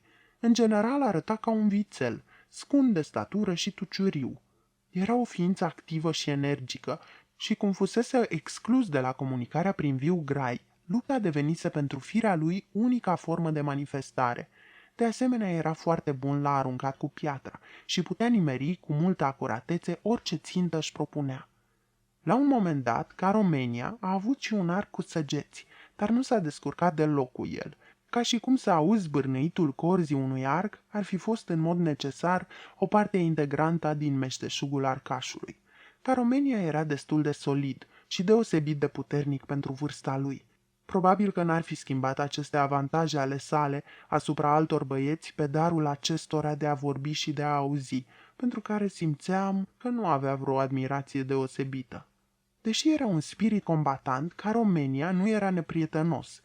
Dacă își dădea seama că îi te adresai, figura îi se lumina pe dată, nu de vreun zâmbet anume, ci de o voiciune extrem de promptă și hotărâtă. Era și hoț, șterpelind din zahăr și din țigări ori de câte ori se ivea prilejul, dar imediat împărțea prada cu ceilalți copii. Odată l-am surprins împărțind zahăr unui cerc de băieți adunați în jurul lui, dar el nu m-a văzut și aceea a fost de altfel singura oară când am avut impresia că voia să râdă. O vreme am încercat să-i ofer câte ceva de lucru în casă ori la bucătărie, dar nu a reușit să facă față și după un timp s-a plictisit el însuși de aceste munci mărunte.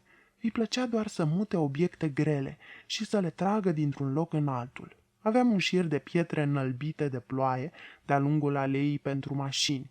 Într-o zi, cu ajutorul lui, am urnit din loc o asemenea piatră și am rostogolit-o încet până la fermă, intenționând să dau aleii o anumită simetrie.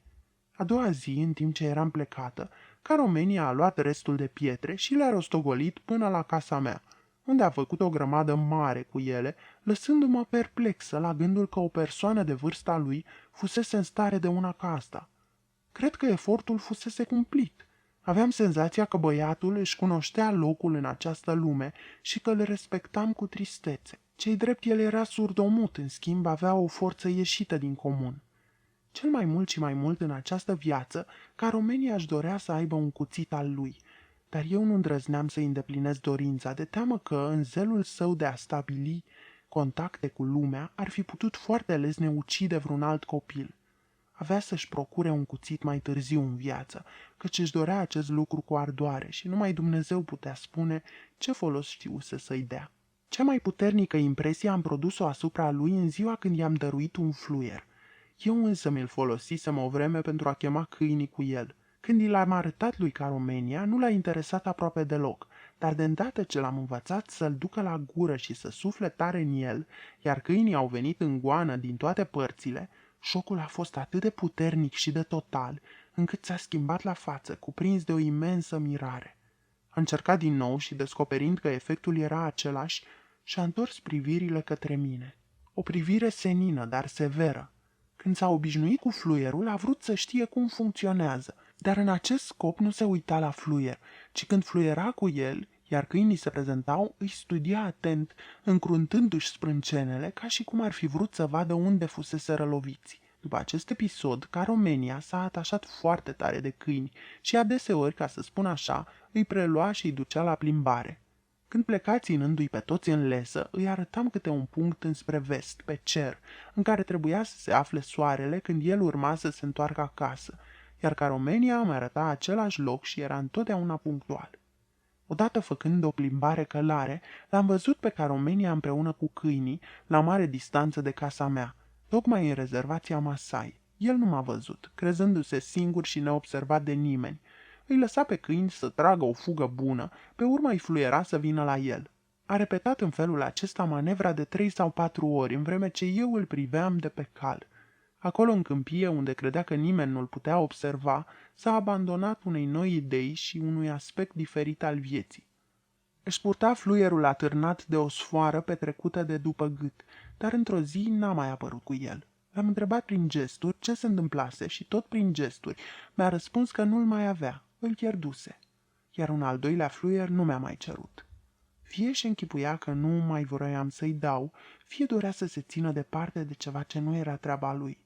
N-aș băga mâna în foc că nu-l aruncase el însuși, incapabil să-l pună de acord cu restul ideilor sale despre această viață. De aici înainte, peste 5 sau 6 ani, Caromenia, fie va avea parte de o mulțime de suferințe, fie se va ridica deodată la ceruri. Poran Singh. Micul atelier de fierărie al lui Poran Singh de la Vadul Mori era un infern în miniatură pe teritoriul fermei mele, cu toate atributele ortodoxe pe care le implica această noțiune. Era construit din tablă ondulată, iar când la amiază soarele cădea drept pe acoperișul lui și flăcările din cuptor se năpusteau afară năvalnice, aerul însuși, atât în căsuță cât și în preajma ei, era incandescent de alb. În tot timpul zilei, atelierul răsuna de zgomotul asurzitor al forjei, fier căzând pe fier, iar cabina era plină de securi și de roți dezmembrate, care o făceau să semene cu tabloul vechi și înfricoșător al unui loc de execuție. Cu toate acestea, atelierul său de fierărie avea o mare putere de atracție. Când mă duceam să-l privesc pe Poran Singh la lucru, mereu găseam lume înăuntru sau prin preajma cabanei.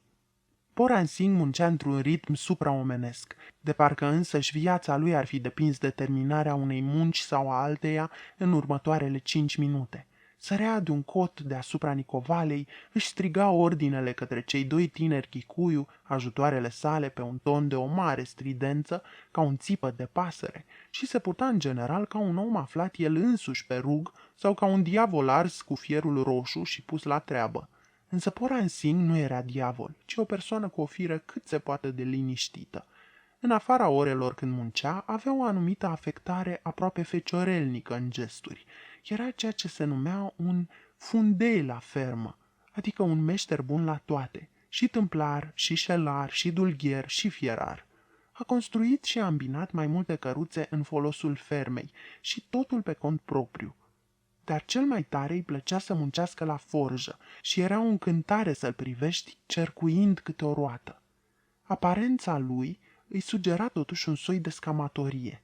Când era îmbrăcat cu haina și cu turbanul alb extrem de răsucit, reușea să arate, având și o barbă mare și neagră, ca un om masiv și impunător, dar lângă forjă, gol până la brâu, era incredibil de slab și ușor, cu torsul tipic de indian, adică în formă de clepsidră. Îmi plăcea la forja lui Poran Singh, cel foarte iubit și printre chicuiu, în principal din 2 motive. În primul rând, din cauza atracției fierului, care e cea mai fascinantă materie primă și care poartă imaginația pe cărări adeseori îndepărtate. Sabia, plugul, roata sau tunul, civilizația omenească, adică, sau mai pe scurt, cucerirea naturii de către om, destul de simplă ca fenomen spre a fi pricepută sau intuită chiar și de ființele primitive, toate acestea marcau persoana indianului ori de câte ori bătea fierul. Iar, în al doilea rând, publicul băștinaș era atras de cântecul forjei. Ritmul vioi înalt, monoton și surprinzător al muncii fierarului are în el o forță mitică. El este atât de viril încât înfioară și topește inimile femeilor. E sincer, neafectat și spune adevărul, nimic altceva decât adevărul. Uneori este extrem de direct, are un exces de robustețe, este vesel, puternic sau îndatoritor cu tine și îți oferă surprize mari cu ușurință, ca într-o joacă. Băștinașii îndrăgostiți de ritm se adunau la Poran Singh și se simțeau în largul lor. Potrivit unei vechi tradiții nordice, un om nu putea fi tras la răspundere pentru o vorbă spusă lângă forjă. Și în Africa limbile se dezlegau în atelierul de fierărie, discuțiile înlănțuindu-se liber, așa că fantezii din cele mai îndrăznețe erau chemate la viață de cântecul inspirator al ciocanului. Poran Singh a lucrat la mine mai mulți ani și a fost un angajat foarte bine plătit al fermei. Nu exista un echilibru între veniturile și nevoile sale, căci era un ascet, dar și un habodnic. Nu se atingea de carne, de băutură sau de tutun, nu juca jocuri de noroc, iar hainele erau atât de roase încât se vedea urzeala de pe cusături. Toți banii și-i trimitea în India, pentru ca fiii lui să poată merge la școală. Odată un fiu micuț și foarte tăcut, pe nume Dilip Singh, a venit din Bombay să-și viziteze tatăl. Tânărul Singh pierduse contactul cu fierul și singurul obiect metalic pe care l-am văzut la el a fost un stilou purtat în buzunarul de la piept al hainei. În cazul de față, însușirile mitice nu se transmiseseră și la generația următoare. Cât despre Poran Singh, mereu agitat în jurul forjei, el și-a păstrat aureola cât timp a lucrat la fermă și sper și pe urmă, până la sfârșitul vieții lui. Era slujitorul zeilor, incandescent și radiind căldură, un spirit elementar. În atelierul lui de fierărie, ciocanul îți cânta exact ce voiai să auzi, de parcă ar fi dat glas mereu chiar sufletului tău prea plin. Mie ciocanul îmi cânta o poezie grecească veche, pe care un prieten a tradus-o astfel.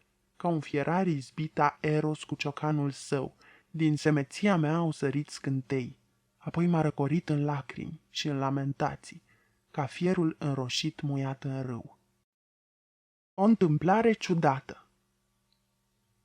Pe când mă aflam în rezervația Masai și făceam cărăușie pentru guvernul colonial, am asistat într-o zi la o scenă ciudată, cum nimeni dintre cunoscuții mei n-a mai văzut vreodată. Ea s-a petrecut în plină amiază, în timp ce străbăteam ținutul pășunilor. Aerul Africii e mai important pentru peisaj decât cel din Europa. Plin de miraje și năluciri, el este într-adevăr adevărata scenă a tot ce se petrece. În toiul vipiei din miezul zilei, aerul vibrează și oscilează asemenea corzii unei viori și ridică lungi straturi de pășuni, cu dealuri și cu arbuști țepoși, creând vaste întinderi de apă argintie peste câmpiile cu iarbă uscată și arsă. Mergeam prin aerul încins și viu și, contrar obiceiului, mă aflam destul de departe în fața șirului de căruțe, cu Fara, cu Dusk, ogarul meu scoțian, și cu micul Toto, care îngrijea de câine. Umblam toți patru în tăcere, căci era prea cald ca să mai vorbim. Deodată orizontul s-a pus în mișcare, însă de data aceasta nu aerul galopa, ci o turmă de animale sălbatice mari se îndrepta spre noi din partea dreaptă, despicând decorul pe diagonală. I-am spus lui Fara: ce multe antilope! Dar după o clipă n-am mai fost sigură dacă erau antilope sau nu. Mi-am luat deci binoclul și le-am privit, însă era greu de spus la acea oră fierbinte din miezul zilei. Ce zici?" l-am întrebat pe Fara. Or fi antilope?" Am observat că Dusk era cu toată atenția concentrată asupra acelor animale, urmărindu-le apropierea cu privirile sale pătrunzătoare. Adeseori îi dădeam drumul să tragă o fugă bună după antilope sau după gazele. Dar în acea zi m-am gândit că era prea cald și am spus micuțului Toto să-i lege mai bine zgarda. Însă în aceeași clipă câinele a scos un lătrat scurt și sălbatic și s-a năpustit brusc înainte, răsturnându-l pe micuț. Am apucat să mai pun mâna eu însă în pelesa lui și a trebuit să mă opintesc din toate puterile ca să-l pot ține în loc. Priveam într-una spre animale. Ce-or fi?" l-am întrebat pe Fara. La șes e foarte greu să apreciezi distanțele. Vibrația continuă a aerului și monotonia peisajelor contribuie și ele, la fel ca imaginea arbuștilor cu spini, risipiți în câmpie, care au exact aceeași formă ca arborii unei păduri dese și mari, deși în realitate nu-s mai înalți de 4 metri, astfel încât girafa iese cu capul și cu gâtul mult deasupra lor. În permanență te înșeli în privința dimensiunii animalelor, pe care le vezi la distanță și s-ar putea ca în toiul zilei să confunzi un șacal cu o antilopă, ori un struț cu un bivol negru. Un minut mai târziu, Fara mi-a spus: Mem sahib, ăștia sunt câini sălbatici. Câinii sălbatici umblă în general în grupuri de câte 3 sau 4, dar se întâmplă să-i vezi și în haite de 12. Băștinașii se tem de ei și spun că sunt teribil de sângeroși. Într-o zi, pe când mergeam călare prin rezervația de animale, m-am întâlnit cu 4 asemenea câini, care mă urmau la o distanță de 15 metri. Cei 2 mici terieri pe care îi aveam cu mine au mers cât mai aproape cu putință, practic sub burta poneiului meu, până am trecut cu toții de celălalt mal al râului și am ajuns în siguranță pe teritoriul fermei. Câinii sălbatici nu sunt la fel de robuști ca hienele, ci mai degrabă seamănă cu niște dogi alsacieni mai mari. Sunt de culoare neagră, cu câte un smoc alb în vârful cozii și al urechilor ascuțite. Pielea nu le e de niciun folos, având un păr inegal și aspru și fiind urât mirositoare. Acum trebuie să fi fost cel puțin 500 de câini sălbatici. Veneau spre noi într-un trap nu foarte întins, fără a privi în dreapta sau stânga, de parcă ar fi fost speriați de ceva, sau ca și cum ar fi mers repede și cu un scop precis. Au cotit doar puțin când s-au apropiat de noi. Cu toate acestea, nu păreau să ne fi observat și au continuat în același ritm. Cel mai aproape de noi au trecut la vreo 50 de metri distanță. Alergau câte 2, 3 sau 4 pe același rând, într-o coloană foarte lungă, astfel încât a durat o vreme până când întreaga procesiune s-a perindat prin fața noastră. Pe la mijlocul ei, Fara mi-a spus: acești câini sunt foarte obosiți, înseamnă că vin de foarte departe. Când au trecut cu toții și au dispărut din nou, ne-am uitat în urmă după căruțe. Erau încă destul de departe în spate și, epuizați de emoția experienței avute, ne-am lăsat jos în iarbă acolo unde ne aflam, până ce restul safariului ne-a ajuns din urmă. Dusk era teribil de agitat, scuturându-și capul cu putere și dând să alerge după frații săi sălbatici. L-am cuprins de după gât cu brațele și dacă nu l-aș fi legat la timp, cred că ar fi fost sfâșia de haintă. Vizitii căruțelor din safari s-au desprins din coloană și au venit în fugă spre noi, întrebându-ne ce se întâmplase. Nu le-am putut explica nici lor, nu mi-am putut explica nici mie de ce acei câini sălbatici goneau așa și într-un număr atât de mare. Băștinașii au vrut să vadă în asta un semn funest, o prevestire de război, căci câinii sălbatici sunt mâncători de stârvuri. După aceea n-au mai comentat întâmplarea, cum făceau cu toate celelalte evenimente din timpul unui safari. Am povestit multora pățania mea, dar nimeni nu a vrut să mă creadă. Cu toate acestea, ea este adevărată, iar însățitorii mei de atunci îmi sunt cu toții martori. Papagalul. Un bătrân armator danez își amintea de zilele tinereții sale și de faptul că la vârsta de 16 ani petrecuse o noapte într-un bordel din Singapore. Mersese acolo dus de marinarii de pe un vapor al tatălui său și stătuse îndelung de vorbă cu o chinezoaică bătrână. Aceasta, aflând despre el că venea dintr-o țară atât de îndepărtată, a scos la iveală un papagal bătrân, al cărei proprietar era. Cu mult, foarte mult timp în urmă, i-a povestit bătrâna, primise papagalul în dar de la un englez de viță nobilă, un fost iubit din tinerețe. După părerea băiatului, papagalul trebuie să fie avut cel puțin 100 de ani. Știa să spună diferite fraze în aproape toate limbile pământului, prinse în atmosfera cosmopolită a stabilimentului în care își ducea veacul. Dar înainte de a-i trimite, fostul iubit al chinezoaicei îl învățase un text pe care ea nu îl înțelegea și nici unul dintre ceilalți vizitatori nu fusese în stare să îl traducă, așa încât, de foarte mulți ani, își suprimase curiozitatea. Dar dacă acest băiat venea de atât de departe, poate că din întâmplare era tocmai limba lui și atunci îi putea tălmăci înțelesul ascuns al textului. Băiatul fusese adânc mișcat și emoționat de ideea femeii, Când s-a uitat la papagal și s-a gândit că s-ar putea să audă daneza, tocmai din ciocul acela coroiat, aproape că i-a venit să o ia la fugă. Nu a rămas pe loc decât pentru a-i face plăcere bătrânei. Dar când aceasta l-a convins pe papagal să spună textul cu pricina, limba s-a dovedit a fi însăși greaca veche. Pasărea pronunța cuvintele foarte rar și băiatul știa destulă greacă modernă pentru a recunoaște despre ce este vorba în acea poezie scrisă de fapt de Safo. A trecut miezul nopții, au apus pleiadele, a dispărut acum și luna, eu sunt tot singură, nemângâiată, iar orele trec într-una. Când i-a tradus aceste versuri, bătrâna a plescăit din buze și apoi și-a dat peste cap ochii ei mici de asiatică. L-a rugat să-i mai spună odată poemul și a dat aprobator din cap. Partea a 5-a. Despărțirea de fermă. Și zei și oameni la fel suntem amăgiți. Vremuri grele. Ferma mea era situată puțin prea sus pentru cultivarea cafelei. Ni se întâmpla ca în lunile de frig să ne trezim cu un gheț la sol, iar dimineața vlăstarele arborilor de cafea și tinerele fructe de pe ele să fie brune și zbârcite. Vântul bătea dinspre câmpie și chiar și în anii cei mai buni nu obțineam aceeași recoltă ca oamenii din Tica sau Chiambu, districte aflate mai jos, la peste 1000 de metri deasupra nivelului mării. Nu prea aveam nici ploaie în ținutul Ngong și în 3 rânduri am avut parte de o secetă absolută care ne-a lovit cum nu se poate mai tare.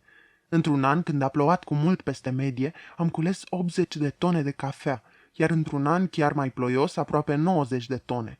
Dar au fost și 2 ani nefaști, când a plouat aproape de 2 ori mai puțin, iar recolta a fost de numai 16, respectiv 15 tone de cafea.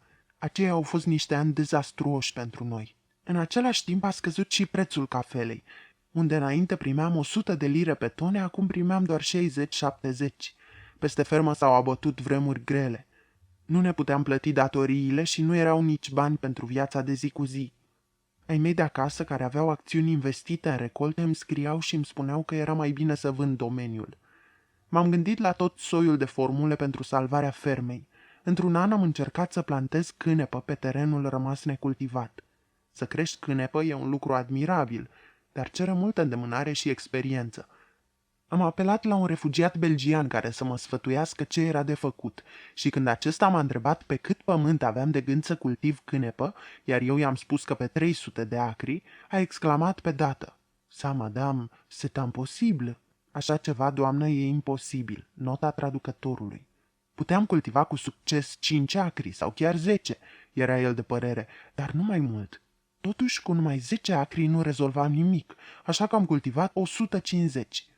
Un câmp de cânepă înflorit și albastru, precum cerul senin, e o panoramă încântătoare, ca o bucată de cer aici jos pe pământ, și nu există răsplată mai bine meritată decât o recoltă de fibre de cânepă rezistente, lucioase și catifelate. Le urmărești cu gândul și după expediere, cum sunt transformate în cerșafuri și cămăși de noapte, dar lucrătorii mei Kikuyu nu puteau de astăzi pe mâine și fără o supraveghere constantă să învețe să fie îndemânatici la întinsul, la topitul sau la bătutul lor, astfel că tentativa mea de a cultiva cânepă n-a prea avut succes. Cei mai mulți dintre fermierii ținutului își încercau norocul în acei ani cu câte o astfel de fantezie și câțiva dintre ei chiar au avut o inspirație fericită. Pentru Ingrid Lindström din Joro, de pildă, lucrurile au luat o întărsătură fastă.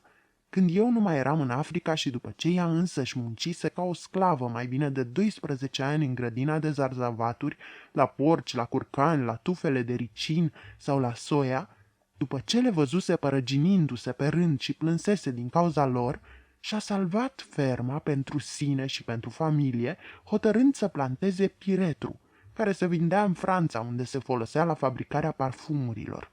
Eu n-am avut norocul ei în privința experimentelor și când a venit sezonul uscat și a început să bată vântul dinspre câmpiile Ati, arborii de cafea s-au lăsat în jos, iar frunzele s-au îngălbenit. În anumite zone ale plantației copacii au fost loviți de boli urâte, precum antestia. Pentru a impulsiona recolta, am început să îngrășăm pământul cu băligar. Fiind crescută în spiritul ideilor europene despre cultivarea pământului, mi se părea împotriva firii să adun recolta de pe un teren fără a-l fi îngrășat mai înainte cu băligar. Când au aflat despre acest proiect, clăcașii de la fermă mi-au venit în întâmpinare, aducându-mi din grajdurile vitelor și caprelor lor băligar adunat acolo de decenii întregi. Era o materie moale ca turba și ușor de folosit. Am făcut o brazdă printre șirurile de arbori cu noile pluguri mici, trase de câte un singur bou, pe care le cumpăraserăm de la Nairobi și, cum nu se putea pătrunde cu căruța printre copaci, femeile de la fermă au fost nevoite să care în spinare băligarul cu sacii și să-l împrăștie de-a lungul brazdei trase de plug, câte un sac la fiecare copac, astfel încât, revenind cu plugurile și cu boii, să-l putem îngropa cu totul sub pământ. Era o îndeletnicire plăcută la privit și îmi puneam mari speranțe în ea, dar, după cum s-a dovedit mai pe urmă, efectele acelei fertilizări intense nu s-au făcut simțite niciodată. Marea noastră dificultate era lipsa cronică a capitalului, care fusese cheltuit complet înainte să ajung să mă ocup de fermă. Nu ne puteam permite să încercăm vreo îmbunătățire radicală, ci eram obligați să trăim de pe o zi pe alta, ceea ce în ultimii ani devenise modul nostru de viață curent la fermă. Să fi avut capitalul, mă gândeam din când în când, aș fi renunțat la cultivatul cafelei, aș fi tăiat toți arborii de cafea și aș fi plantat alți pomi pe tot terenul. Copacii cresc foarte repede în Africa, iar după 10 ani te poți plimba în tihnă pe sub eucalipți înalți și albăstrui sau pe sub salcâmii australieni pe care în sezonul ploios tu însuți ai adus de la pepinieră, câte 12 puieți în fiecare cutie. Și aș fi avut atunci o vânzare bună de cherestea și de lemn de foc pe piața din Nairobi. A planta copaci e o muncă plină de noblețe și multă vreme după aceea te tot gândești cu plăcere la ea. Pe vremuri fuseseră pâlcuri mari de pădure indigenă pe domeniul meu, dar ea fusese vândută în întregime pentru tăiere la indieni înainte să preiau conducerea fermei. Era un fapt care mă întrista. Eu însă, în anii cei mai grei, trebuise să tai o parte din pădure în jurul atelierului de prelucrare a cafelei, pentru a face loc motorului cu aburi, iar pădurea sacrificată, cu trunchiurile ei înalte și umbrele ei verzi și vii, îmi tulbura adeseori gândurile și niciodată nu mi-a părut mai rău după aceea în viață, ca după acei copaci tăiați. Din timp în timp, când îmi puteam permite, mai plantam un petic de teren cu eucalipți, dar fără rezultate deosebite. În ritmul acesta aveau să treacă vreo 15 ani până să fie cultivate acele câteva sute de acri și până să văd ferma transformată într-o pădure deasă, administrată în mod științific și cu un joagăr pe malul râului. Clăcașii de pe domeniu însă, a căror idee despre timp era cu totul diferită de a albilor din colonie, priveau plin de speranță spre un viitor în care fiecare să aibă lemne de foc din belșug, cum avuseseră cândva strămoșii lor, de la pădurea pe care aveam să o plantez curând. Mai aveam de gând să cresc vite și să pun pe roate o lăptărie.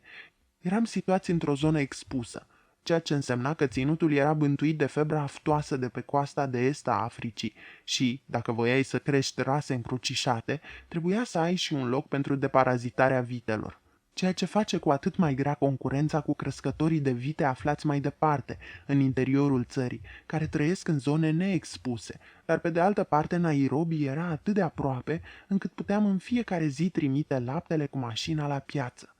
Odată am avut o cireadă de vite din rase încrucișate, pentru care am construit o scăldătoare de toată frumusețea.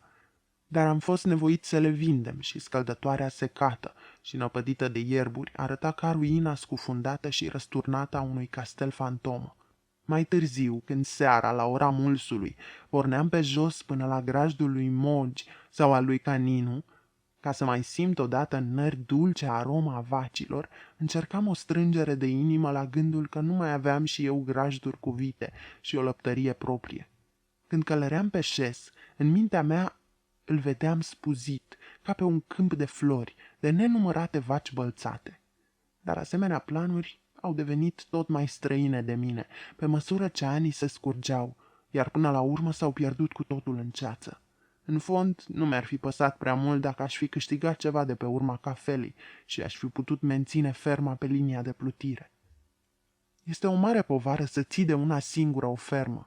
Băștinașii, ba chiar și angajații mei albi, Mă lăsau să mă tem și să mă frământ și în numele lor, iar câteodată mi se părea că până și boii de la fermă sau arborii de cafea se complăceau în această atitudine. Aveam atunci impresia că se înțeleseseră între ele, ființe glăsuitoare și necuvântătoare, că numai din vina mea ploile întârziau să cadă sau că nopțile erau atât de reci. Iar seara mi se părea nedrept să stau și să citesc liniștită în casă. Mă împingea afară pe drumuri teama de a nu pierde ferma. Lui Fara, care îmi cunoștea frământările, nu-i plăceau deloc plimbările mele nocturne. Îmi spunea despre leoparzii care fusese văzuți prin apropierea fermei după apusul soarelui și avea obiceiul să stea pe verandă, o siluetă îmbrăcată în alb, abia vizibilă pe întuneric, până mă vedea revenit acasă întreagă. Numai că eu eram prea tristă pentru a mă mai gândi și la leoparzi. Știam că nu puteam rezolva nimic orbecăind prin întuneric încolo și încoace pe teritoriul fermei și totuși umblam ca o stafie, neștiind precis încotro mă îndreptam și cu ce intenții. Cu 2 ani înainte de a părăsi pentru totdeauna Africa, am fost într-o călătorie prin Europa. M-am întors în plin sezon al recoltatului cafelei, astfel că nu am putut afla nimic în legătură cu recolta până nu am ajuns în Mombasa. Cât timp m-am găsit pe vapor, nu am făcut decât să chibzuiesc. Dacă eram într-o stare bună și viața îmi surâdea, socoteam că vom obține în jur de 75 de tone. Dacă eram abătută sau într-o stare nervoasă, mă încurajam în sinea mea. Trebuie să obținem 60 de tone, asta în orice caz. La Mombasa m-a așteptat Fara, dar n-am îndrăznit să-l întreb chiar din prima clipă despre recolta plantației de cafea.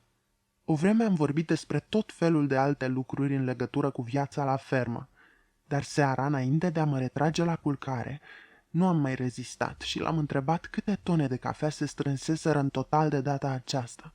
De obicei, somalezii au o mare plăcere în a comunica dezastrele.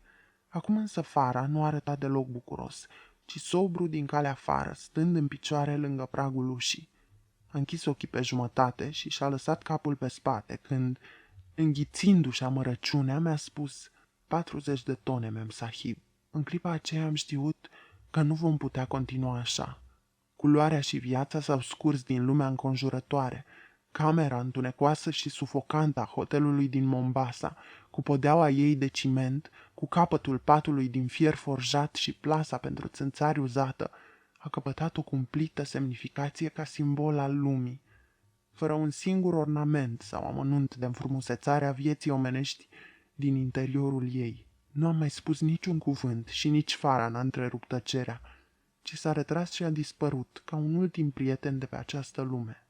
Dar mintea omenească are capacități nebănuite de regenerare și în toiul nopții m-am gândit, ca Moș Knudsen în altă dată, că 40 de tone tot însemnau ceva, în timp ce pesimismul era un păcat de moarte.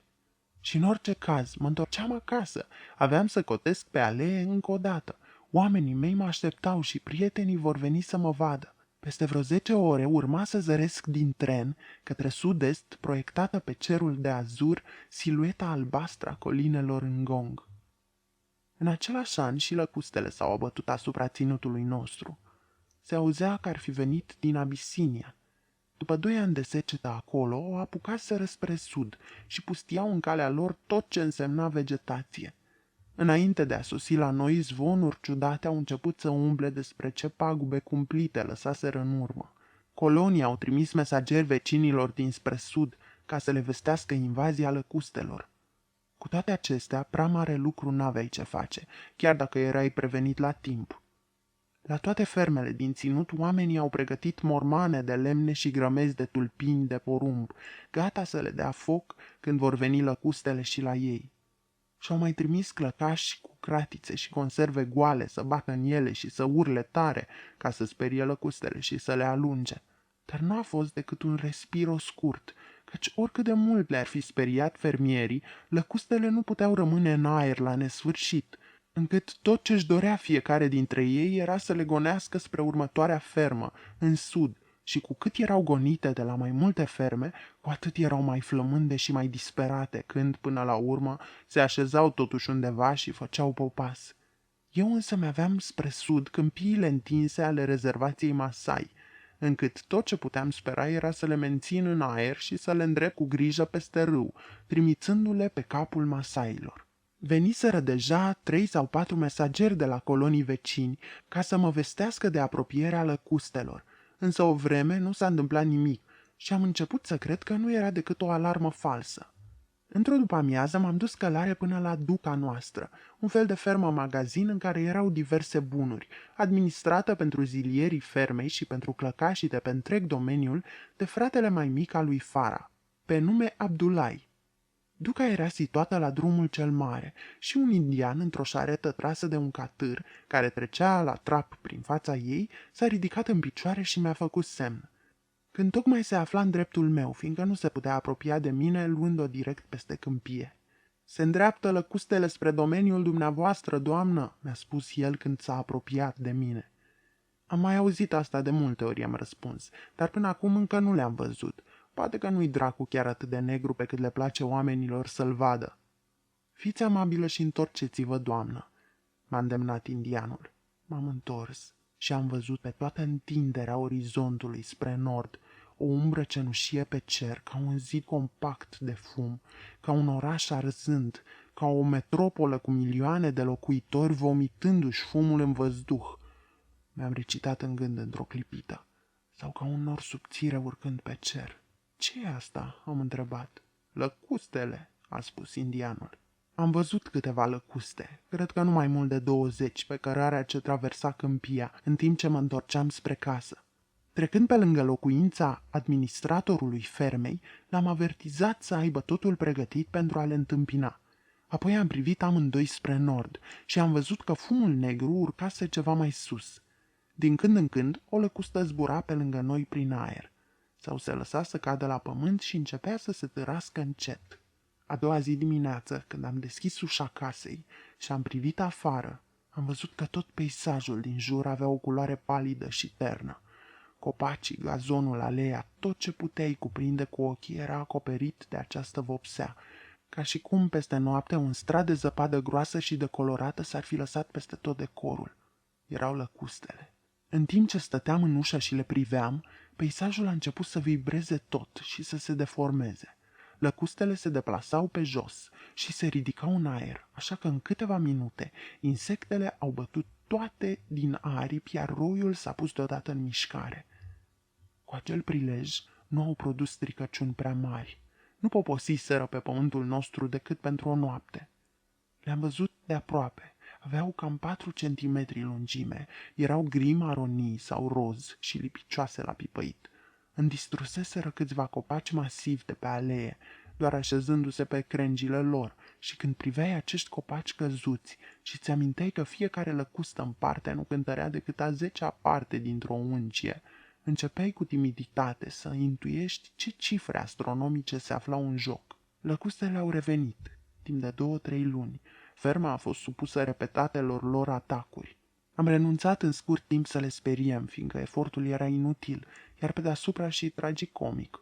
Uneori câte un roi mai mic venea ca un detașament desprins din grosul armatei și trecea în viteză peste noi, dar alteori lăcustele soseau în valuri mari, care puteau dura chiar și zile întregi, în care asistam la înaintări forțate de câte 12 ore pe zi.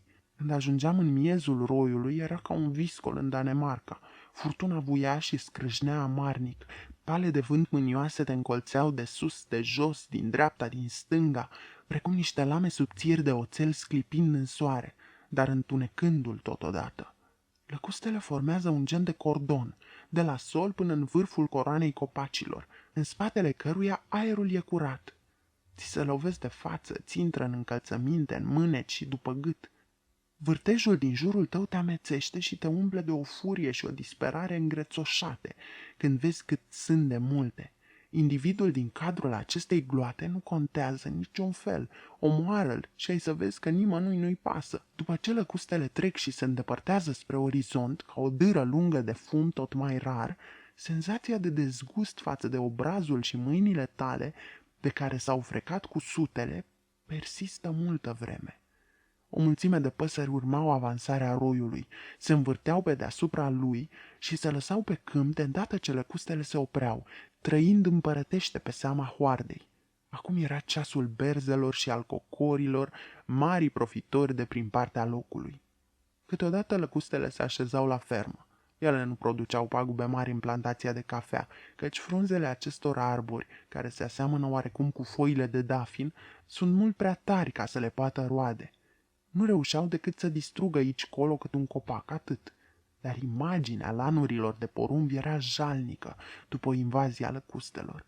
Pe ele nu mai rămânea nimic, în afară de câteva petice uscate de frunze atârnând din tulpinile rupte și pustiite. Grădina mea de pe malul râului, irigată și menținută verde, arăta ca un morman de praf. Din atâtea legume, flori și plante aromate, nu mai rămăsese nimic. Șambaurile clăcașilor mei erau ca niște fâșii de teren desțelenit, ars, nivelat de insectele târătoare, cu câte o lăcustă moartă pe alocuri în praf, drept unic rod al pământului devastat. Clăcașii stăteau și se uitau la ele. Bătrânele care săpaseră și sădiseră acele șambauri cu prețul unor eforturi supraomenești, își ridicau neputincioasă pumnii spre ultimele umbre palide de pe cer. O mulțime de lăcuste moarte rămâneau pretutindeni în urma armatei care înainta. Pe drum, unde se așezaseră să se odihnească și fuseseră călcate de tot felul de șarete sau de căruțe, acum, după ce roiul se îndepărtase, urmele roților se întindeau până departe, cât cuprindeai cu ochii, acoperite de lăcuste moarte. Își depuseseră ouăle în pământ. După un an, la sfârșitul ploilor mari, apăreau puieții negri maronii, lăcustele în prima fază a existenței, care nu puteau zbura, ci se târau pe sol și devorau tot ce găseau. Când mi s-au terminat banii și n-am mai avut de unde să scot alții, am fost nevoită să-mi vând ferma. Cumpărătorul a fost o mare firmă din Nairobi. Oamenii aceia considerau că terenul se află la o altitudine prea mare pentru a fi cultivat cu cafea, iar agricultura nu-i interesa de fel. Intenția lor era de a scoate toți arborii de cafea, de a împărți domeniul în parcele mici și de a construi pretutindeni drumuri, iar apoi cu timpul, când Nairobi urma să se extindă spre vest, de a vinde parcelele respective ca teren de construcție pentru cei interesați. Toate acestea se petreceau către sfârșitul anului. Însă chiar și în acele condiții, nu cred că aș fi avut tăria necesară de a renunța la fermă, dacă n-ar fi intervenit un element precis. Recolta de cafea, încă necoaptă pe copaci, aparținea foștilor proprietari ai fermei, sau mai bine zis băncii, unde fusese ipotecată ferma. Această recoltă n-avea să fie culeasă, prelucrată în atelier și expediată până în luna mai a anului următor, poate chiar mai târziu. În toată această perioadă aveam să rămân la fermă și să o conduc, iar lucrurile aveau să decurgă în linii mari la fel, pentru păstrarea aparențelor. Între timp, îmi spuneam, se va întâmpla ceva pentru ca totul să revină la normal, fiindcă la urma urmelor, lumea asta nu e un mecanism nici foarte regulat, nici întru totul previzibil. Și astfel a început o etapă stranie în existența mea la fermă. Adevărul care mă pândea de pretutindeni era că ferma nu mai aparținea, însă în ciuda acestei realități, el putea fi ușor ignorat de cei incapabili să-l înțeleagă, iar diferența de la o zi la alta rămăsese insezizabilă. În schimb, de la un ceas la altul, mi se oferea o lecție de trăire a clipei, aș spune, în eternitate, unde întâmplările reale ale unui moment sau ale altuia nu consemnau aproape nicio deosebire. Ciudat era că nici măcar eu, pe toată durata acestei stări, nu am crezut vreodată că voi fi nevoită să renunț la fermă sau că va trebui să plec din Africa, deși eram sfătuită că asta trebuie să fac de către prietenii din jur, toți oameni cu scaun la cap. Ba chiar primeam și scrisori de acasă care conțineau toate același sfat, iar faptele de zi cu zi îmi arătau inconfundabil drumul. Și totuși nimic nu era mai străin de gândurile ce mă munceau și continuam să cred că mă voi întoarce ca să-mi las oasele în pământul Africii. Pentru această credință fermă n-aveam nicio altă bază și niciun alt motiv întemeiat decât totala mea incapacitate de a-mi imagina vreun alt final. În aceste luni am conceput un program sau un sistem strategic de apărare împotriva destinului și a celor din preajma mea care îi se aliau. Am să cedez, îmi spuneam, în toate chestiunile minore, pentru a fi scutită de necazuri inutile. Îi voi lăsa pe adversarii mei să facă după capul lor întreburile de acest gen, zi după zi, prin vorbă sau prin cuvântul scris, căci până la urmă voi triumfa și îmi voi păstra ferma și oamenii de aici. Să-i pierd, mă gândeam, nu pot. Iar dacă nu-mi pot imagina cum e cu putință să se întâmple. În felul acesta am fost cea din urmă persoană care să-și dea seama că va trebui să plec. Când îmi amintesc de ultimele luni în Africa, mi se pare că obiectele neînsuflețite erau conștiente de plecarea mea cu mult înainte de a-mi da eu seama. Dealurile, pădurile, câmpiile și râurile, vântul, toate știau că urma să ne despărțim. Când am început să stabilesc termene cu destinul și am angajat discuții pentru vânzarea fermei, atitudinea peisajului față de mine s-a modificat radical. Până atunci fusesem o părticică din el. Seceta eu resimțeam ca pe o febra mea, iar înflorirea câmpiei ca pe o rochie nouă. Acum însă ținutul se despărțea de mine și se ținea puțin deoparte, ca să-l pot vedea mai clar și să-mi rămână ca un tot. Același lucru se întâmplă și cu colinele în săptămâna dinaintea sezonului ploios. Într-o seară, în timp ce le privești, fac deodată o mișcare amplă și se dezvăluie sub ochii tăi, devenind la fel de limpezi, particulare și vii ca formă și colorit, de parcă ar vrea să ți se dăruiască, împreună cu tot ce închid ele, de parcă tu ai vrea să pornești din locul în care te afli atunci pentru a urca pe clina lor unduioasă și verde. Îți spui, dacă o antilopă ar ieși acum în câmp deschis, aș vedea-o uitându-se spre mine și mișcând ușor din urechi. Dacă o păsărică s-ar așeza pe crenguța unei tufe, aș auzi-o cântând.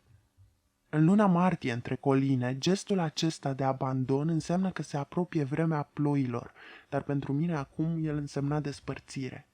Mai văzusem destule țări până atunci, dăruindu-ți se în același fel când ești pe punctul de a le părăsi, însă uitasem acest sentiment. Nu mă gândeam decât că niciodată ținutul nu mi se păruse mai frumos, ca și cum contemplarea lui ar fi fost de ajuns ca să te facă fericit pe viață.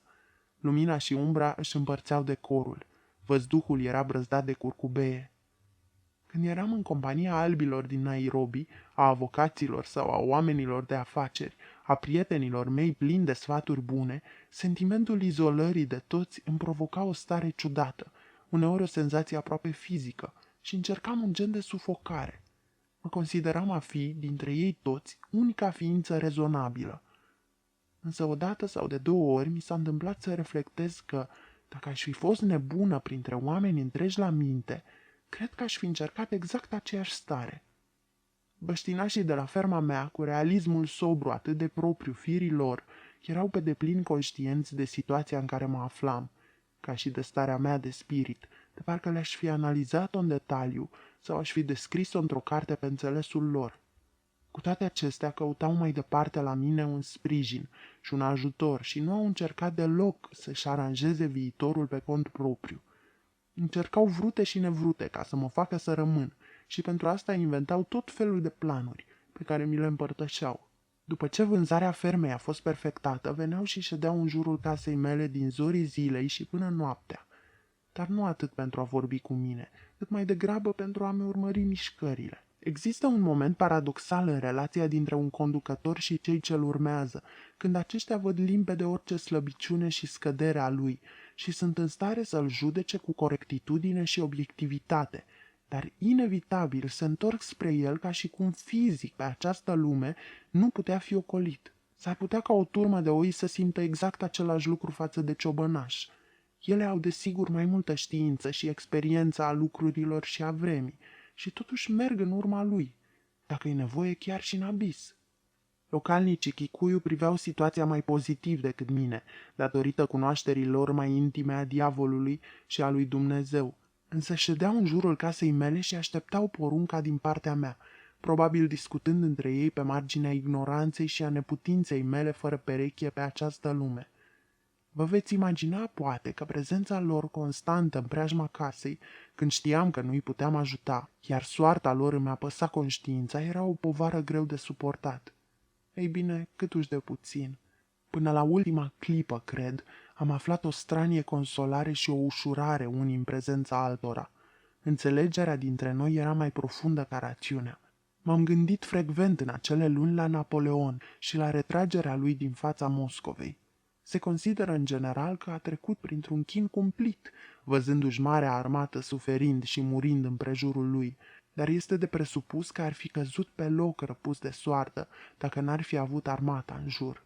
Noaptea stăteam trează și număram orele până când băștinașii Chicuiu aveau să-și facă din nou apariția pe gazon și să aștepte în preajma casei mele. Moartea lui Chinanjui. În același an a murit și marele șef Chinanjui. Unul dintre fiii lui a venit la mine într-o seară târziu și m-a rugat să mă duc cu el în satul tatălui său, căci acesta era pe moarte. Nataka Kufa voia să moară, cum spuneau băștinașii. Chinanjui îmbătrânise. Un mare eveniment avusese loc de curând în existența sa. Carantina asupra rezervației Masai fusese ridicată. De îndată ce a auzit de ea, bătrânul șef de trib Kikuyu s-a și așternut la drum, numai cu câțiva însoțitori, pornind departe către sud prin rezervație, ca să pună la punct diversele socoteli cu tribul Masailor și să-și aducă înapoi vacile care îi aparțineau, împreună cu vițeii lor născuți în exil. Însă pe drum s-a îmbolnăvit.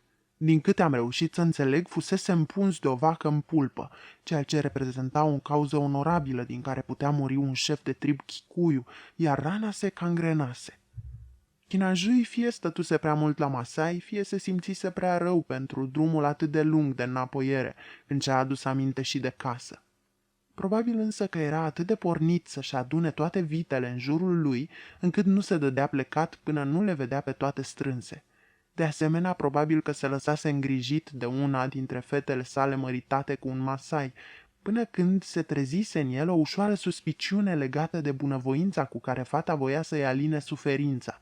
În cele din urmă a pornit la drum și se pare că alaiul său a făcut tot ce s-a priceput, dându-și o mare osteneală să-l aducă până acasă și cărându-l pe bătrânul aproape muribund distanțe lungi pe o targă improvizată. Acum, când zăcea pe patul de moarte în colibă, marele șef de trib trimisese după mine. Fiul lui Chinanjui sosise la mine acasă îndată după masa de seară și s-a făcut întuneric de-a binelea până ce eu, Fara și cu el am pornit cu mașina spre satul său, dar luna era deja pe cer și străbătea primul pătrar. Pe drum, Fara a deschis subiectul celui care avea să-i succeadă lui Chinanjui în funcția de șef de trib Kikuyu. Bătrânul avea o mulțime de fii și a reieșit că se ciocneau tot felul de interese în mica lume a băștinașilor Kikuyu. 2 dintre fiii lui, mi-a spus Fara, erau creștini, iar unul era romano-catolic, iar celălalt convertit la biserica scoțiană și era de așteptat ca fiecare dintre cele 2 misiuni să tragă destule sfori pentru a-și impune pretendentul. Tribul în sine, se pare, l-ar fi dorit pe un al 3-lea fiu, mai tânăr ca ceilalți 2, însă cei drept păgân. Ultima porțiune de drum, cam 1,5 kilometru, nu era decât o urmă bătătorită de vaci peste o pajiște întinsă. Iarba arăta cenușie de rouă. Chiar înainte de a ajunge în sat, a trebuit să traversăm o albie de râu, cu un firicel argintiu de apă șerpuind prin mijloc. Aici am trecut printr-o ceață lăptoasă. Maniata cea mare a lui Chinanjui, când am ajuns în preajma ei, stătea liniștită sub clar de lună. Era formată dintr-un mănunghi de colibe, din șure cu vârful țuguiat și cu grajduri pentru animale. Când am cotit și am intrat în ea, am prins în lumina farurilor mașinii un acoperiș de stuf. Sub el se afla automobilul pe care Chinanjui îl cumpărase de la consulul american pe vremuri, când venise la ferma mea să judece cazul lui Waniageri. Acum arăta complet părăsit, cuprins de rugină și hârbuit, și Chinanjui cu siguranță nici nu-și mai amintea de el, căci se întorsese la obiceiurile strămoșilor și nu-și dorea să fie înconjurat decât de vaci și de femei. Deși mi se păruse atât de întunecat, satul era extrem de treaz. Oamenii nu dormeau niciunul și, când au auzit motorul mașinii, s-au grăbit să ne iasă în cale. Dar acum totul era schimbat față de cum arătase altădată. Maniata lui Chinanjui fusese întotdeauna un loc plin de viață și zgomotos, ca un pârâu izvorât din pământ și împrăștiindu-se în toate părțile. Tot felul de proiecte și planuri se întretăiau în cele 4 zări, sub ochiul figurii centrale solemne și binevoitoare a marelui șef Chinanjui. Acum aripa morții plutea însă peste Maniata și, întocmai ca un magnet puternic, modificase alcătuirea știută, formând grupuri și constelații noi.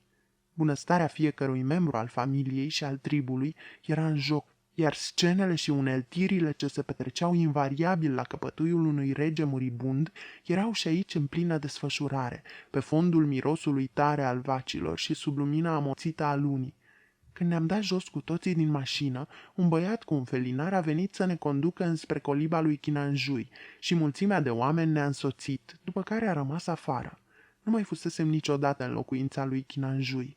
Acest adevărat castel regal era mult mai mare decât colibele obișnuite, dar când am ajuns înăuntru, nu am avut impresia că ar fi mobilat mai luxos decât celelalte. Avea un pat făcut din bețe și paie și din frâie de vită și câteva scaune mici de lemn. 2-3 focuri ardeau pe lutul bătătorit de pe jos, căldura din colibă era de-a dreptul sufocantă, iar fumul atât de gros încât la început nu am distins pe nimeni dinăuntru, deși tot pe jos se afla și un felinar de vânt. Când ne-am mai obișnuit cu atmosfera, am văzut 3 bătrâni, poate unchi sau consilieri de-ai lui Chinanjui, încă o femeie foarte bătrână, sprijinită în toiag și care stătea foarte aproape de pat, o fetiță drăguță și un băiat de vreo 13 ani. Și cine știe ce constelație nouă, produsă de acel magnet, era societatea de față din camera mortuară a marelui șef de trib. Chinanjui zăcea cu ochii în tavan. Trăgea să moară. Era deja pe jumătate dus, iar duhoarea pe care o răspândea era atât de grea, încât la început n-am îndrăznit să deschid gura ca să rostez vreun cuvințel, de teamă să nu vomit. Bătrânul era în întregime gol și stătea culcat pe un pled scoțian pe care îl dădusem eu odată, însă probabil că nu suporta nicio apăsare cât de mică pe piciorul infectat. De altfel, piciorul era îngrozitor la vedere și atât de inflamat că nu se mai distingea genunchiul, iar în lumina lămpii am văzut că de la șold la talpă era brăzdat cu lungi fuioare galbene și negre. Sub el pledul era pătat și ud, ca și cum apa i s-ar fi scurs într-una din picior. Fiul lui Chinanjui, care venise după mine la fermă, a adus un vechi scaun european, cu un picior mai scurt decât celelalte, și mi l-a pus ca să șed pe el, foarte aproape de patul bătrânului.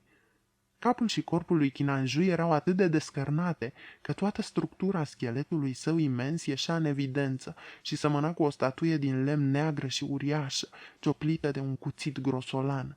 Dinții și limba îi se zăreau printre buzele întredeschise. Ochii erau înnegurați și lăptoși în mijlocul feței brune, dar încă vedea și când m-am apropiat de pat și-a întors privirile către mine și nu și le-a mai luat cât timp am rămas lângă el în colibă. Cu foarte mare încetineală și-a tras mâna dreaptă peste întregul trup ca să-mi atingă mâna. Durerile trebuie să-i fi fost cumplite, cu toate că părea liniștit și degaja încă o mare prestanță, așa gol cum zăcea în pat. După felul cum arăta, m-am gândit că se întorsese probabil triumfător și că își recuperase toate vitele în ciuda ginerilor lui Masai. Mi-am amintit, pe când stăteam și îl observam, că avusese o mare slăbiciune, se temuse mereu de tunete și dacă izbucnea vreo vijelie în timp ce se afla la mine, adopta instinctul de rozătoare și își căuta cotlonul în care să se ascundă. Acum însă nu-i mai păsa de fulgere și de mult de muta stâncă tunătoare. Își făcuse din plin datoria, cred, pe această lume și se întorsese acasă răsplătit din toate punctele de vedere. Dacă i-ar fi rămas destulă judecată să-și mai poată privi odată viața retrospectiv, ar fi găsit puține împrejurări când nu reușise să o biruiască. O mare vitalitate și o mare artă de a trăi, ca și o activitate extrem de diversă, se încheiau acum, cu Chinanjui zăcând nemișcat pe spate. Să ai parte de o moarte ușoară, Chinanjui, i-am urat în gând. Bătrânii din colibă stăteau cu toții imobili, de parcă și-ar fi pierdut deodată darul vorbirii. Numai băiatul care fusese în cameră când am intrat și care presupun că era unul dintre ultimii născuți ai lui Chinanjui, a venit lângă patul tatălui său și mi s-a adresat potrivit, cred, unei înțelegeri stabilite înainte de sosirea mea. Medicul misiunii, mi-a explicat el calm, aflase de boala lui Chinanjui și trecuse pe acolo dorind să-l vadă. Tot el îl informase pe Chicuiu că se va întoarce și îl va lua pe muribund la spitalul misiunii, iar acum așteptau să vină camionul care îl va transporta chiar în aceeași noapte. Dar Chinanjui nu voia să fie dus la spital, de aceea trimisese după mine. Voia să-l duc la mine acasă, și anume neîntârziat, înainte ca cei de la misiune să vină și să-l încarce. În timp ce băiatul îmi explica, bătrânul nu mă slăbea din priviri. Stăteam și ascultam atent, cu inima îndurerată. Să fi fost Chinanjui pe moarte acum 1 an sau chiar și acum 3 luni, l-aș fi luat imediat la mine, dacă aceasta era dorința. Dar situația se schimbase. Îmi mersese rău în ultima vreme și mă temeam să nu-mi meargă și mai rău. Petreceam zile întregi la Nairobi, în diferite birouri, ascultând avocați și oameni de afaceri și având întâlniri cu creditorii fermei. Casa în care îmi cerea Chinanjui să-l duc nu mai era proprietatea mea. Bătrânul, îmi spuneam privindu-l neputincioasă, avea să moară, nu mai avea scăpare. Ar fi murit în mașina mea pe drum sau imediat după ce soseam acasă. Cei de la misiune aveau să-mi reproșeze moartea lui și toți cei ce vor afla întâmplarea nu vor putea decât să le dea dreptate. Ori toate acestea mi se păreau o povară prea grea ca să mi-o asum. Nu mă simțeam în stare să mai lupt cu autoritățile de pe această lume. Nu mai eram capabilă să le înfrunt pe toate, nici măcar o parte din ele. În 2 sau 3 rânduri chiar am încercat să-mi spun că o să-l iau pe Chinanjui, dar de fiecare dată mi-a lipsit curajul. Atunci m-am gândit că ar fi mai bine să-l las în pace și să plec. Fara stătuse până atunci în ușă și urmărise ce-mi spunea băiatul. Când m-a văzut că rămân tăcută, s-a apropiat de mine și cu glas grăbit, dar în surdină, a început să-mi explice cum îl puteam urca mai bine în mașina noastră pe Chinanjui. M-am ridicat și am mers cu el în partea din spate a odăii, puțin mai departe de ochii și de duhoarea bătrânului muribund din pat. I-am spus lui Fara că nu aveam de gând să-l duc pe Chinanjui la mine. Această întorsătură a lucrurilor l-a surprins, iar în ochii și pe fața lui a coborât o umbră de mirare. Aș mai fi vrut să stau puțin cu Chinanjui, dar nu doream să fiu de față când cei de la misiune aveau să vină și să-l ia cu ei. M-am întors lângă patul lui Chinanjui și am spus că nu puteam să-l iau la mine. Cum nu era nevoie de motivații, m-am rezumat la acest anunț. Înțelegând că era vorba de un refuz, bătrânii din colibă m-au înconjurat, foindu-se încurcați, iar băiatul s-a tras puțin mai în spate, după care a rămas nemișcat acolo. Tot nu avea ce face. Chinanjui nu se agita și nici nu-și schimba poziția, ci stătea cu ochii fixați asupra mea, cum făcuse tot timpul până aici. Arăta ca și cum lucrurile de acest fel i s-ar fi întâmplat cândva, ceea ce se prea poate să fi fost adevărat. Kwaheri, Chinanjui, i-am spus. La revedere. Degetele lui fierbinți s-au frecat ușor de palma mea. Chiar înainte de a ajunge la ușă, când m-am întors să mai arunc o privire în urmă, întunecimea și fumul din încăpere înghițiseră trupul întins pe pat al marelui șef Kikuyu. Când m-am aflat din nou în aer liber, am constatat că era foarte frig. Luna era foarte jos, aproape de orizont, căci trebuie să fi trecut de miezul nopții. Chiar în acel moment, un cocoș din maniata lui Chinanjui a cântat de 2 ori tare. Bătrânul șef de trib a murit în aceeași noapte la spitalul misiunii. 2 dintre fiii săi au venit la mine în după-amiaza zilei următoare ca să-mi anunțe vestea morții lui. Totodată m-au invitat și la înmormântarea care urma să aibă loc a doua zi la Dagoretti, lângă satul lui. Când sunt lăsați în legea lor, Kikuyu nu-și îngroapă morții, ci îi părăsesc sub cerul liber, la bunul plac al vulturilor și al hienelor. Acest obicei al lor mi era apropiat de suflet. Mă gândeam că trebuie să fie plăcut să fie abandonat sub lună și sub stele, ciugulit și descărnat de grabă pe față, cinstit și curat, adică să devii una cu natura, un component oarecare al peisajului. În vremea când la fermă făcea ravagii gripa spaniolă, auzeam toată noaptea hienele învârtindu-se printre șambauri și adeseori, după acele zile, mi se întâmpla să dau peste câte un craniu brun și neted, afară, în câmpie sau în iarba înaltă din pădure, asemenea unei nuci picate din copac. Dar practica nu se împăca bine cu exigențele lumii civilizate. Guvernul își dăduse multă osteneală ca să-i convingă pe Kikuyu să-și schimbe vechile obiceiuri și să-i învețe să-și îngroape morții, însă acestora nu le plăcea ideea. Chinanjui, mi-au spus băieții săi, urma să fie înmormântat și m-am gândit că poporul Kikuyu poate se hotărâse să admită o excepție de la regulă, pentru că mortul era însuși marele șef. Era posibil să urmeze un spectacol tradițional și o adunare a tuturor pentru această împrejurare. Am mers cu mașina la Dagoretti, în după-amiaza zilei următoare, așteptându-mă să-i văd acolo pe toți bătrânii șefi mai mici din ținutul nostru și să asist la o mare festivitate Kikuyu. Dar funeraliile lui Kinanjui s-au dovedit a fi o chestiune exclusiv europeană și clericală. Erau de față câțiva reprezentanți din partea guvernului colonial, comisarul districtual și 2 funcționari oficiali din Nairobi. Ocazia și locul însă fuseseră acaparate de cler. Tot câmpul, sub soarele după amiezii, era negru de veșmintele lor. Atât misiunea franceză, cât și misiunile bisericilor engleză și scoțiană erau bogat reprezentate acolo. Dacă avuseseră de gând să le bage în cap localnicilor Kikuyu ideea că puseseră mâna pe șeful mort și că acesta le aparținea doar lor, atunci fără îndoială că reușiseră din plin. Puterea era atât de clar de partea lor, încât simțeai că era imposibil ca bietul Kinanjui să scape. Acesta era un truc foarte vechi al bisericilor creștine. Îi vedeam acum pentru prima oară, într-un număr demn de a reține atenția, pe băieții de la misiuni, localnicii convertiți, cu o îmbrăcăminte semi-sacerdotală, indiferent de funcția pe care o îndeplineau, tineri Kikuyu grași cu ochelari și care își țineau mâinile împreunate, arătând ca niște eunuci.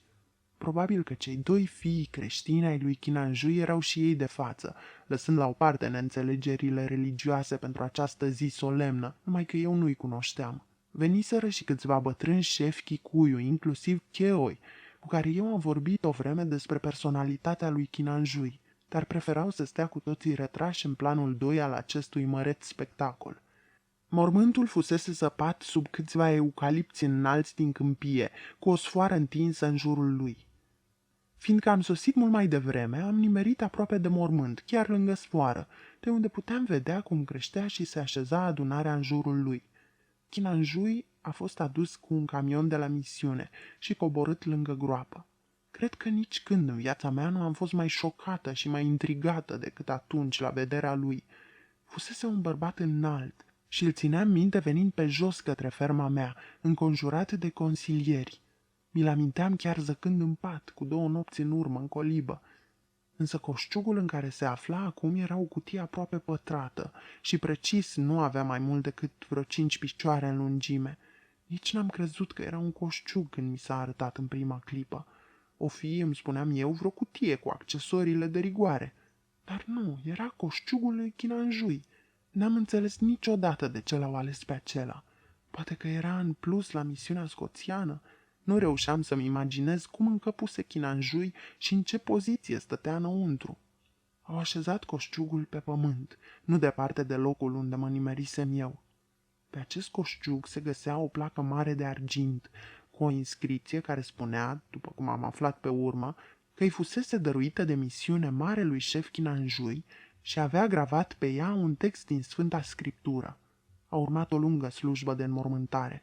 Pe rând, misionarii au ieșit în față, le-au vorbit celor prezenți și presupun că au insistat mai ales cu îndemnuri și cu povețe. În ce mă privește, n-am auzit nimic. Mă țineam strâns cu mâinile de sfoara din jurul mormântului lui Kinanjui. După ei au venit la rând și câțiva creștini băștinași, care au turuit și ei peste câmpia înverzită. În cele din urmă, Kinanjui a fost coborât în pământul propriei țări și a acoperit cu el. Îi luasem pe băieții mei de casă la Dagoretti ca să vadă înmormântarea și acum aceștia stăteau de vorbă cu rudele și cu prietenii. Fiindcă toți se întorceau mai târziu pe jos, Fara și cu mine am pornit înainte singuri. Tot timpul pe drum, în mașină, Fara a șezut tăcut, ca însuși mormântul lângă care stătuserăm. Îi fusese greu să accepte faptul că refuzasem să-l iau pe Kinanjui la mine și 2 zile se zbătuse neputincios, asemenea unui suflet rătăcit, pradă unor teribili îndoieli și crize. Însă când am oprit în fața ușii, mi-a spus: "Nu face nimic, mem sahib." Mormântul dintre coline. Dennis Finch Hatton a venit de la un safari și a rămas pentru scurt timp la fermă, dar când am început să-mi desfac casa și să împachetez, iar el n-a mai avut unde să locuiască, a plecat și s-a instalat în casa lui Hugh Martin, la Nairobi. De acolo venea cu mașina în fiecare zi la masă, șezând, la urmă când îmi vândusem tot mobilierul, pe o ladă și mâncând pe o alta. Așa stăteam împreună până noaptea târziu. De câteva ori, Dennis și cu mine am vorbit ca și cum ar fi trebuit cu adevărat să plec din țară. El vedea în Africa însăși casa lui, înțelegea foarte bine ce simțeam și suferea alături de mine. Chiar când râdea de tristețea de care mă lăsam cuprinsă la perspectiva despărțirii de oamenii mei. "Ai impresia," mă întreba el, Că n-ai să poți trăi de acum încolo fără sirunga? Da, îi răspundeam. Dar în cea mai mare parte a timpului, când eram împreună, vorbeam și ne comportam de parcă viitorul nici n-ar fi existat. Nu fusese niciodată în firea lui Dennis să se preocupe de viitor, ca și cum ar fi știut tot timpul că putea face apel la forțe necunoscute nouă, dacă într-adevăr ar fi fost nevoie. El se armoniza în chip firesc cu stilul meu de a lăsa lucrurile să curgă în voia lor, iar ceilalți puteau crede sau comenta după cum îi tăia capul. Când era la mine, părea un lucru absolut normal să ședem amândoi pe lăzi într-o casă golită de mobilă. Lui Dennis îi plăcea să-mi spună o poezioară. Cântec vesel zim mai bine decât de durere, nu din milă vin la tine, ci doar de plăcere. În timpul acelor săptămâni ne repezeam în zboruri scurte deasupra colinelor în Gong sau peste rezervația de animale. Într-o dimineață, Dennis a venit să mă ia de la fermă în zori, chiar la răsăritul soarelui, și atunci am văzut de sus un leu pe câmpia aflată la sud de coline. Mi-a zis că ar trebui să-și împacheteze cărțile care stătuseră mulți ani în casa mea, dar intenția lui n-a depășit niciodată acest stadiu. Știi ce? Mai bine păstrează-le tu, mi-a spus odată. Eu tot n-am unde să le mai țin. Nu reușea deloc să se hotărască încotro să o apuce după ce casa mea va fi închisă și înstrăinată. La sfatul insistent al unui prieten, a consimțit să meargă la Nairobi și să arunce o privire prin bungalourile de închiriat acolo, dar s-a întors atât de oripilat de cele văzute, încât a refuzat până să și discute acest subiect, iar seara la cină, când a început să-mi facă o descriere a caselor și a mobilierului lor, s-a oprit și a rămas pe gânduri, având întipărite pe figură o silă și o tristețe cum nu avea obiceiul să afișeze alteori. Fusese în contact cu o formă de existență a cărei simplă evocare îi se părea de nesuportat. Totuși era o dezaprobare complet obiectivă și impersonală. Uitase că el însuși voise să fie o parte din această existență și, când am încercat să-i reamintesc, m-a întrerupt. În ce mă privește, voi fi absolut fericit să trăiesc într-un cort în rezervația Masai, ori să-mi iau o casă într-un sat somalez. Dar cu acest prilej a găsit timp să vorbească și despre viitorul meu în Europa. Aveam să fiu mai fericită în Europa decât la fermă, era de părere Dennis, după ce voi fi scăpat cu bine din acel gen de civilizație de care urma să avem parte în Africa. Știi, a căutat el să-și dezvolte ideea, acest continent african are un teribil de puternic simț al sarcasmului. Dennis avea o mică proprietate pe coastă, la 30 de mile nord de Mombasa, pe malul golfului Takaunga.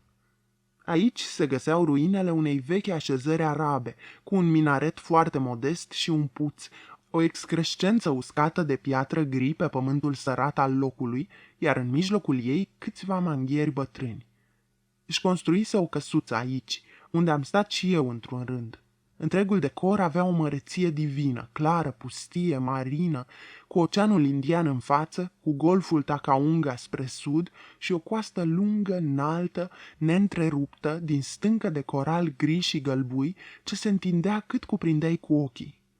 În timpul refluxului puteai merge mile întregi departe spre largul mării, ca într-o piață cam inegal pavată, culegând scoici ciudate, neobișnuit de lungi și stele de mare sclipitoare. Pescarii Swahili veneau până aici, cu câte o cârpă în jurul șoldurilor și turbane albastre sau roșii, asemenea unui Simbad marinarul reîntors la viață, oferindu-ți spre vânzare o sumedenie de pești de toate culorile, dintre care câțiva erau chiar foarte buni la gust. Coasta de dedesubtul casei avea un șir de peșteri și de grote adânci, săpate în stâncă, unde puteai șede și privi cum sclipea apa albastră departe la orizont.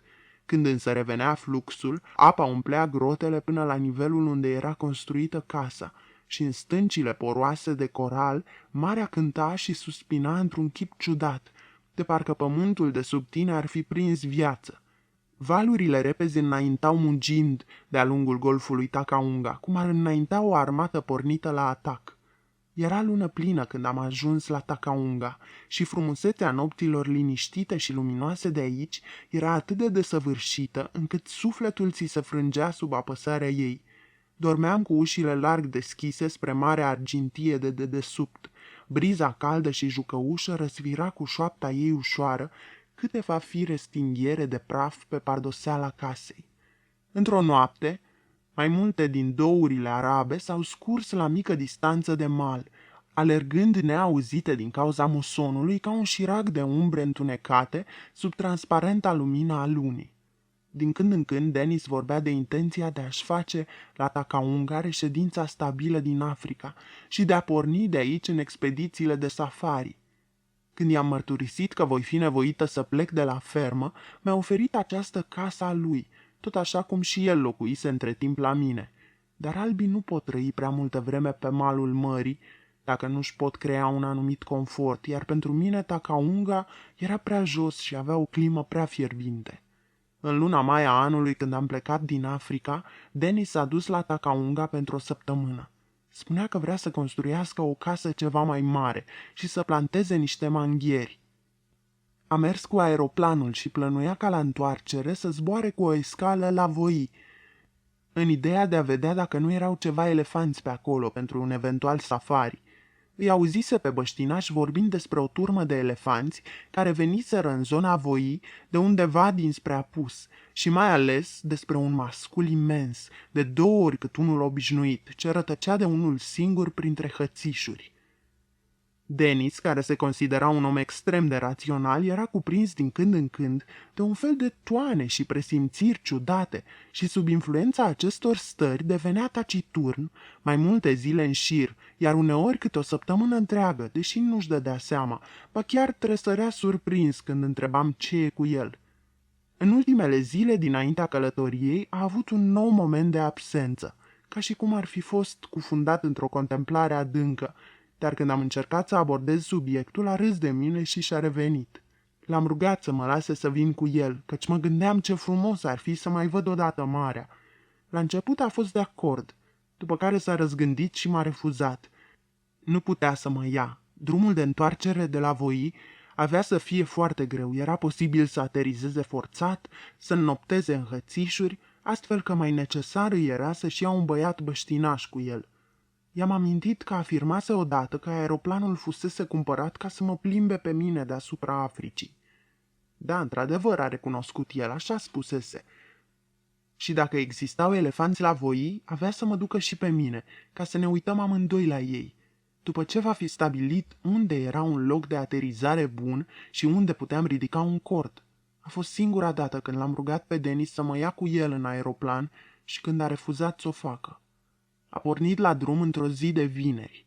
Era în data de 8 mai. Așteaptă-mă joi, mi-a spus el la despărțire. O să am grijă să mă întorc la timp ca să luăm prânzul împreună. Când a plecat cu mașina lui spre aerodromul din Nairobi, s-a întors de la cotul aleii după un mic volum de versuri pe care mi-l dăruise și pe care acum voia să-l ia cu el la drum. Stătea cu un picior pe scara mașinii și cu un deget în loc de semn de carte, citindu-mi un poet pe care altădată îl comentaserăm împreună. Uite-ți gâștele gri, mi-a spus el. Am văzut gâște gri zburând deasupra câmpiei, gâște sălbatice vibrând prin aerul înalt, în linie dreaptă într-o zare și alta, cu sufletul înțepenit în gât, cu albeața lor cenușie brăzdând nesfârșitul cer și spițele roții soarelui deasupra colinelor încrețite. Apoi a plecat pentru totdeauna, făcându-mi din mașină un ultim semn cu mâna. Când a ajuns la Mombasa, și-a rupt o elice la aterizare. A telegrafiat de îndată la Nairobi după piesele de schimb necesare, iar campania aeriană a Africii de Est a trimis la Mombasa un băiat care să îi le aducă. Avionul a fost reparat și când Dennis a fost gata de zbor, i-a spus băiatului de la companie să vină cu el dacă voia.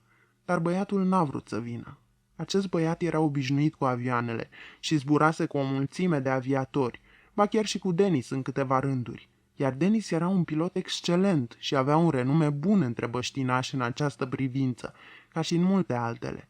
Și totuși de data aceasta băiatul n-a vrut să meargă cu el.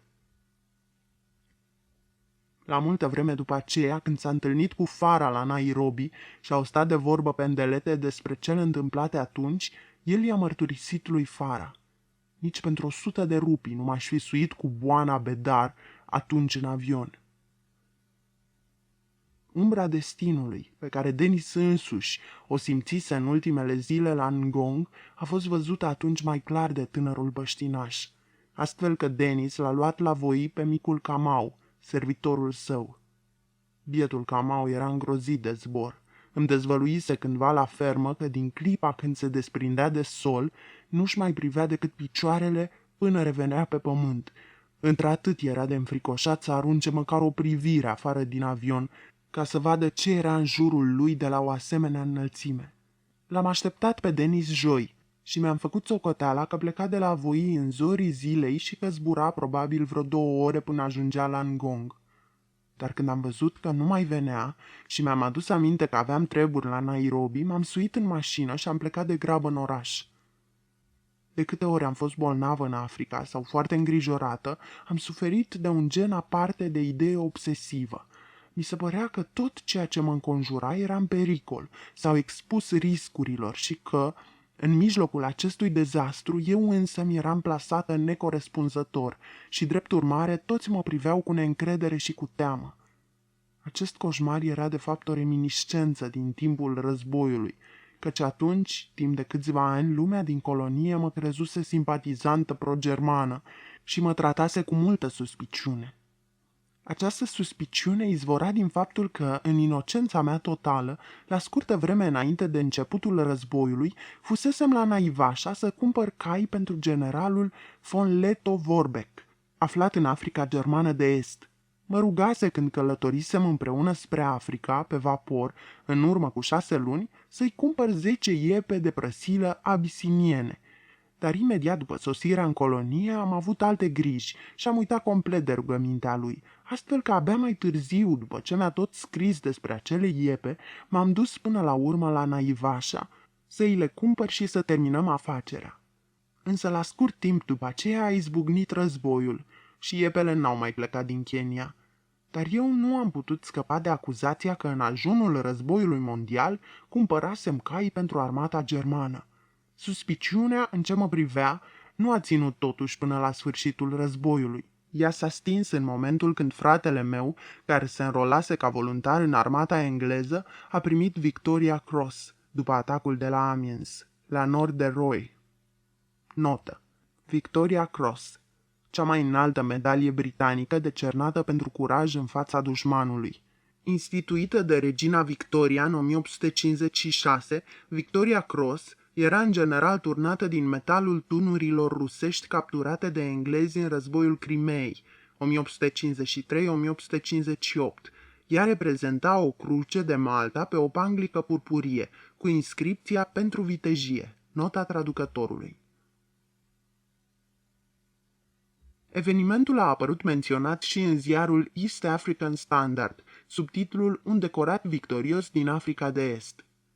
În timpul războiului acceptasem destul de ușor această izolare, căci nu aveam nici cel mai mic sentiment pro-german și mă gândeam că voi fi în stare să lămuresc lucrurile dacă va fi necesar, însă probabil că încercarea mă marcase mult mai profund decât îmi puteam da seama pe atunci, pentru că ani de zile după aceea, când eram obosită sau când aveam febră mare, senzația respectivă se reactiva.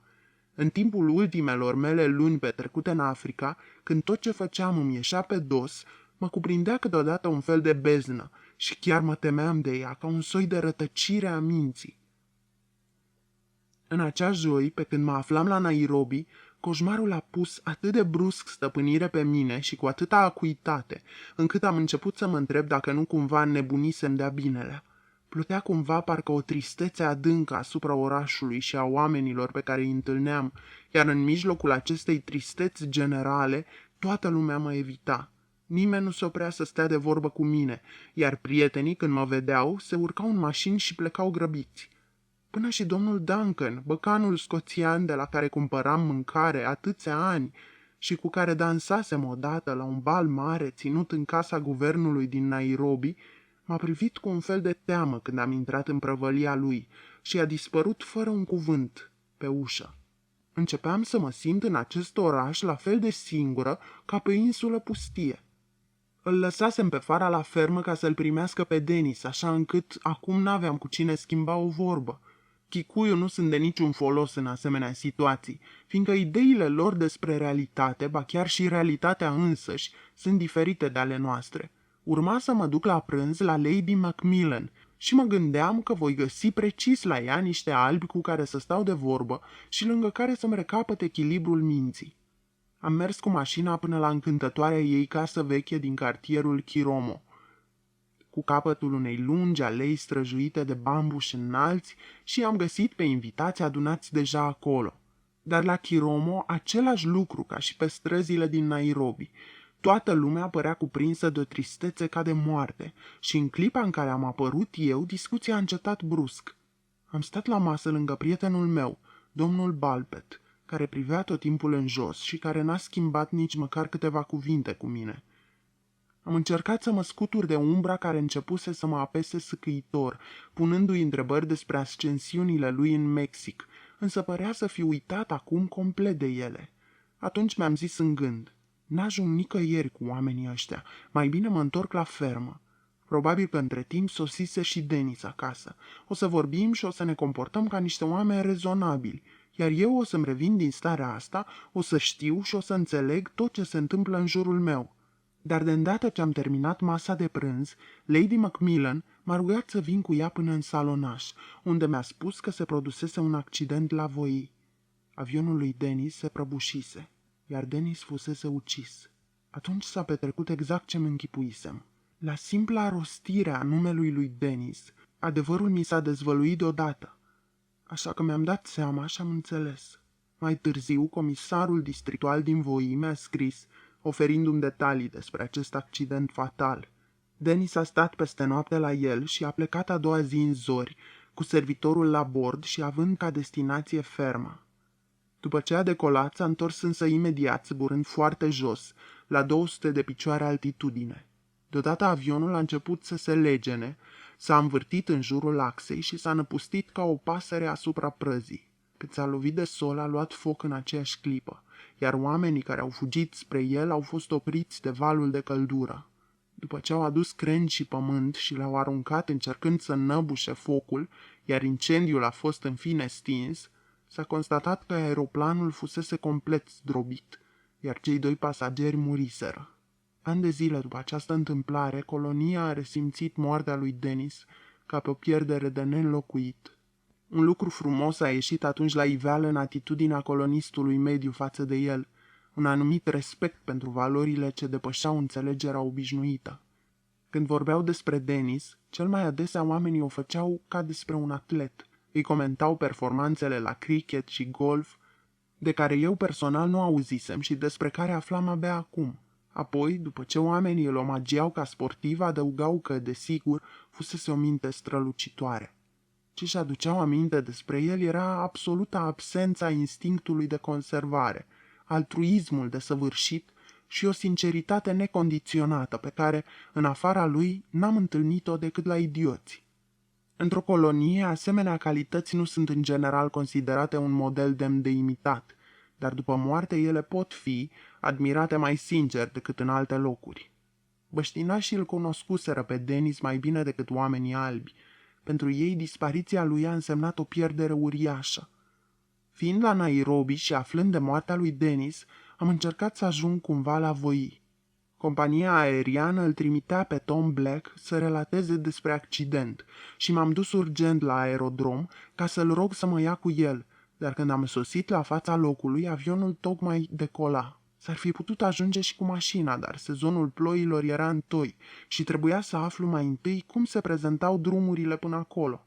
În timp ce stăteam și așteptam informații despre starea drumurilor, mi-am amintit că Denis îmi spusese că dorea să fie înmormântat printre colinele Ngong.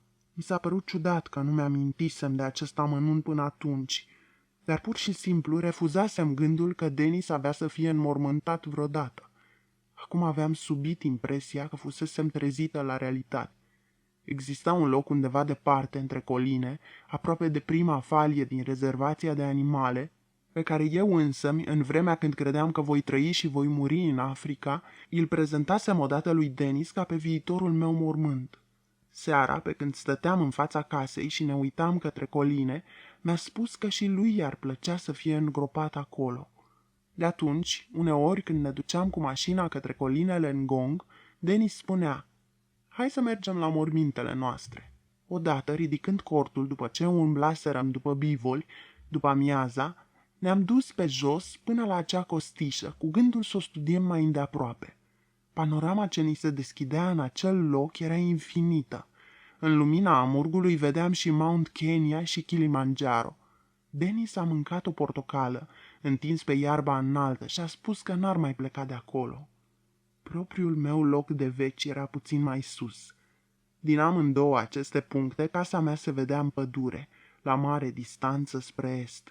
Aveam să ne ducem a doua zi acolo pentru totdeauna, mi-am zis în sinea mea, în ciuda teoriei atât de răspândită că totul trebuia să moară.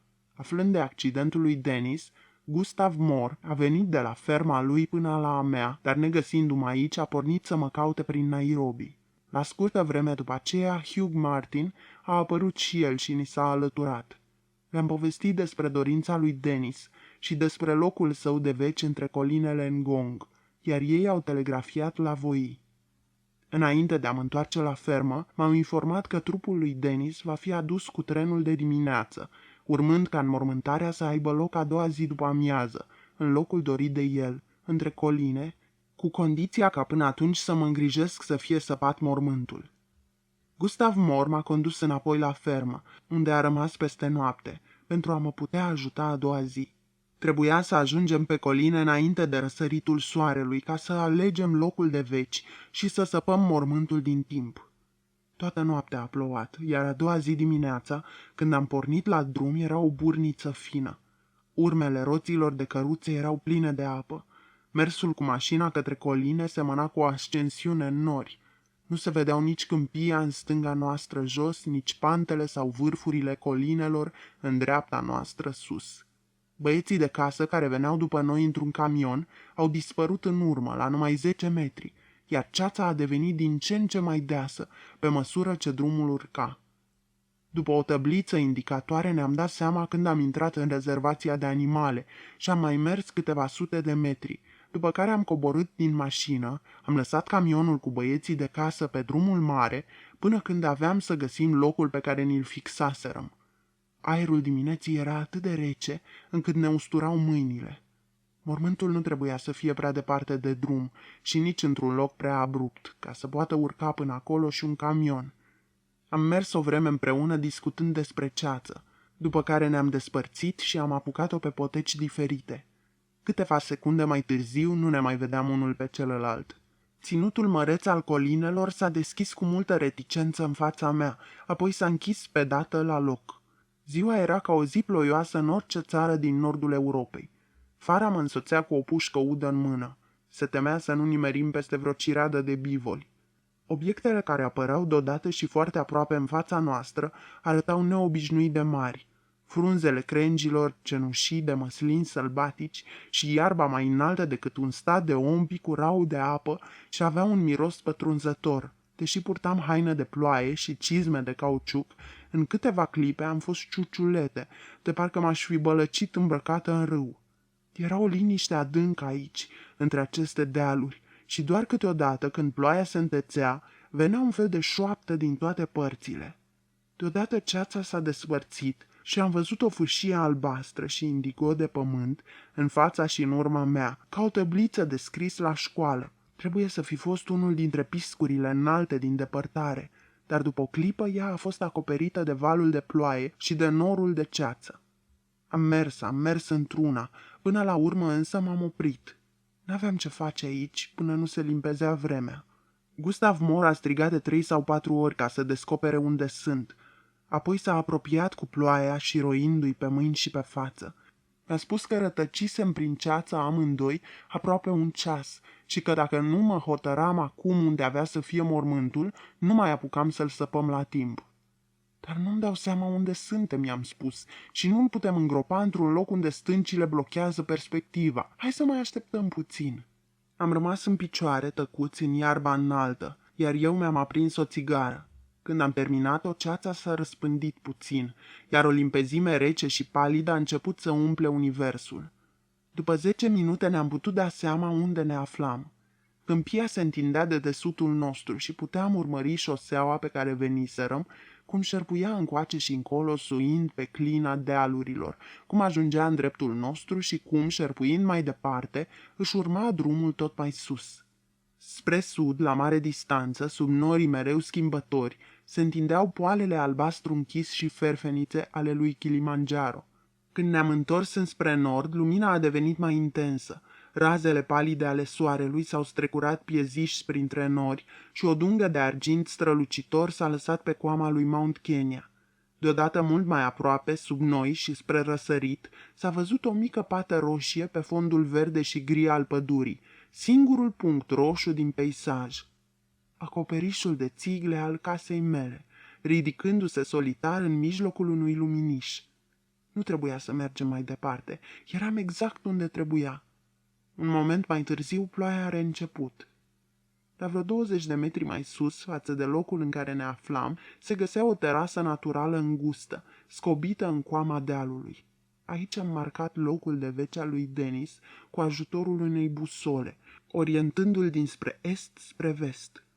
Am chemat băieții de casă și i-am pus să taie iarba cu cuțitele lor panga, iar apoi să sape pământul ud.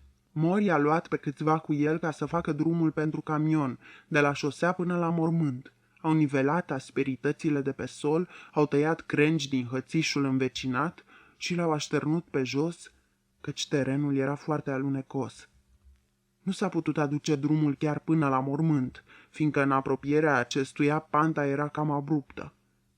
Până acum fusese liniște în jur, dar când băieții mei au început să sape, am auzit ecoul răspunzându-le dintre coline, repetând buvniturile lopeților, asemenea unui lătrat de cățel. Au sosit câteva mașini de la Nairobi și am trimis un băștinaș să le arate drumul, căci într-un peisaj atât de mare n-ar fi putut observa micul grup de oameni adunați lângă un mormânt pierdut în hățișuri. Au apărut și somalezii din Nairobi. Și-au lăsat șaretele trase de catâri jos pe șosea și au venit încet până la noi, în grupuri de 3 sau 4, îndoliați după obiceiul lor, cu capetele înfășurate complet și izolați de tot restul vieții. Câțiva prieteni ai lui Dennis, din nord și din interior, care aflaseră de moartea sa, au sosit din Naivasha, Gilgil și Elmenteita, cu mașinile pline de noroi, după un drum lung parcurs în mare viteză. Acum atmosfera se mai înseninase și cele 4 vârfuri ale colinelor se înălțau deasupra noastră pe cer. Aici, pe la începutul după-amiezii, a fost adus și Dennis de la Nairobi, urmându-și vechiul drum de safari spre Tanganyika, într-un camion care înainta foarte încet din cauza drumului ud. Când au ajuns la ultima porțiune abruptă, au dat jos sicriul și l-au purtat pe umeri. Era îngust și învelit în steagul englez. Când sicriul a fost coborât în groapă, tot peisajul s-a schimbat și a devenit decorul lui firesc, la fel de mut ca el. Dealurile se înălțau solemne, știau și înțelegeau ce anume le încredințam în acele clipe. În scurtă vreme au luat ceremonia pe cont propriu, ca într-un dialog între ele și sicriul lui Dennis, iar cei de față au rămas mai departe un pâlc restrâns de spectatori ai peisajului în care se aflau. Dennis știa și urma întocmai toate obiceiurile podișului african și mai bine decât oricare alb din țară îi cunoștea pământul și anotimpurile, vegetația și fauna sălbatică, vânturile și mirosurile. Îi studiase schimbările de climat, îi observase oamenii, norii și stelele noaptea. Aici pe coline îl văzusem eu însămi, doar cu puțin timp în urmă, stând în picioare, cu capul gol, sub soarele după-amiezii, privind în zare peste ținut și ridicându-și binoclul la ochi ca să descopere tot ce mai era de descoperit. Făcuse din această țară țara lui, iar ochii și mintea lui o schimbaseră, marcând-o cu propria sa individualitate și transformând-o într-o parte din sine. Acum și Africa îl primea pe el, urmând să-l schimbe și să-l facă una cu ea. Episcopul din Nairobi, din câte am aflat, n-a vrut să vină la înmormântare, pentru că nu fusese timp pentru sfințirea locului de veci, însă era de față un alt prelat, care a ținut slujba funerară, o slujbă pe care nu o cunoșteam și în acel spațiu vast, vocea lui suna tenorală și clară, aproape ca strigătul unei păsări. M-am gândit că lui Denis i-ar fi plăcut să știe totul cât mai repede terminat. Preotul tocmai citea un psalm. Ridicat am ochii mei la munți. Psalmul 120, nota traducătorului. Gustav Mor și cu mine am rămas încă puțin pe loc după plecarea celorlalți albi. Mahomedanii au așteptat până am plecat și noi, apoi s-au dus și s-au rugat lângă mormânt. La câteva zile după moartea lui Denis, oamenii lui cu care mergea la safari s-au adunat lângă ferma mea. Niciunul dintre ei n-a spus de ce veniți acolo și n-a cerut nimic. S-au mulțumit să se așeze cu spatele rezemat de zid și cu dosul palmelor proptit pe asfalt, cea mai mare parte a timpului în deplină tăcere, contrar obiceiului băștinașilor africani. Veniseră acolo Malimu și Sarsita, vitejii, viclenii și neînfricații gonaci și purtători de pușcă ai lui Denis, care fuseseră cu el în toate expedițiile safari. Vânaseră și cu prințul de Wales și mulți ani după aceea prințul își amintea de numele lor și spunea că împreună cei doi cu greu ar fi putut fi întrecuți. De data aceasta cei doi gonaci pierduseră, iată, urma și acum stăteau nemișcați. Canutia, șoferul lui, care îl purtase peste multe mile de teren aspru și accidentat, un chicuiu tânăr, slăbuț și cu ochii atenți ca ai unei maimuțe, stătea lângă zidul casei mele ca o maimuță înghețată și tristă, captivă într-o menagerie. Bilea Isa, servitorul somalez al lui Denis, a venit de la Naivașa, la fermă. Fusese de 2 ori în Anglia cu stăpânul său, mersese la școală acolo și vorbea engleza ca un gentleman. Cu câțiva ani mai înainte, Denis și cu mine fuseserăm la nunta lui Bilea, la Nairobi, o sărbătoare plină de farmec și fast care durase 7 zile. Cu acel prilej, marele învățat și călător a revenit la tradițiile strămoșilor săi și s-a îmbrăcat cu o mantie aurie. S-a înclinat în fața noastră în semn de bun venit și ne-a dansat un dans al săbilor, dezlănțuit și animat de spiritul sălbatic al acelor desperados ai deșertului. Bilea a venit să vadă mormântul fostului său stăpân și să șadă pe el. Apoi s-a întors și a vorbit foarte puțin, iar după o clipă s-a așezat alături de toți ceilalți, cu spatele rezemat de zid și cu dosul palmelor proptit pe asfalt. Fara s-a dus afară și a stat de vorbă cu o adunare îndoliată. El însuși arăta grav la față și încruntat.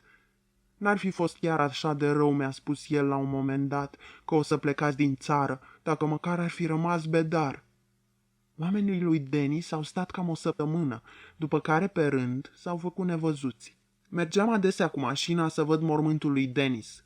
În linie dreaptă nu erau mai mult de 8 kilometri până la casa mea, dar cu toate ocolișurile șoselei, distanța era de peste 20. Mormântul era cu vreo 300 de metri mai sus decât casa mea. Aerul era diferit aici și avea claritatea unui pahar cu apă. O briză ușoară și blândă îți stârnea șuvițele de păr când îți scoteai pălăria din cap. Peste vârfuri norii treceau rătăcind dinspre est și își târau umbrele mișcătoare peste peisajul vast și ondulat, spre a se dizolva și a dispărea apoi deasupra văii faliei celei mari. Am cumpărat de la duca noastră un metru dintr-o pânză albă, pe care băștinașii o numesc americani, și împreună cu Fara am ridicat 3 stâlpi înalți în spatele mormântului și am bătut în cuie pânza pe ei, astfel că de la casa mea distingeam acum locul cu exactitate, ca un mic punct alb pierdut printre colinele verzi. Ploile lungi fuseseră deosebit de abundente și mă temeam că iarba va crește înaltă și va acoperi mormântul, încât locul de veci nu va mai putea fi recunoscut. Ca atare, într-o zi am luat toate pietrele albite de ploi, pe care Caromenia își dăduse atâta osteneală să le aducă sau să le târască până în fața casei mele, le-am încărcat pe toate în mașină și apoi le-am dus departe pe deal. Am tăiat iarba din jurul mormântului și am dispus pietrele într-un pătrat, ca să-l marcăm în felul acesta mai bine. Acum locul putea fi găsit oricând. Cum mă duceam foarte des la mormânt și îi luam și pe copiii de casă cu mine, pentru ei aceasta a devenit în scurtă vreme un punct de referință familiar, așa că ajunseseră să-i conducă până acolo pe toți cei veniți anume să-l vadă. și-au construit chiar și un mic umbrar în hățișul dealului, nu departe de acolo. În timpul verii, Ali bin Salim, al cărui prieten fusese Denis, a venit tocmai din Mombasa, ca să se culce peste mormânt și să-l jelească amar după tradiția arabă. Într-o zi l-am găsit pe Hugh Martin acolo și am stat amândoi în iarbă discutând despre toate cele. Moartea lui Denis îl tulburase profund. Dacă vreo ființă omenească ocupase vreodată un loc în existența sa ciudată și atât de singuratică, acela fusese Denis. Un ideal e un lucru straniu și nu l-ai fi crezut pe Hugh în stare de a avea un ideal, cu atât mai puțin te-ai fi gândit că pierderea lui îl putea afecta la fel ca aceea a unui organ vital. Dar de la moartea lui Denis îmbătrânise și se schimbase mult, obrajii se umpluseră de pete și îi atârnau molatici. Cu toate acestea, își păstrase asemănarea placidă și zâmbitoare, ca un vechi idol chinezesc, de parcă ar fi deținut el singur secretul unei satisfacții copleșitoare, ascunsă înțelegerii comune. Mi-a spus că în timpul nopții avusese revelația epitafului potrivit pentru mormântul lui Denis. Cred că îl găsise la vreun autor grec antic, deoarece mi l-a citat în grecește, iar apoi mi l-a tradus ca să-l pot înțelege și eu. Citatul suna așa: deși în moarte focul se va fi amestecat cu țărâna mea, nu-mi pasă, căci mie mi-e bine acum. Mai târziu, fratele lui Denis, lordul Winchelsea, a pus să se ridice un obelisc pe mormântul lui, cu o inscripție din Cântecul bătrânului marinar. Notă: The Rime of the Ancient Mariner, 1797-1798, celebru poem al lui Samuel Taylor Coleridge, 1772-1834, nota traducătorului. Unul dintre poemele mult admirate de către Denis. Eu însă nu-l cunoșteam până nu mi-a recitat din el. Prima oară mi-aduc aminte în drum spre nunta lui Bilea. Acest obelisc eu nu l-am mai apucat. A fost construit după ce am plecat din Africa. Și în Anglia exista un monument ridicat în cinstea lui Denis. Foștii lui colegi de școală au construit în memoria sa un pod de piatră peste un pârâiaș care desparte două pajiști în orășelul Eton. Pe una dintre balustrade este înscris numele lui, iar pe cealaltă cuvintele: celebru pe aceste câmpii și de prieteni mult iubit. Între pârâiașul din pașnicul peisaj englez și falia dintre colinele africane s-a desfășurat și drumul vieții lui. Nu e decât o iluzie optică faptul că a părut să se învârte în jurul axei, să facă o buclă și să se prăbușească. Doar peisajul s-a prăbușit de fapt. Arcul încordat al unui pod din Eton și-a trimis săgeata în eter ca să lovească obeliscul ce se înălța drept între colinele Ngong. După plecarea mea din Africa, Gustav Moore mi-a scris despre o întâmplare ciudată petrecută la mormântul lui Denis, cum n-am mai auzit încă până atunci. Masai, mi-a relatat el, i-au povestit comisarului districtual de la Ngong că de multe ori, la răsăritul și la asfințitul soarelui, au văzut lei lângă mormântul lui Finch Hatton, între coline. Un leu și o leuaică veneau acolo și stăteau ore în șir în picioare sau culcați pe mormânt. Niște indieni în trecere cu camioanele pe drumul către Cajabo confirmă că i-au văzut și ei. După plecarea ta, terenul din jurul mormântului a fost nivelat și s-a făcut o terasă mare. De aceea cred că, fiind un loc atât de neted, e un punct de observație bun pentru lei. De aici o perspectivă largă, înspre câmpie și înspre vitele și animalele sălbatice de la șes. Era potrivit cu împrejurarea și așa se și cuvenea, ca leii să vină la mormântul lui Denis și să-l transforme într-un monument african. Și vestit fie mormântul tău. Lordul Nelson însuși, mi-au spus, are doar lei făcuți din piatră în Trafalgar Square. Fara și cu mine vindem totul. Rămăsesem singură la fermă. Nu mai era a mea, dar cei care o cumpăraseră mi-au propus să locuiesc mai departe în ea cât timp îmi făcea plăcere, numai că din motive juridice mi-au concesionat-o contra sumei de 1 shilling pe zi. Eram în curs de a-mi vinde mobilierul, ceea ce ne dădea mult de furcă mie și lui Fara. Trebuia să ținem toată vesela și paharele de cristal afară, pe masa din sufragerie. Mai târziu, când și aceasta a fost vândută, le-am aranjat în șiruri lungi direct pe jos, pe dușumea. Cucul de la ornicul din perete cânta arogant semnalul orelor deasupra șirurilor de pe podea până când și el a fost vândut într-o bună zi și și-a luat zborul de la noi.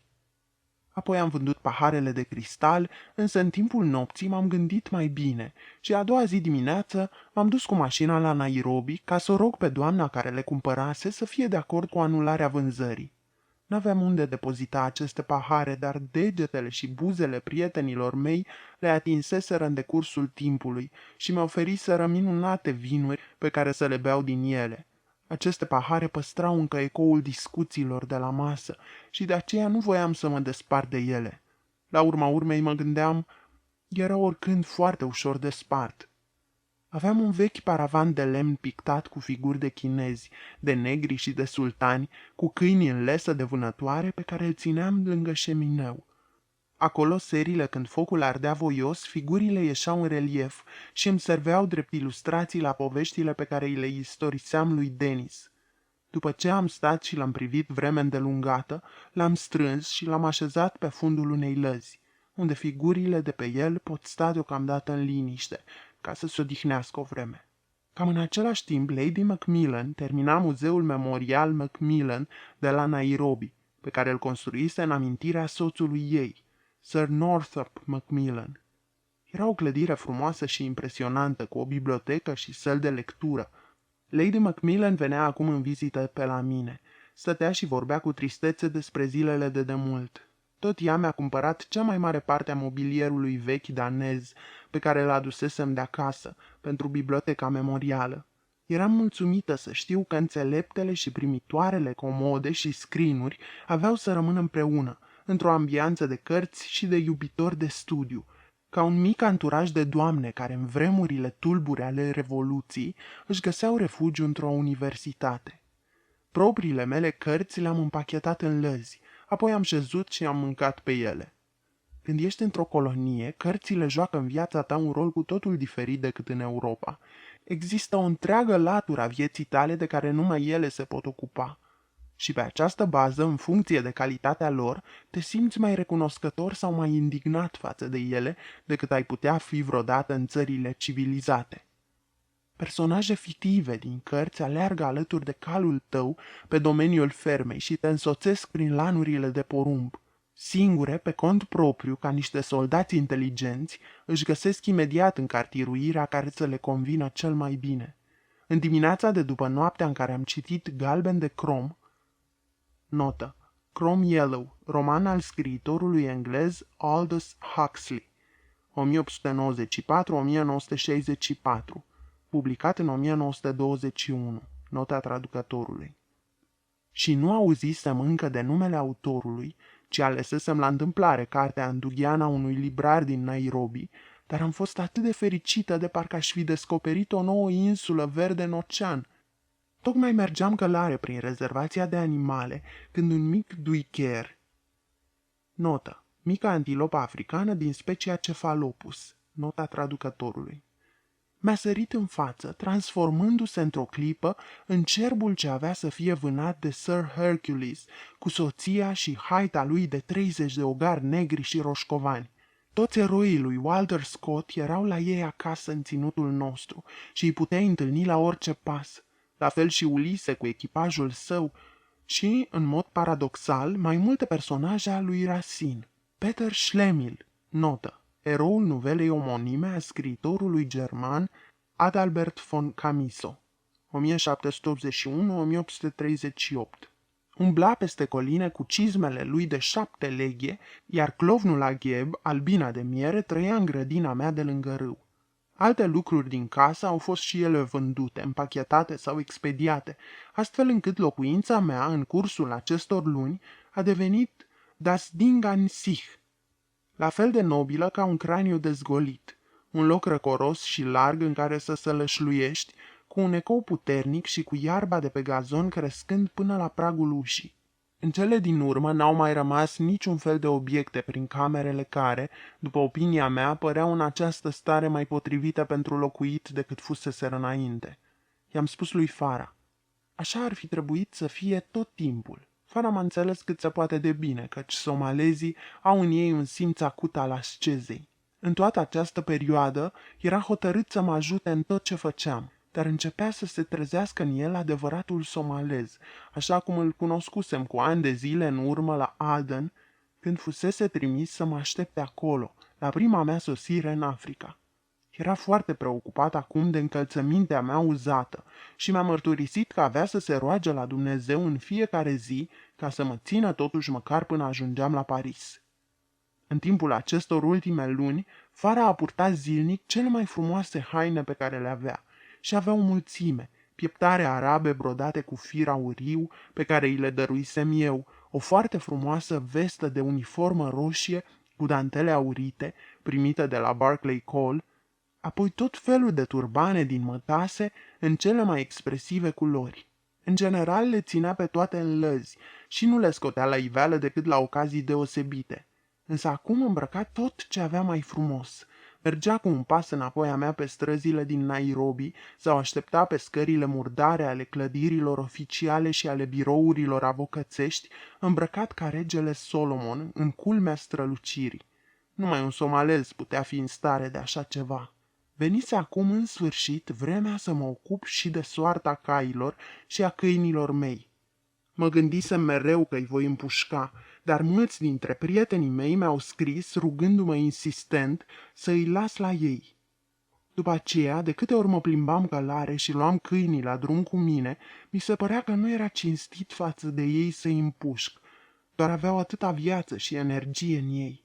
Mi-a trebuit mult timp ca să mă hotărăsc și nu cred că m-am răzgândit vreodată mai des asupra vreunui subiect. În cele din urmă, am decis că era mai bine să-i las pe la prieteni. Am pornit călare către Nairobi pe calul meu preferat, Rouge. Mergeam foarte încet și privind într-una spre nord și spre sud. Trebuia să îi se pară foarte ciudat lui Rouge, îmi spuneam, să meargă pe drumul către Nairobi și să nu se mai întoarcă înapoi. L-am urcat, nu fără greutate, în vagonul de cai al trenului de Naivasha. Am venit și eu alături de el și am simțit pentru ultima oară botul lui mătăsos frecându-se de mâinile și de fața mea. N-am să-ți dau drumul, Rouge, decât binecuvântată de tine. Împreună descoperiserăm poteca de mers cu calul până la râu, printre colibele și gospodăriile băștinașe. Pe panta abruptă și lunecoasă el coborâse cu teamă, ca un catâr, iar prin apa murdară și curgătoare a râului, capul meu și al lui înaintaseră strâns lipite. Fie ca de acum într-o vale de nori, să mănânci garoafe în dreapta ta și rădăcini gustoase în stânga. Cei doi tineri rogari pe care îi aveam atunci, David și Dina, progeniturile lui Pania, au ajuns la un prieten care avea o fermă lângă Gilgil și unde îi așteptau vânători bogate. Erau foarte puternici și jucăuși, iar când au fost urcați în mașină și duși cu mare pompă de la ferma mea, au gâfâit cu capetele ieșite peste marginea camionului și cu limbile scoase, de parcă ar fi fost chiar atunci pe urmele vreunui vânat de soi. Ochii și picioarele iuți și sufletele pline de vioiciune au plecat de la fermă și de la câmpurile cunoscute lor ca să miroasă, să adulmece și să alerge fericite pe alte meleaguri. Și unii dintre oamenii mei au părăsit de nevoie ferma. Cum n-avea să mai fie cafea, nici moara de măcinat cafeaua, Poran Singh s-a trezit de azi pe mâine că rămăsese fără muncă. El însă nu mai voia să-și facă rost de lucru în Africa și până la urmă s-a hotărât să se întoarcă la ai lui, acasă, în India. Poran Singh, marele artist al mineralelor, era aproape ca un copil în afara atelierului. El nu putea concepe în niciun fel că ferma mea își trăia cele din urmă zile. O jelea amarnic, lacrimi mari îi curgeau pe obraj, pierzându-se în barba lui neagră și multă vreme m-a tot sâcâit cu încercările lui de a mă convinge să rămân la fermă și cu tot felul de planuri pe care le născocea ca să o mențină în activitate. Fusese foarte mândru de mașinăriile noastre, atâtea câte erau, iar o vreme a stat parcă bătut în cuie lângă motorul nostru cu aburi și uscătorul de cafea din atelierul de prelucrare, râșnind cu ochii săi negri și blânzi fiecare bob de cafea în parte. Apoi, când la sfârșit s-a convins și el de situația fără ieșire, a renunțat la totul într-o clipă. Deși era încă foarte trist, însă destul de pasiv totodată și uneori, când îl întâlneam, Îmi divaga pe larg despre planurile lui de călătorie. La plecare, n-a luat niciun bagaj cu el, în afară de o lădiță cu unelte și câteva efecte militare, de parcă și-ar fi trimis dinainte și sufletul și viața de partea cealaltă a oceanului, și nu-i mai rămăsese acum decât persoana-i slabă, tuciurie și atât de modestă, având drept singura avere o raniță soldățească. Voiam să-i ofer lui Poran Singh un dar înainte de plecare și speram să găsesc printre obiectele mele ceva care să-i facă și lui plăcere. Dar când i-am mărturisit intenția mea, s-a înveselit imediat și mi-a declarat că voia un inel.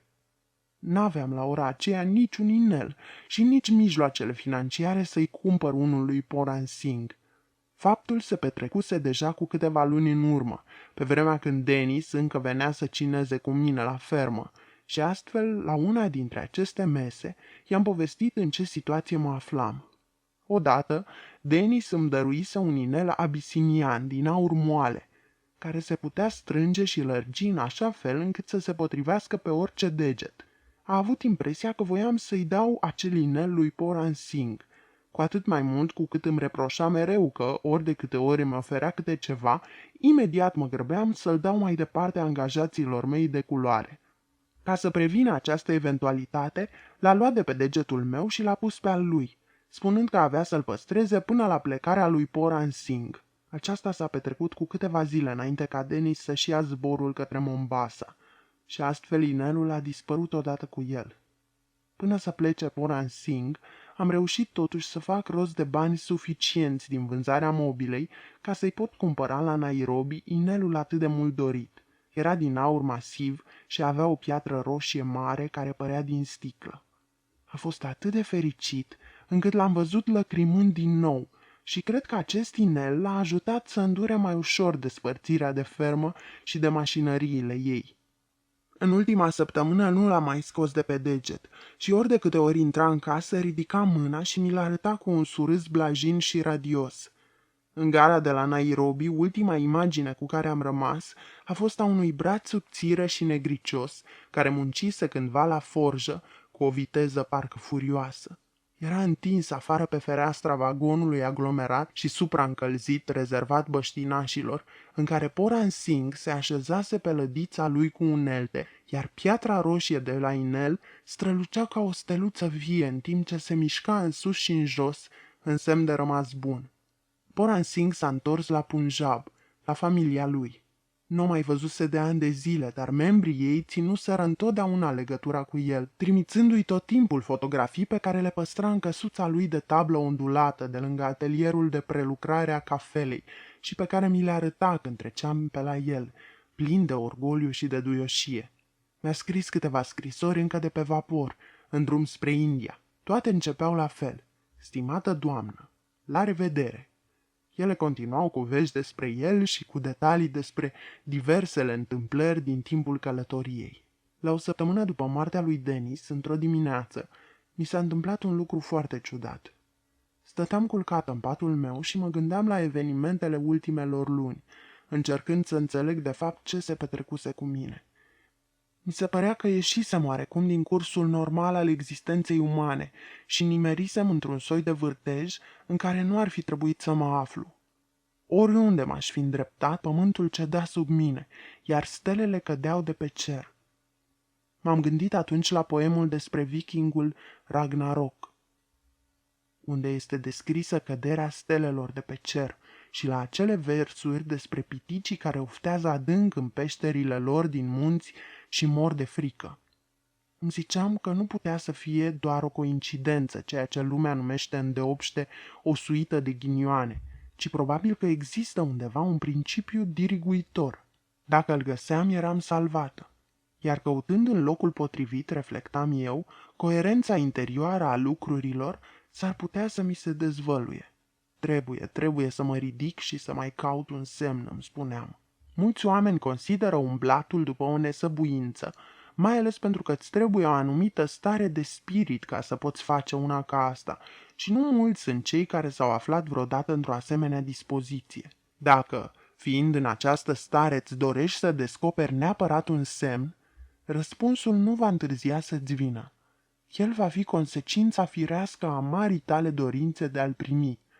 Cam în același fel, un jucător inspirat va lua la întâmplare 13 cărți de pe masa de joc, adică o levată, o unitate. Acolo unde alții nu văd nicio miză, el vede un mare șlem care îi face cu ochiul. Există vreun mare șlem ascuns printre cărți? Da, pentru jucătorul potrivit există. Am ieșit din casă căutând un semn și am pornit la întâmplare către colibele servitorilor mei. Tocmai dăduseră drumul puilor și găinilor care alergau încoace și încolo printre case. M-am oprit o clipă în loc și am început să mă uit la ei. Cocoșul mare și alb al Fatimei a venit pășind țanțoș în fața mea. Deodată s-a oprit și-a lăsat capul întâi într-o parte, apoi în cealaltă și și-a ridicat creasta în aer. Pe partea opusă a potecii, din iarbă, a ieșit un mic cameleon cenușiu care, a idoma cocoșului, pornise într-o recunoaștere de dimineață. Pasărea s-a dus drept către el, deoarece găinile mănâncă asemenea vietăți, și a scos câteva croncăneli de satisfacție. Cameleonul a încremenit la vederea cocoșului.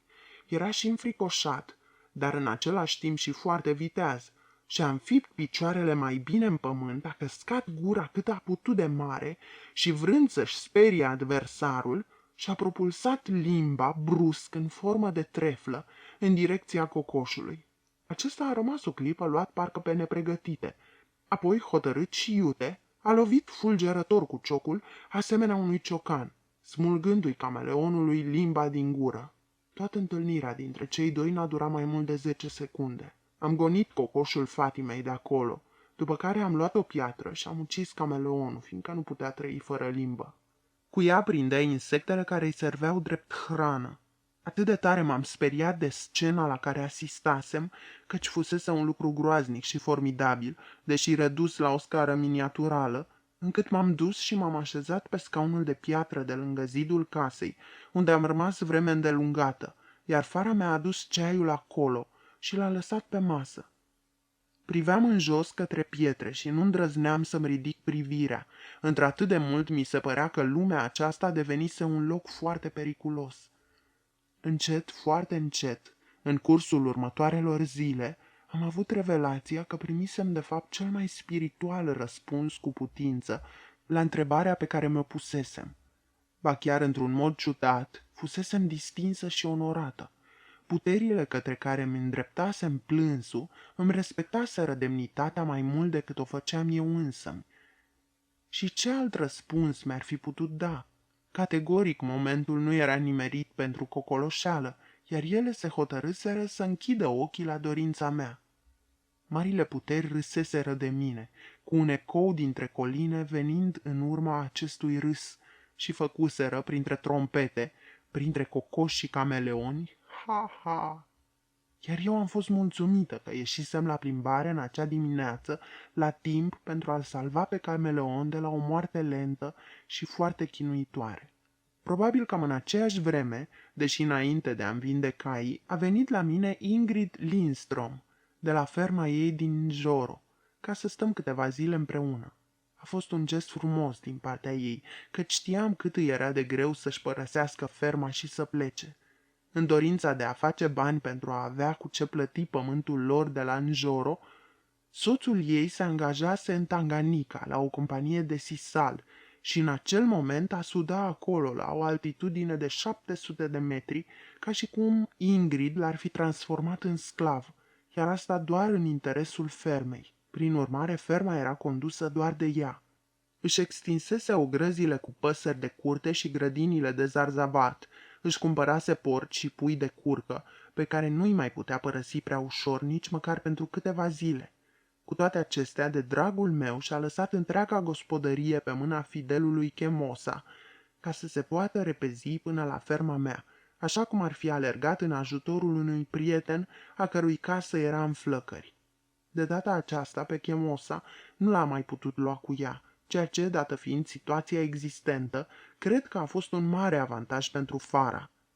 Ingrid înțelegea și își dădea seama, în străfundurile sufletului ei, cu multă intensitate și cu ceva din puterea elementelor înseși, ce înseamnă când o fermieră e nevoită să renunțe la pământul ei și să-l părăsească pentru totdeauna.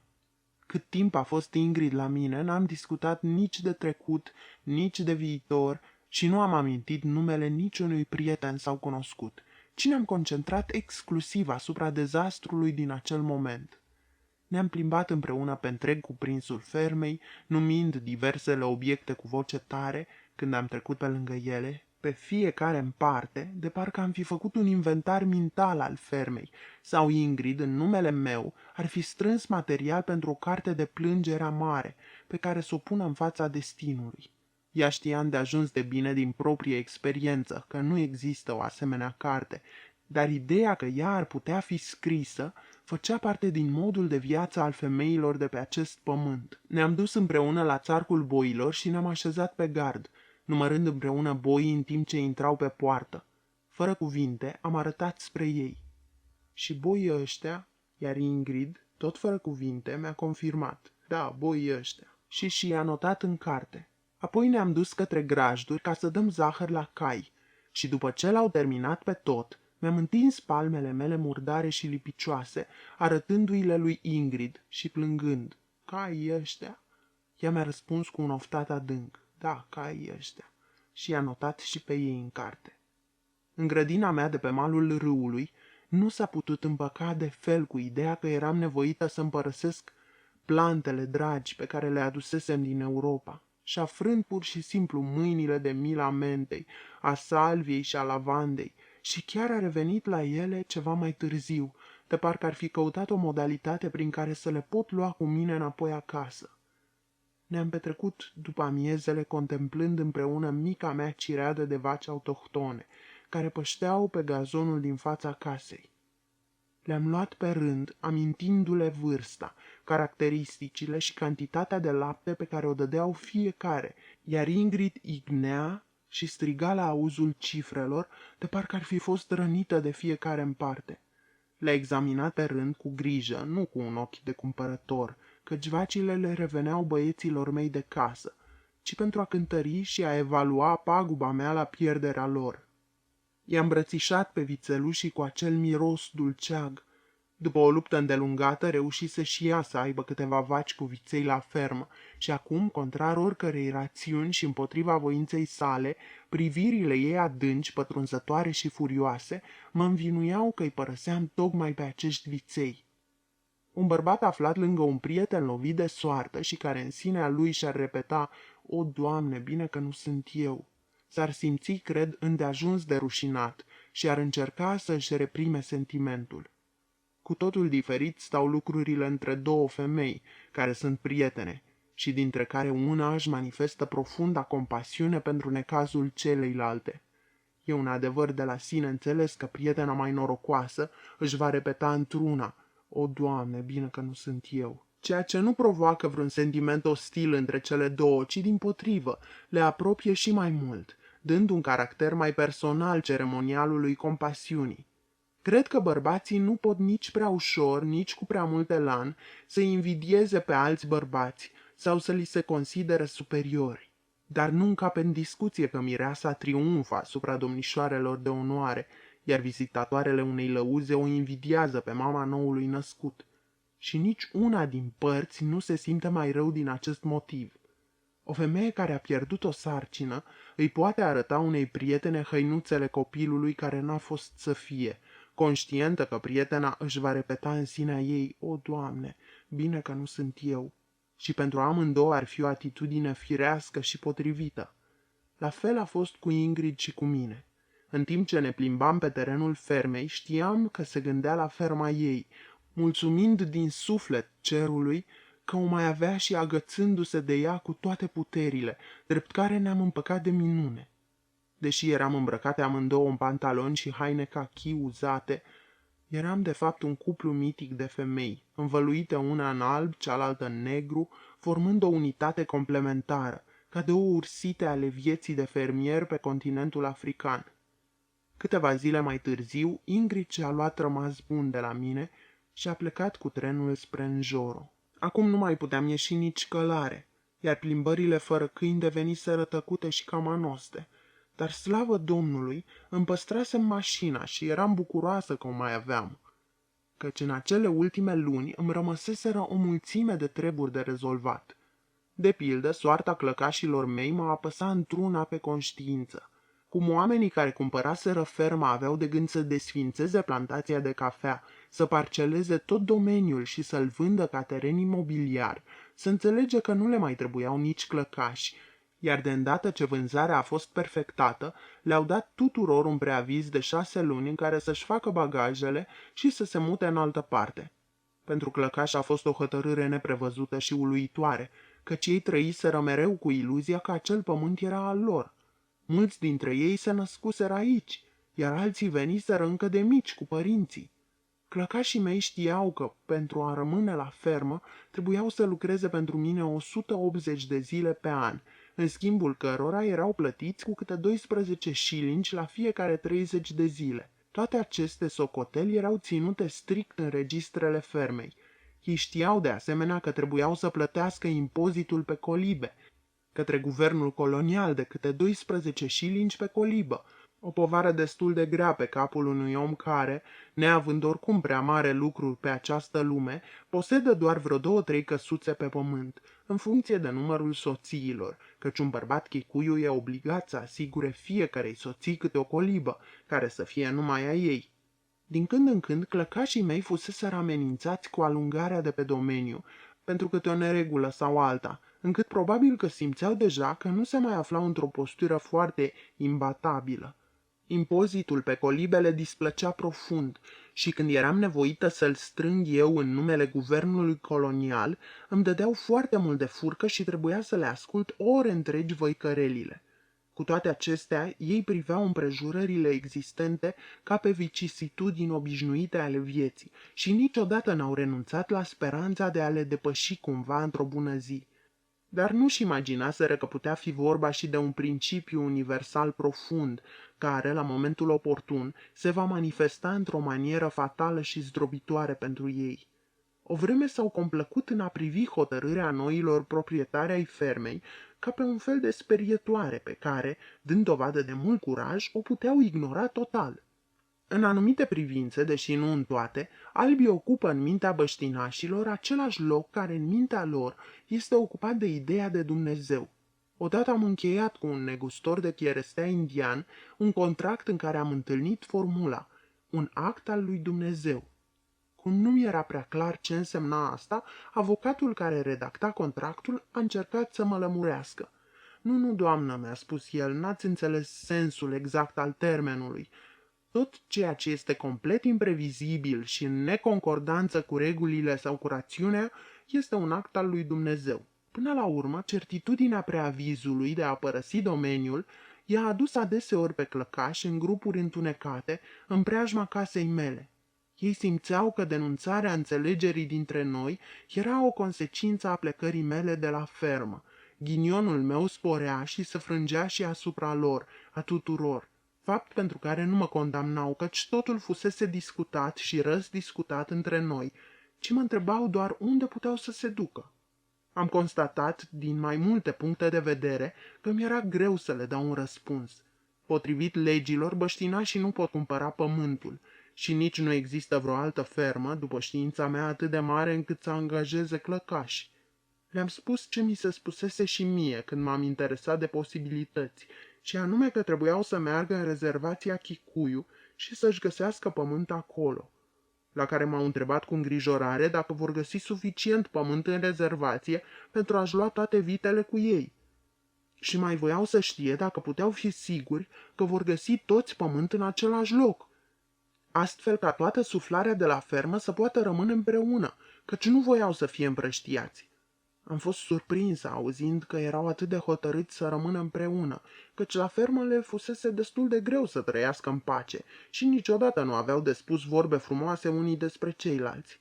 Cu toate acestea însă veniseră toți marii proprietari de vite, Fudulii Categu sau Caninu, mână în mână, ca să spun așa, cu umilii și năpăstuiții truditori ai pământului, Uaueru și Cota, care nu aveau nici măcar o capră. Dar toți erau pătrunși de același spirit și la fel de deciși să se păstreze unii pe ceilalți, pe cât erau de deciși să-și păstreze vitele. Simțeam că voiau din partea mea nu numai un loc unde să trăiască, ci că îmi cereau cumva să le garantez existența mai departe. Când iei pământul unor băștinași, de fapt le iei mai mult decât pământul. Le răpești în același timp trecutul, rădăcinile și identitatea. Dacă le iei toate aceste lucruri pe care ei sunt obișnuiți sau pe care așteaptă să le vadă, e ca și cum într-un fel le-ai răpi vederea. Acest adevăr este valabil mai degrabă la oamenii primitivi decât la cei civilizați, iar animalele sunt în stare să meargă distanțe lungi, să treacă printre multe pericole și suferințe spre a-și câștiga identitatea pierdută în mijlocul decorului familiar. Când au fost mutați din fostul lor ținut la nord de calea ferată, în rezervația în care trăiesc și azi, Masaii și-au luat cu ei numele râurilor, ale dealurilor și ale câmpiilor și le-au dat râurilor, dealurilor și câmpiilor din teritoriul nou. Călătorul a fost indus în eroare. Masaii și-au luat drept leac rădăcinile tăiate, încercând în exil să-și păstreze trecutul cu ajutorul unor formule și denumiri. Acum, din același instinct de autoconservare, și clăcașii mei se agățau unii de ceilalți. Dacă tot trebuiau să plece de pe pământul lor, măcar să fie înconjurați de oameni cunoscuți și care să poată depune mărturie în privința identității lor. Astfel ar fi putut vorbi timp de câțiva ani, poate, despre geografia și istoria fermei și ceea ce ar fi uitat unul și-ar fi amintit precis celălalt. În situația de acum însă îi încerca rușinea de a se stinge definitiv. Du-te, Msabu, mă îndemnau ei. Du-te pentru noi la Selicali și obține să ne putem lua toate vitele în locul nou unde o să mergem și să rămânem împreună, oriunde o fi. Astfel a început pentru mine un lung pelerinaj sau o rătăceală după cerșit, care mi-a ocupat ultimele luni trăite în Africa. În folosul băștinașilor mei Kikuyu, m-am dus mai întâi la comisarii districtuali de la Nairobi și Kiambu, apoi la departamentul pentru problemele băștinașilor și la oficiul teritorial, iar în final la însuși guvernatorul Sir Joseph Byrne, pe care nu-l cunoscusem încă, deoarece abia venise din Anglia. Până la urmă am și uitat de ce mă mai dusesem. Uneori trebuia să stau și câte o zi întreagă la Nairobi sau să încerc în același loc de 2-3 ori pe zi. Întotdeauna găseam la întoarcere câțiva clăcași postați în fața casei mele, dar nu m-a întrebat niciunul ce noutăți aveam, ci stăteau cu toții de veche spre a-mi insufla, printr-o magie locală necunoscută mie, elan în ceea ce mă angajasem să înfăptuiesc. Funcționarii guvernului colonial aveau foarte multă răbdare și erau foarte îndatoritori. Dificultățile în cazul de față nu ei le creaseră, ci totul era să se găsească undeva în rezervația Kikuyu o suprafață de pământ neocupată și suficient de mare pentru a găzdui întreaga comunitate a clăcașilor de la ferma mea, cu vite cu tot. Majoritatea acestor funcționari erau de multă vreme în colonie și își cunoșteau bine băștinașii. N-au sugerat decât foarte vag soluția de a-i convinge pe Kikuyu să-și vândă o parte din șeptel, fiindcă știau ei înșiși foarte bine că aceștia n-ar accepta sub nicio formă, iar ducându-și cu ei cirezile într-un loc prea strâmt, vor provoca în anii următori nenumărate conflicte și neînțelegeri cu vecinii lor din rezervație, pe care vor fi nevoiți să le cerceteze și să le rezolve ceilalți comisari districtuali. Dar când am ajuns la cea de-a doua dorință a băștinașilor, și anume că voiau să rămână toți împreună, autoritățile mi-au comunicat că, efectiv, nu era nevoie. Nevoia nu se socotește în cifre, mi-am zis eu. Chiar cerșetorul cel mai oropsit și îngăduie o plăcere vană odată. Citat. Regele Lir, actul al doilea, scena 4. În românește de Mihnea Gheorghiu. București, 1964. Nota traducătorului. Și așa mai departe. Toată viața am susținut că oamenii pot fi clasificați în funcție de felul cum ne imaginăm că s-ar comporta față de regele Lir. Nu te puteai înțelege cu regele Lir, tot așa cum nu te puteai înțelege cu un bătrân Kikuyu, dar Lir cel puțin era rege. E drept că băștinașul african nu și-a dăruit țara omului alb, printr-un gest de magnifică generozitate, de aceea și cazul era oarecum diferit de cel al bătrânului rege și al fiicelor sale. Albii și-au însușit singuri țara băștinașului negru de aici și au transformat-o în protectorat. Dar nu puteam scăpa nici de gândul că, nu cu prea mult timp în urmă, într-o vreme pe care unii încă și-o aminteau, băștinașii ținutului respectiv își stăpâniseră pământul netulburați de nimeni și nu auziseră în viața lor de omul alb și de legile instaurate de el. În mijlocul nesiguranței generale a existenței lor, pământul le-a rămas mereu un reper stabil. Unii au fost duși de negustorii de sclavi și vânduți la târguri, dar alții au rămas pe loc. Cei luați și duși în exilul și robia lor de pe tot întinsul lumii răsăritene tânjeau după podișul african, căci aceea era țara lor. Bătrânul băștinaș african cu pielea lui neagră și ochii deschiși la culoare și bătrânul elefant cu pielea lui neagră și ochii deschiși la culoare seamănă unul cu celălalt și amândoi sunt forme de relief ale peisajului. Oricare din ei poate fi profund nedumerit la vederea teribilelor schimbări care se produc în jurul lui și te-ar putea întreba unde anume se află, iar tu ai fi nevoit să-i răspunzi, asemenea lui Kent. Maestate, ești în regatul tău. Regele Lear, actul al 4-lea, scena 7. În cele din urmă, când tocmai începusem să cred că toată viața nu voi face altceva decât să mă duc la Nairobi și să mă întorc, discutând cu toate serviciile guvernamentale, am primit pe neașteptate înștiințarea că cererea mea fusese aprobată. Guvernul colonial acceptase să le cedeze clăcașilor mei de la fermă o porțiune din rezervația forestieră de la Dagoretti. Aici ei își puteau întemeia o așezare proprie, nu departe de vechile locuri în care trăiseră, încât și după dispariția fermei aveau să-și păstreze figurile și numele ca o comunitate compactă. Vestea despre această hotărâre a guvernului a fost primită la fermă cu o emoție adâncă și fără cuvinte. Ar fi fost imposibil de spus, judecând după fețele lor, dacă avuseseră mereu încredere în rezolvarea favorabilă a cazului sau dacă îi apucase cumva disperarea.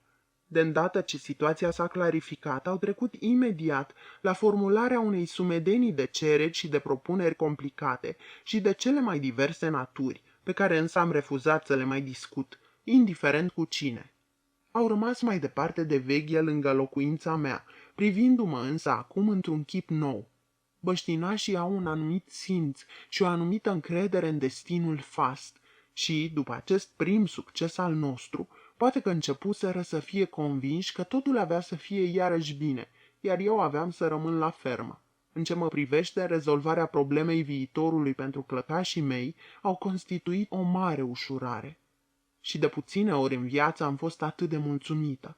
Apoi, după 2-3 zile, am început să am sentimentul că munca mea în această țară ajunsese la capăt și că puteam pleca. Recolta de cafea de la fermă era adunată, moara în care măcinam stătea imobilă și mută, în casă nu mai era nimic, iar clăcașii mei primiseră un alt pământ pe care să se strămute. Sezonul ploilor se încheiase și iarba nouă crescuse deja înaltă pe câmpuri și printre coline.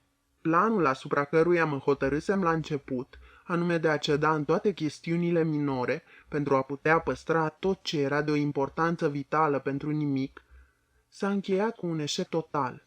Fusesem de acord să-mi cedez una câte una posesiunile, ca un fel de preț al răscumpărării pentru viața mea, dar în clipa când am ajuns să nu mai am nimic, eu însă mi-am ajuns lucrul cel mai ușor de care soarta se putea dispensa. Era lună plină în acele zile și lumina ei cădea în camera rămasă goală, desenând pe podea conturul ferestrelor cu claritate.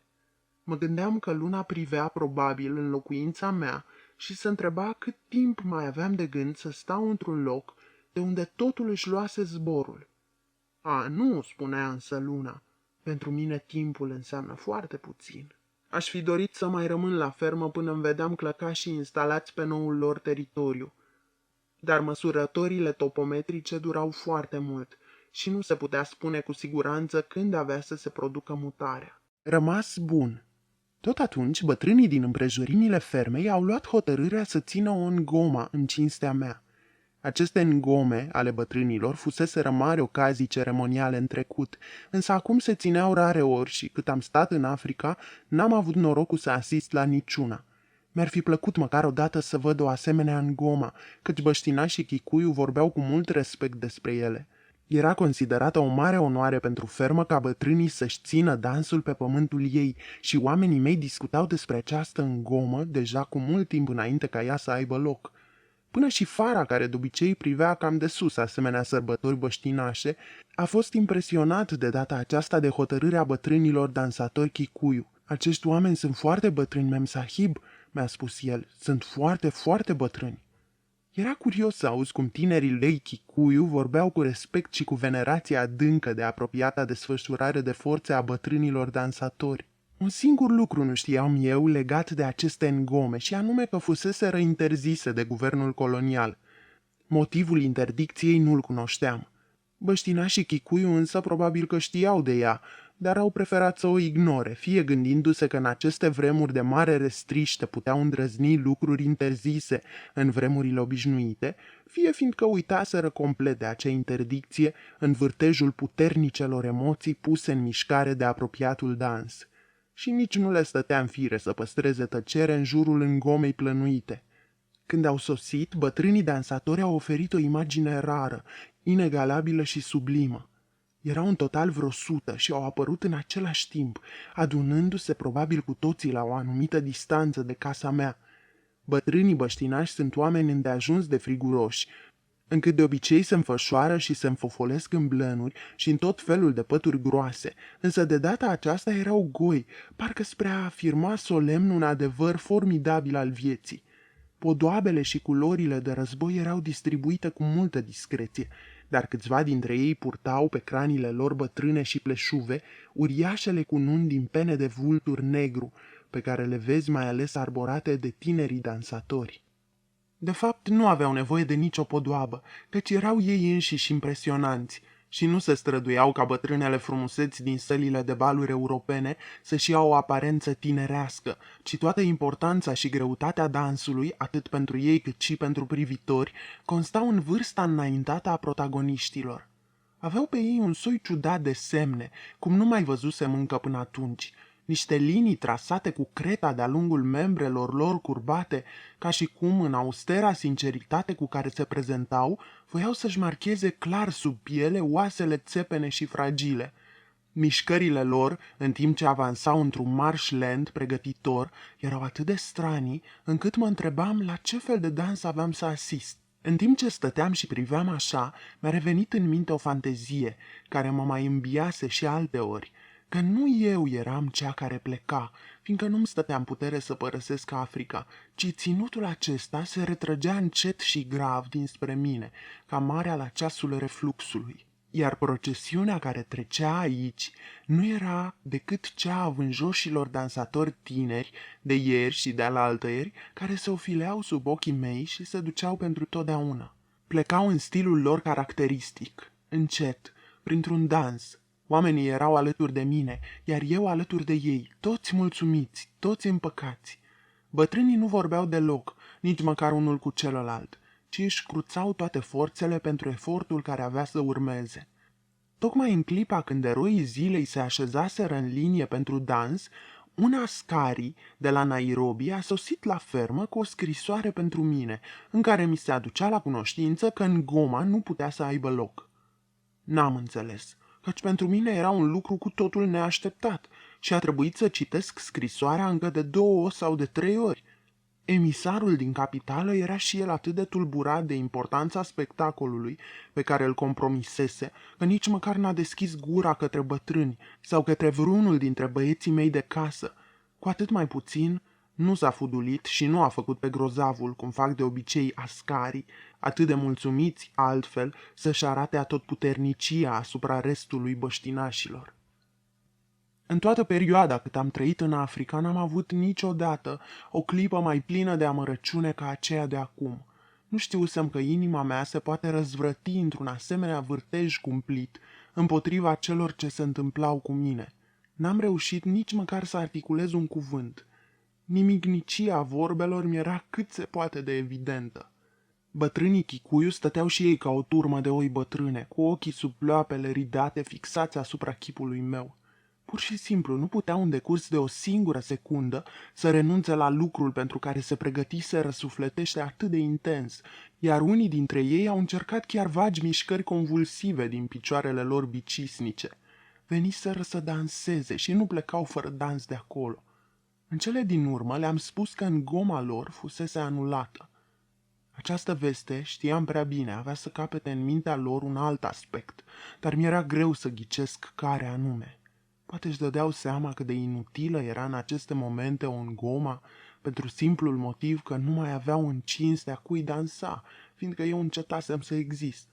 Poate își închipuiau că în realitate fusese deja ținută o îngoma grozavă, fără pereche și de asemenea strălucire, încât anula orice altă posibilă încercare. Iar când avea să fie gata, de fapt totul se va fi încheiat. Un cățel de prin partea locului, pe gazonul din fața casei, profitând de liniștea pogorâtă, a început să latre sonor și în mintea mea am și auzit ecoul. Aud cum latră cățelandrii, haita dă buzna să mă muște, marș cățea. Notă: Regele Lir, actul al 3-lea, scena 6. Camante, care fusese însărcinat cu împărțitul tutunului după dans, acum în virtutea obișnuitei sale inventivități tăcute, a considerat momentul potrivit pentru a-și intra în rol și a ieșit în față cu un calaboș plin cu tutun de prizat. Fara i-a făcut semn să treacă la locul lui, însă Camante era și el Kikuyu, așa că s-a înțeles cu bătrânii dansatori și și-a văzut de treabă. Tutunul de prizat era o realitate. L-am distribuit bătrânilor aflați de față. După un scurt răstimp au plecat cu toții, care încotro spre casele lor. Persoanele care cred că au regretat cel mai tare plecarea mea au fost bătrânele de la fermă. Aceste femei Kikuyu avuseseră o viață grea și deveniseră tari ca stânca sub încercările ei amare, întocmai ca niște catâri bătrâni care mușcă dacă reușesc să ajungă până la tine. Erau mai rezistente la boli decât bărbații lor, după cum mi-a fost dat să aflu în practica mea medicală, mai neîmblânzite decât ei și mai incapabile, cu agresivitate chiar, de a admira orice la ceilalți. Născuseră destui copii la viața lor și îi văzuseră pe mulți murind. Pe aceste femei nu le mai speria nimic. Cărau grămezi de lemne de foc, cu câte un ham petrecut pe frunte ca să-și păstreze echilibrul, de 300 de livre odată, tremurând sub greutatea lor, dar neîmblânzite și neînfrânte. Munceau pământul uscat din șambauri, încovoiate din zorii zilei și până seara târziu. Acolo el stă și își pândește prada. Ochii săi străpung depărtările. Inima lui este tare ca piatra râșniței cea de dedesubt. Își bate joc de primejdie și n-are nicio teamă. Când se scoală însă și pornește, face de ocară și pe cal și pe călăreț. Îți va face el multe rugăminți, îți va spune vorbe drăgălașe? Notă: Iov 39, versurile 18, 22, 29, 41, 3 și 24. Nota traducătorului. Și totuși mai aveau rezerve de energie în ele și radiau vitalitate. Bătrânele se interesau activ de tot ce se întâmpla la fermă și erau în stare să meargă și 15 kilometri pe jos până la o îngoma a tinerilor din împrejurimi. O glumă sau o cană de tembu făceau ca fețele lor brăzdate de riduri și știrbe să se topească într-un râs voios. Această forță, această dragoste de viață la ele mi se păreau nu numai demne de tot respectul, ci admirabile și fascinante. Bătrânele de la fermă și cu mine fuseserăm dintotdeauna prietene. Ele erau cele care îmi spuneau Jerry. Bărbații adulți și copiii, cu excepția celor foarte mici, nu mi se adresau niciodată așa. Jerry era un nume feminin Kikuyu, dar are și o semnificație aparte. Ori de câte ori o fată se năștea într-o familie băștinașă la multă vreme după frații și surorile ei, îi se spune Jerry și bănuiesc că acest nume implică o notă de afecțiune. Acum bătrânele de la fermă regretau că le părăseam. Din această ultimă perioadă păstrez fotografia unei femei Kikuyu, al cărei nume nu îl mai rețin, pentru că nu o cunoșteam prea bine. Era de fel, cred, din satul lui Kategu, soția sau văduva unuia dintre numeroșii săi fii. Venea către mine, pe o potecă din câmpie, cărând în spate o mulțime de bețe lungi și subțiri, pe care chicuiul le folosesc la construirea acoperișului colibei, o muncă exclusiv femeiască. Aceste bețe pot avea până la 5 metri lungime. Când trebuie să le care, le leagă între ele, la cele două capete, iar aceste conuri înalte conferă omului de sub ele, în trecerea sa prin peisaj, aspectul unui anumit animal preistoric, sau mai degrabă îl fac să semene cu o girafă. Bețele cărate de această femeie erau toate negre și arse, pline de funinginea fumului din colibă, adunată în decurs de ani de zile. Probabil că își demontase casa și acum își ducea materialele de construcție în halul în care arătau spre noul amplasament. Când ne-am întâlnit, a rămas nemișcată, barându-mi trecerea și privindu-mă în ochi, întocmai ca o girafă dintr-o turmă mare, pe care o întâlnește în câmp deschis și care trăiește, simte și gândește într-un mod care nouă ne rămâne pe veci inaccesibil. După o clipă însă a izbucnit în plâns și lacrimile i-au curs și roaie pe față. Niciuna dintre noi n-a scos nicio vorbă, iar după câteva minute mi-a făcut loc să trec, după care ne-am despărțit, fiecare apucând-o în direcția opusă și urmându-ne drumul. M-am gândit că în fond avea niște materiale cu care să-și înceapă construcția și mi-am imaginat cum se va pune pe treabă, legându-și bețele la oaltă și încropindu-și acoperișul casei. Ciobănașii de pe domeniu, care se născuseră când eu eram deja la fermă, trăiau pe de altă parte o mare emoție și tensiune la ideea că aveam să plec. Poate că le era greu și incomod să-și imagineze lumea fără prezența mea, ca și cum providența însăși s-ar fi pregătit de abdicare. Își ridicau căpșoarele din iarba înaltă când mă vedeau trecând prin apropiere și strigau după mine: "Când pleci, Msabu? Msabu, peste câte zile pleci?" Când a venit și ziua plecării mele, am tras învățăminte ciudate, și anume că ni se pot întâmpla tot felul de lucruri pe care nici măcar nu ni le putem imagina, fie înainte, fie în timp ce se petrec, fie pe urmă când le privim retrospectiv. Împrejurările pot avea o forță motrice prin care să provoace evenimente fără ajutorul imaginației sau al înțelegerii omenești.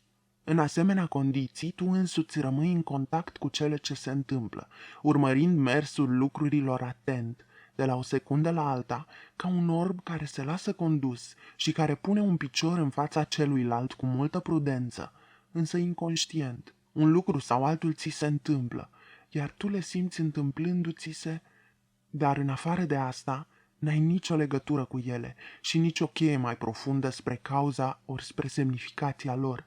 Animalele sălbatice de la circ își fac numărul de fiecare dată la fel. Așa cred. Cei care au avut parte de asemenea situații pot spune că au trecut oarecum prin moarte, o trecere în afara imaginației, dar în interiorul experienței. Gustav Mohr a venit cu mașina încă din zorii zilei ca să mă însoțească până la gară. Era o dimineață răcoroasă, dar aerul și peisajul din jur erau aproape incolore.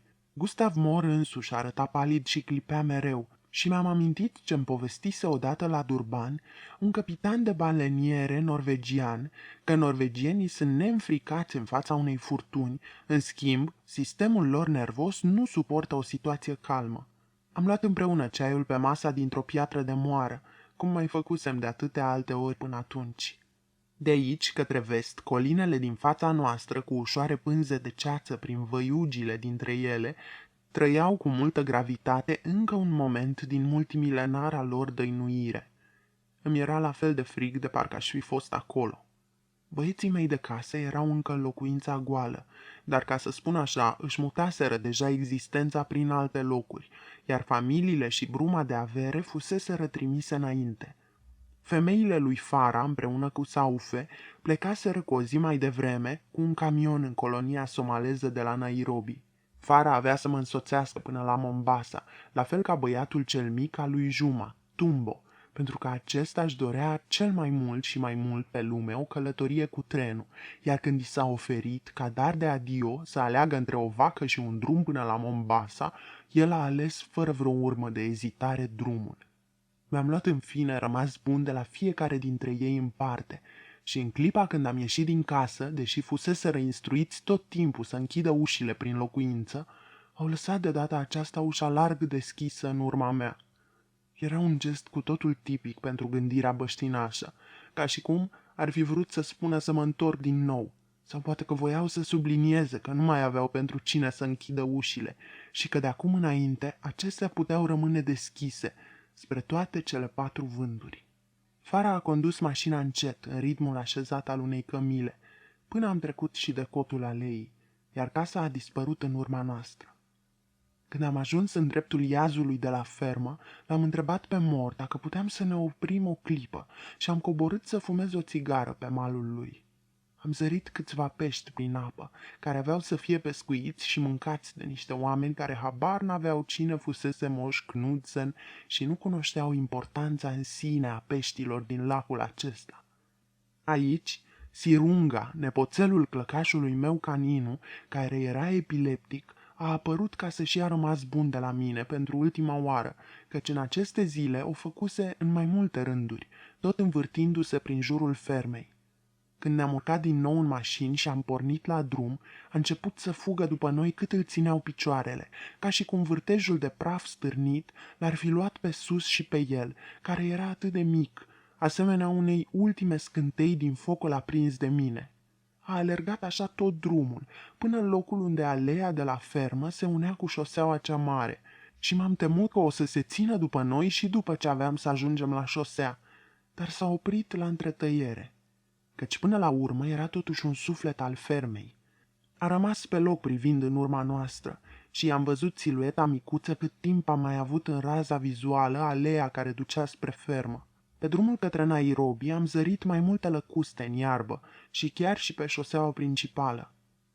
Câteva au pătruns zbârnâind în mașină și se părea că se vor abate din nou asupra ținutului. Mulți dintre prietenii mei veniseră la gară pentru a-și lua un ultim rămas bun. Printre ei era și Hugh Martin, o prezență masivă și nonșalantă, care, când s-a apropiat de mine să-mi spună la revedere, m-a făcut să revăd în acest doctor panglos al fermei mele o figură solitară, eroică, una care își cumpărase singurătatea, dând tot ce avea pe această lume și devenind, într-un anume fel, un simbol al Africii. Ne-am luat la revedere cu multă prietenie, glumiserăm de atâtea ori și avuseserăm atâtea discuții înțelepte. Lordul de la Mer era ceva mai bătrân acum, ceva mai cărunt și cu părul tăiat ceva mai scurt decât pe vremea când luaserăm ceaiul în rezervația Masai, la începutul războiului, când am condus acel transport de care cu boi pentru armata engleză. Însă și azi, ca și atunci, era la fel de atent și de curtenitor cu mine. Majoritatea somalezilor din Nairobi erau prezenți pe peronul gării. Bătrânul negustor de vite Abdallah s-a apropiat și mi-a dăruit un inel de argint cu o turcoază montată în el, ca să-mi poarte noroc în viață. Bilea, servitorul lui Dennis, m-a rugat solemn să transmit în Anglia tot respectul lui fratelui mai mare al fostului său stăpân, în a cărui casă locuise pe vremuri. Femeile somaleze, mi-a spus Fara în timpul călătoriei, veniseră și ele la gara aduse cu rișca, dar când au văzut atâția bărbați somaleze adunați în același loc, și-au pierdut tot curajul și au făcut pe dată cale întoarsă. Lui Gustav Moore i-am strâns pentru ultima oară mâna când eram deja în vagon. Acum că trenul dădea să plece, ba chiar a pornit, și-a recăpătat și el echilibrul psihic. Dorea cu atâta ardoare să-mi transmită un dram de curaj, încât a rușit puternic.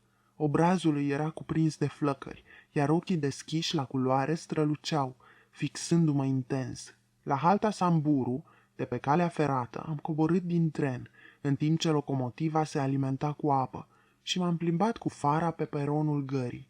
De aici, către sud-vest, se întrezăreau colinele Ngong. Semețul șir de munți se ridica deasupra șesului înconjurător, având o nuanță albăstruie, aeriană parcă. Erau însă atât de departe, încât cele 4 vârfuri arătau cu totul neînsemnate acum, abia vizibile și diferite de cum se vedeau atunci când le priveai de la ferma mea. Încet, încet, conturul munților s-a estompat și a fost nivelat de mâna depărtării. Sfârșit!